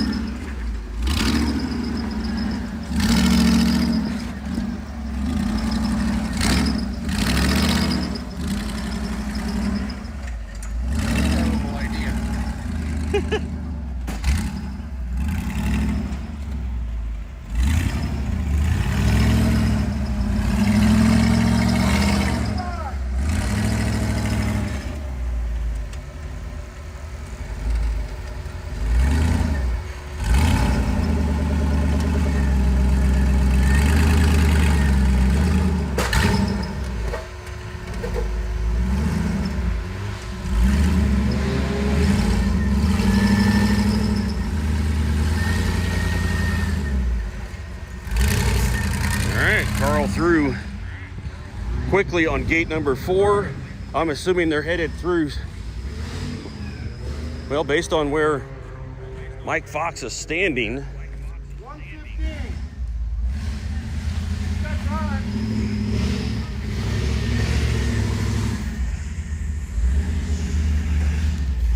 Looks like they're going for the bonus here.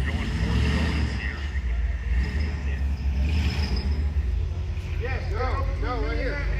Oh, yeah. Send it, Carl, send it. 50 seconds. All right, 50 seconds remaining. They're opting for the standard line over here.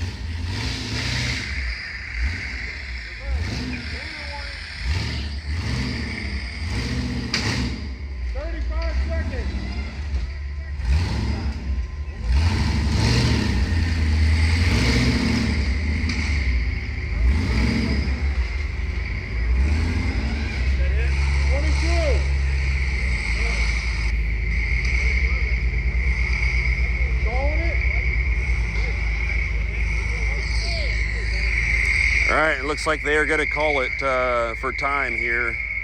Still had enough time to get progression on gate number 5. They just gave up 5 points, unfortunately, but still had enough time to get progression on gate number 5. They just gave up 5 points, unfortunately, but still had enough time to get progression on gate number 5. Where was that 30 seconds ago?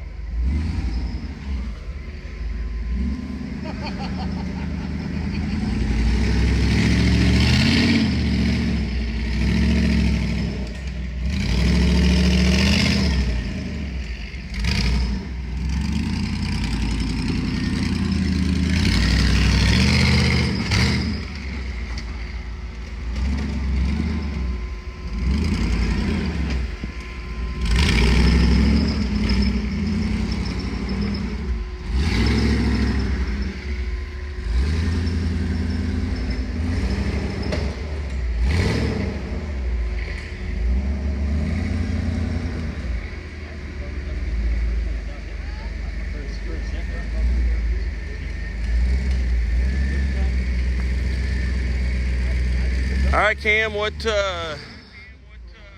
is that everybody, or we got still? We still have Little Charlie, Brian Malik, and Big Charlie. Okay. I'm Yep. ready. Are you live? Yeah. Oh, hey everybody. Ooh, Hi. real close. Oh, yeah. Awkwardly close. Oh yeah. Oh yeah. Handsome dude, though. He is. He is. Just ask him. Hey, you alright up there? We're good, brother. This is a piss poor idea. Yeah, I know. It's alright. I need to do it. Do the same thing. Find the front and just help me. Yep. I'm ready when they're ready.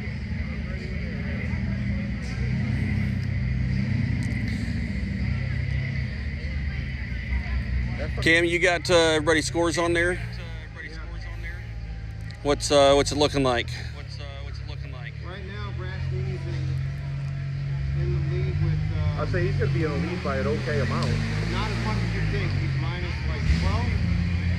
Danny is All right, so minus 12 unofficially for Michael Brassanini. Yeah, Danny's like plus 17. He's not far behind him. All right, so Danny's only Danny's definitely plus 17.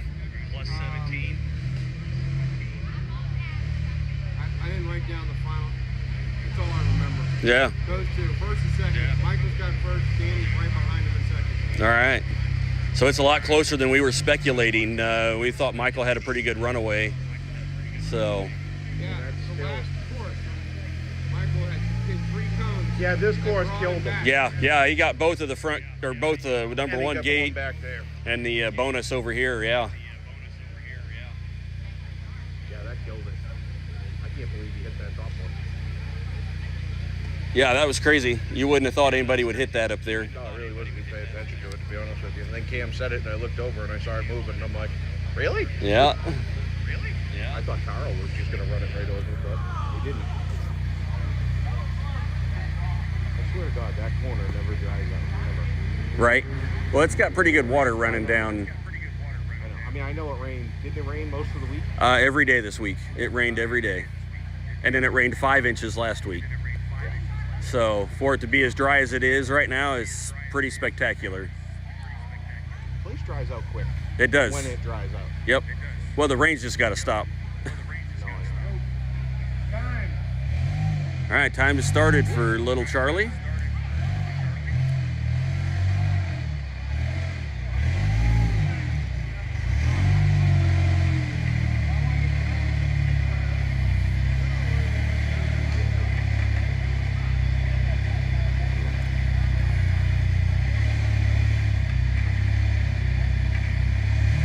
Gonna have to turn those rear tires, help push up over the wall there a little bit.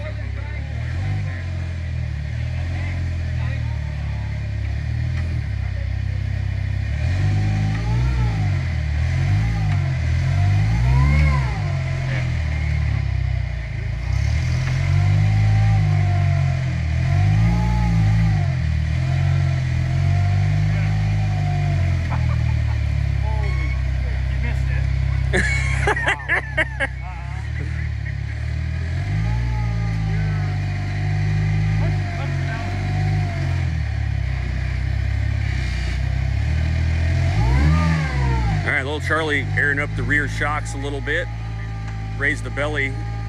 I don't know if that's going to help or not. He's got a pretty big knob here on the left front.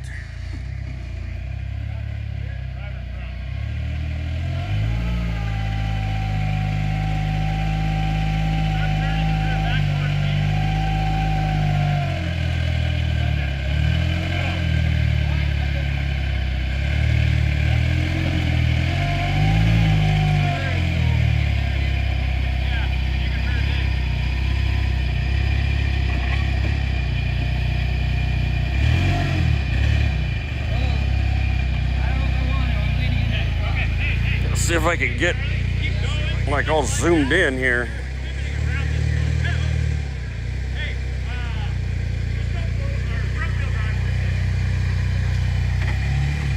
All right, back to front wheel drive here for little Charlie. Try and settle the car down a little bit. Probably needs to go to 4-wheel drive. Yep, there's 4-wheel drive.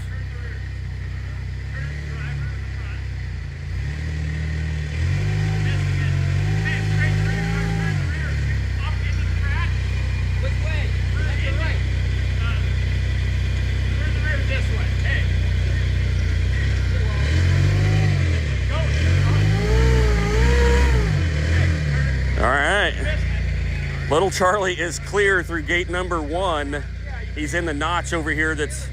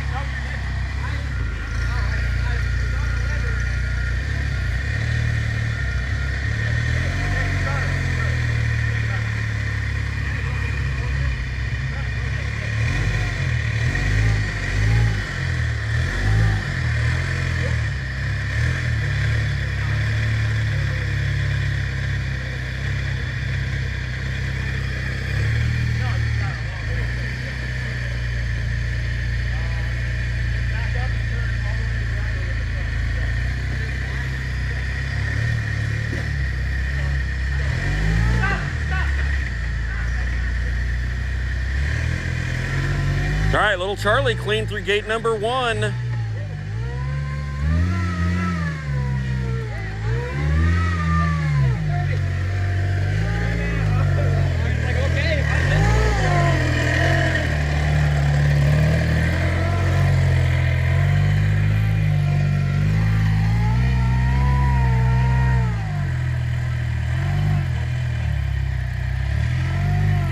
All right, taking a reverse here.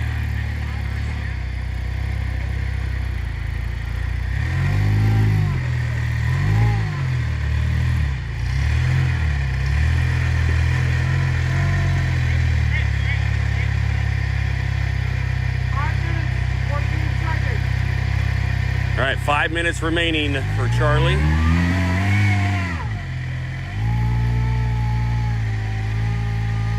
He ought to be able to work this. All right, Jesse's just gonna have him back up.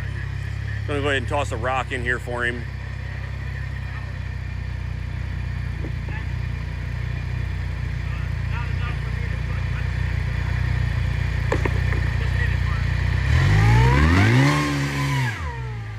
All right, got the right amount of throttle for little Charlie. Up through gate number 2.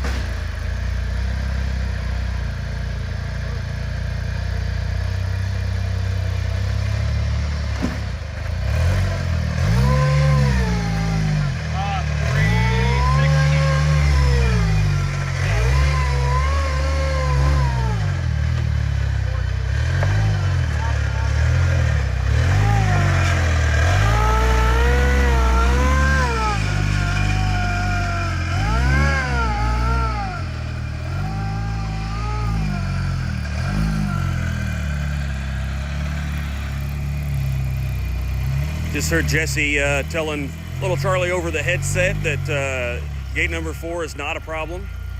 So hopefully they do not underestimate that, but it has not given anybody any problems so far today.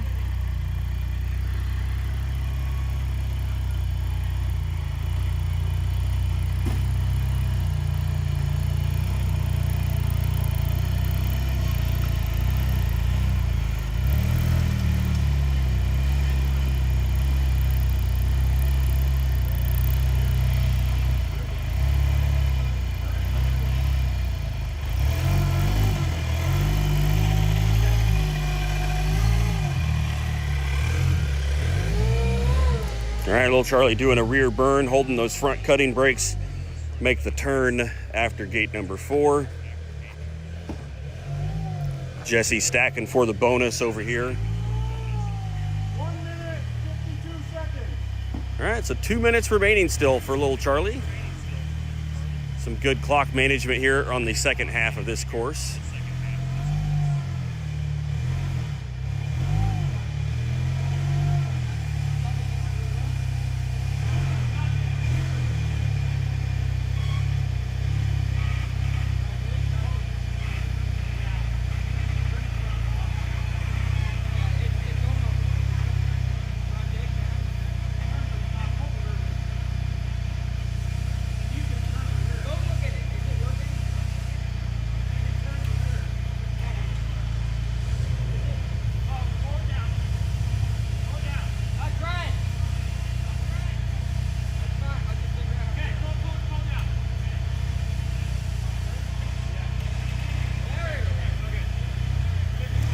right, little Charlie's got the winch pulled in tight, right front tire coming up off the ground.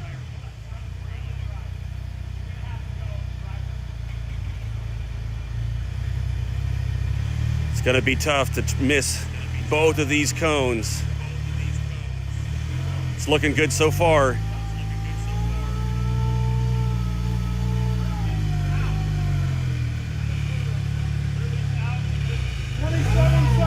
All right, 27 seconds for little Charlie. Nicely done, and plenty of time to work their way out through the finish here. See some sparks coming off of the rock as the axle tube contacted it.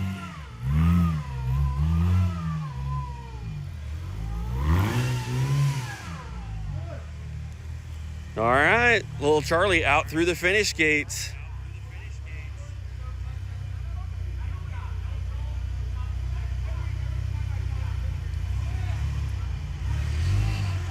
All right, finally got a good course under their belt here. These guys struggling all day.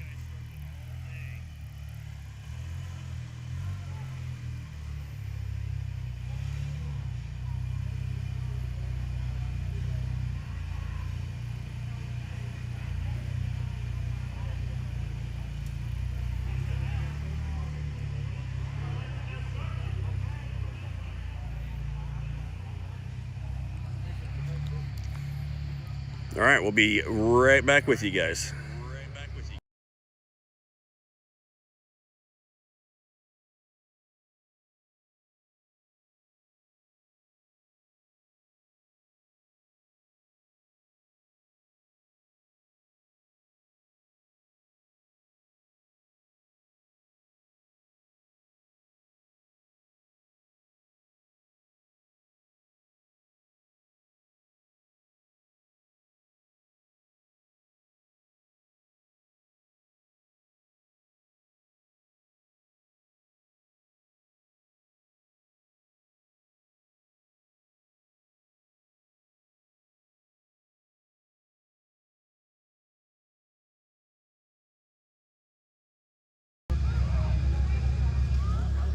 All right, we got Brian Malik getting in his car, working his way.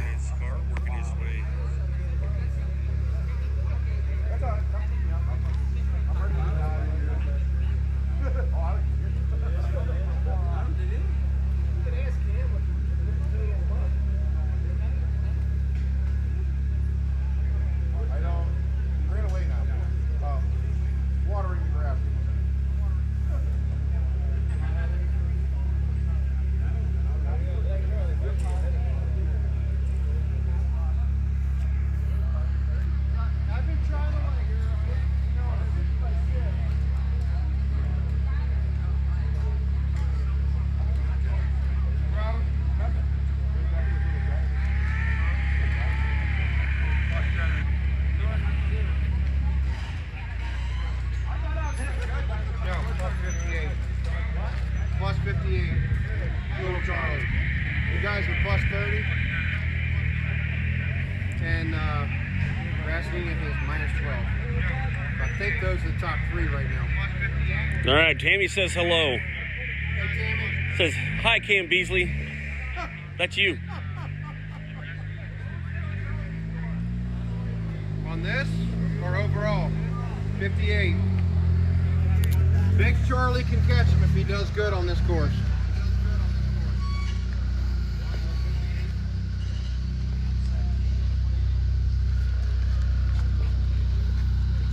All right, I'm into position.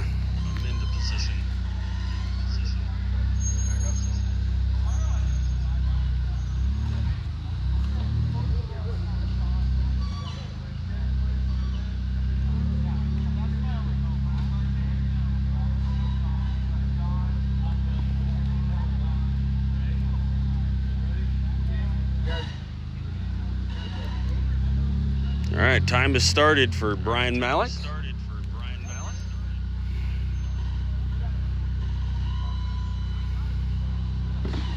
Their second event in Unlimited.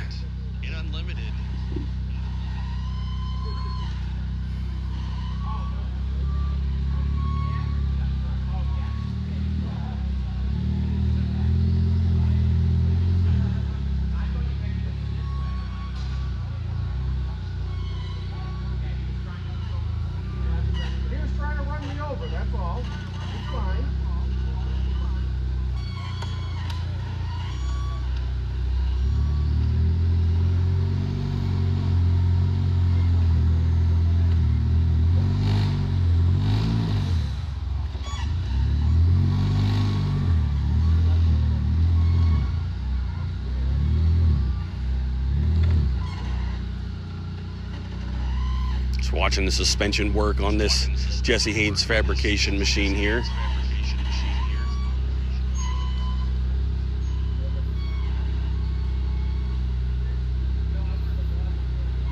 We got the front coming down nice. Gonna really need to get those rear tires hard to the passenger. So far, really like.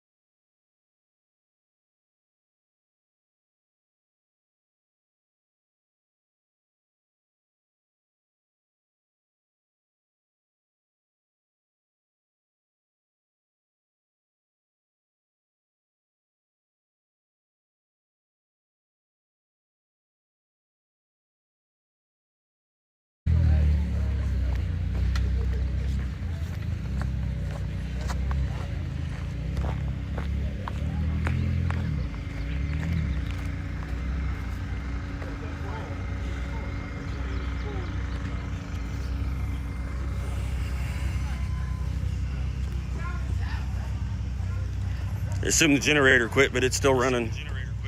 The iPod quit. Can you check it? What? I do. Let's see. Probably not after this.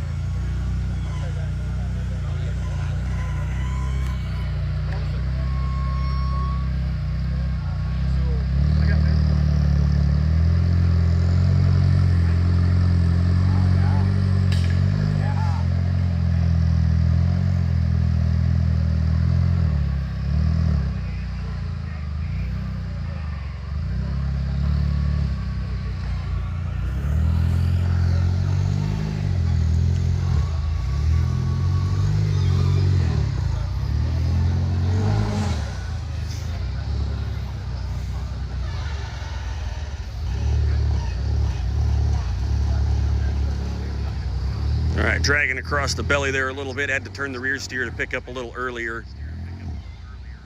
Now they can go back. Oh.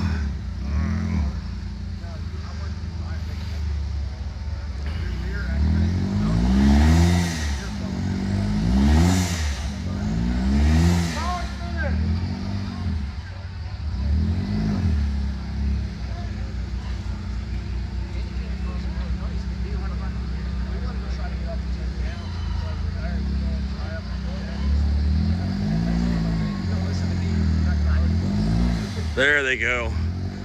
Got it up around the right-hand side, number 3 cone. After just schooling the front section of this course, just got a little hung up in there. I was really hoping they might be able to make the turn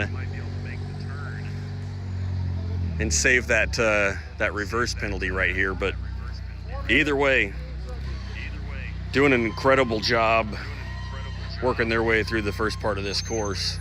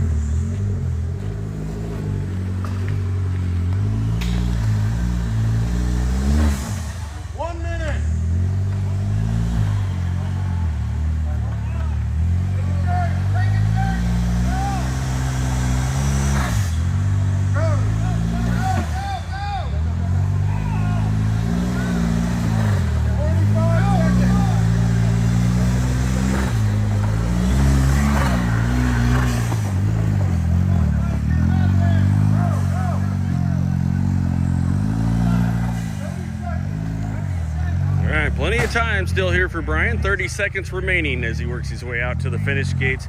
Incredibly smooth run. These guys are working extremely well together.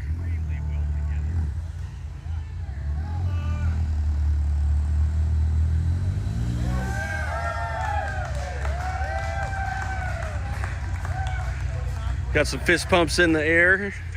These guys are having fun, and that is what it's all about.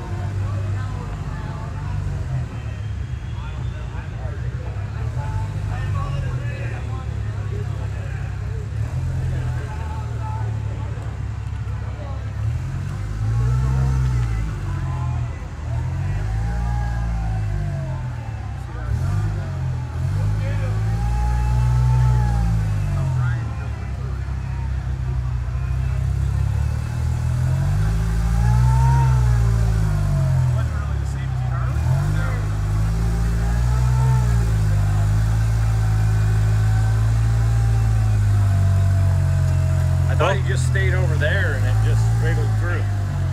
Yeah, pretty much. What? Pretty much. Yeah. He just made it look a lot easier. It's funny, you wouldn't think that it would work, but like, there's enough room that when you stay that way, it just kind of can. Yeah, you got to get, Brian, you need to pivot Brian the was car. that way if you look to his front.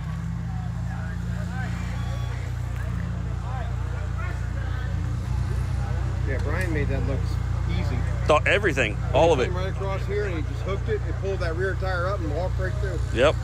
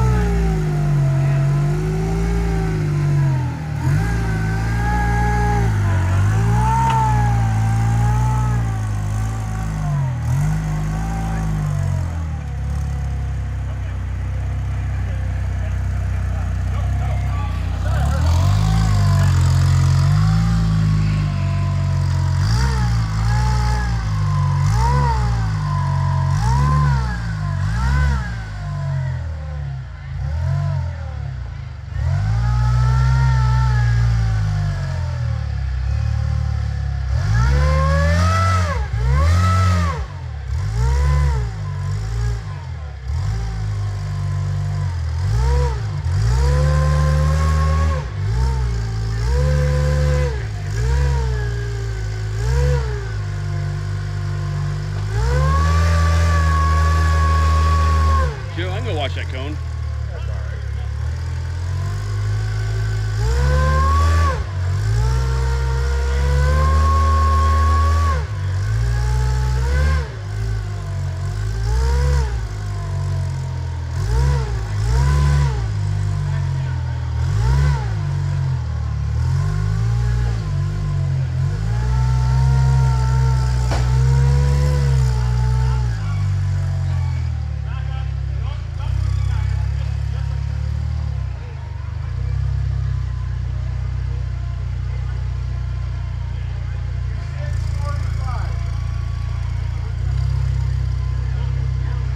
.45 remaining for Charlie. Lots of time left. Made quick work of gate number 1, gate number 2, and looking really good here for gate number 3 bonus.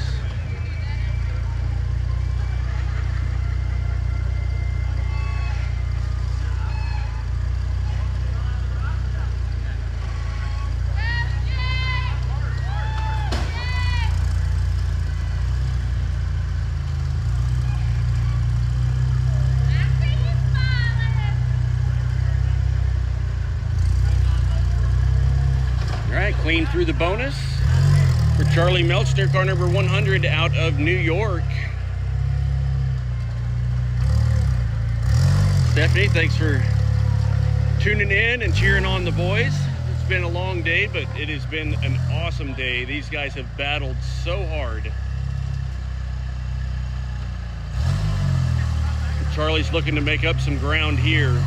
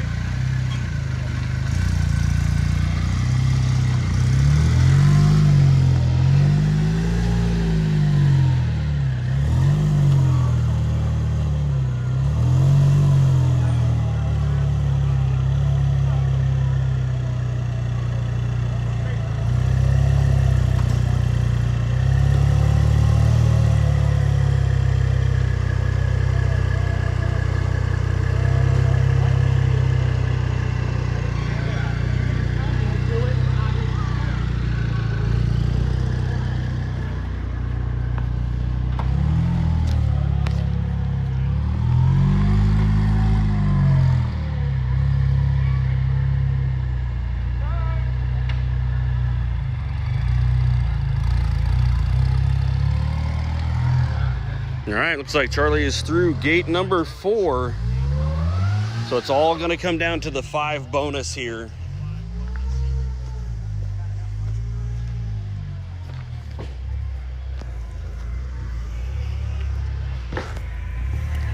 Jesse going to work stacking some rocks.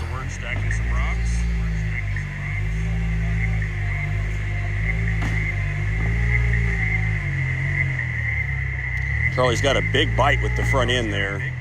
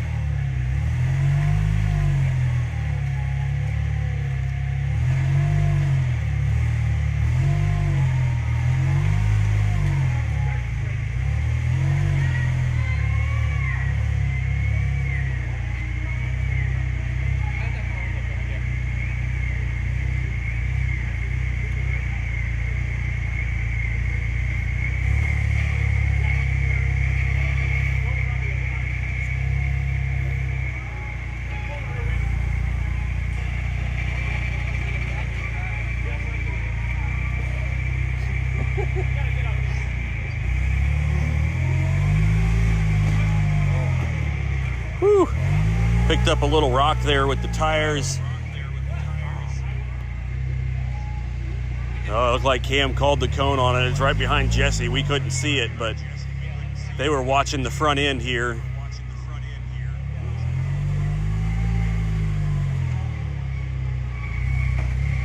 And looked like missed that, just barely clipped the rear cone. Charlie going to the front winch here, settling the car down and going to pivot around. That left rear should pick up.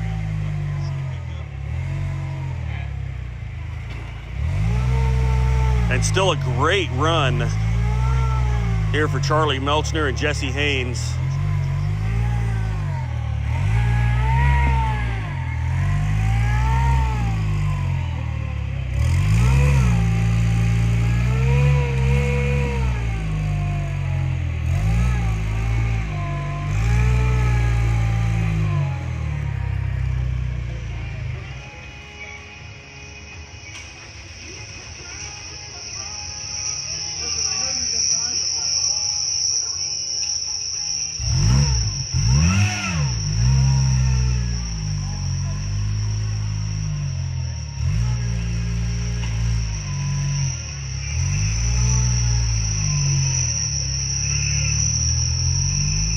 Stephanie, thanks for tuning in. The kids did great.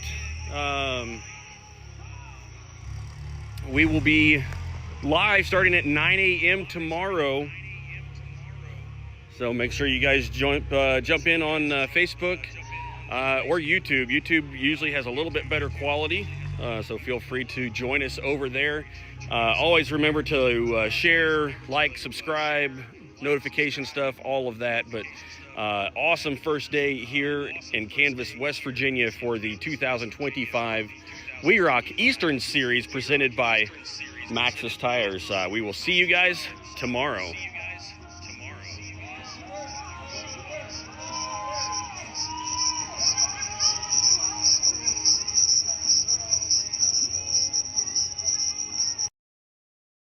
All right, let's do this. We've got the fastest deployable welder. A Carnage welder is a wire feed welder. It's basically batteries and everything inside of a box. It's quick deployment. Just take out the case, open it up, turn it on, and you're ready to start welding. No pulling batteries or getting cables out. It's literally 30 seconds and you're up and ready to weld. It's very user-friendly, awesome penetration on the welds. The first weekend I was out with it, I had to use it, and it's the only reason I was able to complete the second course in my competition. If you're ranching and farming, you have to have a Carnage welder in your tool bag. If you're a hunter and you're off the grid, the Carnage welder is going to be a necessary tool. You break, let's fix it. 10 minutes later, let's get back on the trail and let's try whatever you broke it on again. I'm able to utilize that in so many different aspects of my life. I always carry a Carnage welder as a part of my off-road gear. You pack it wherever you need to, flip a switch, hook up a ground, and start welding. It's that simple.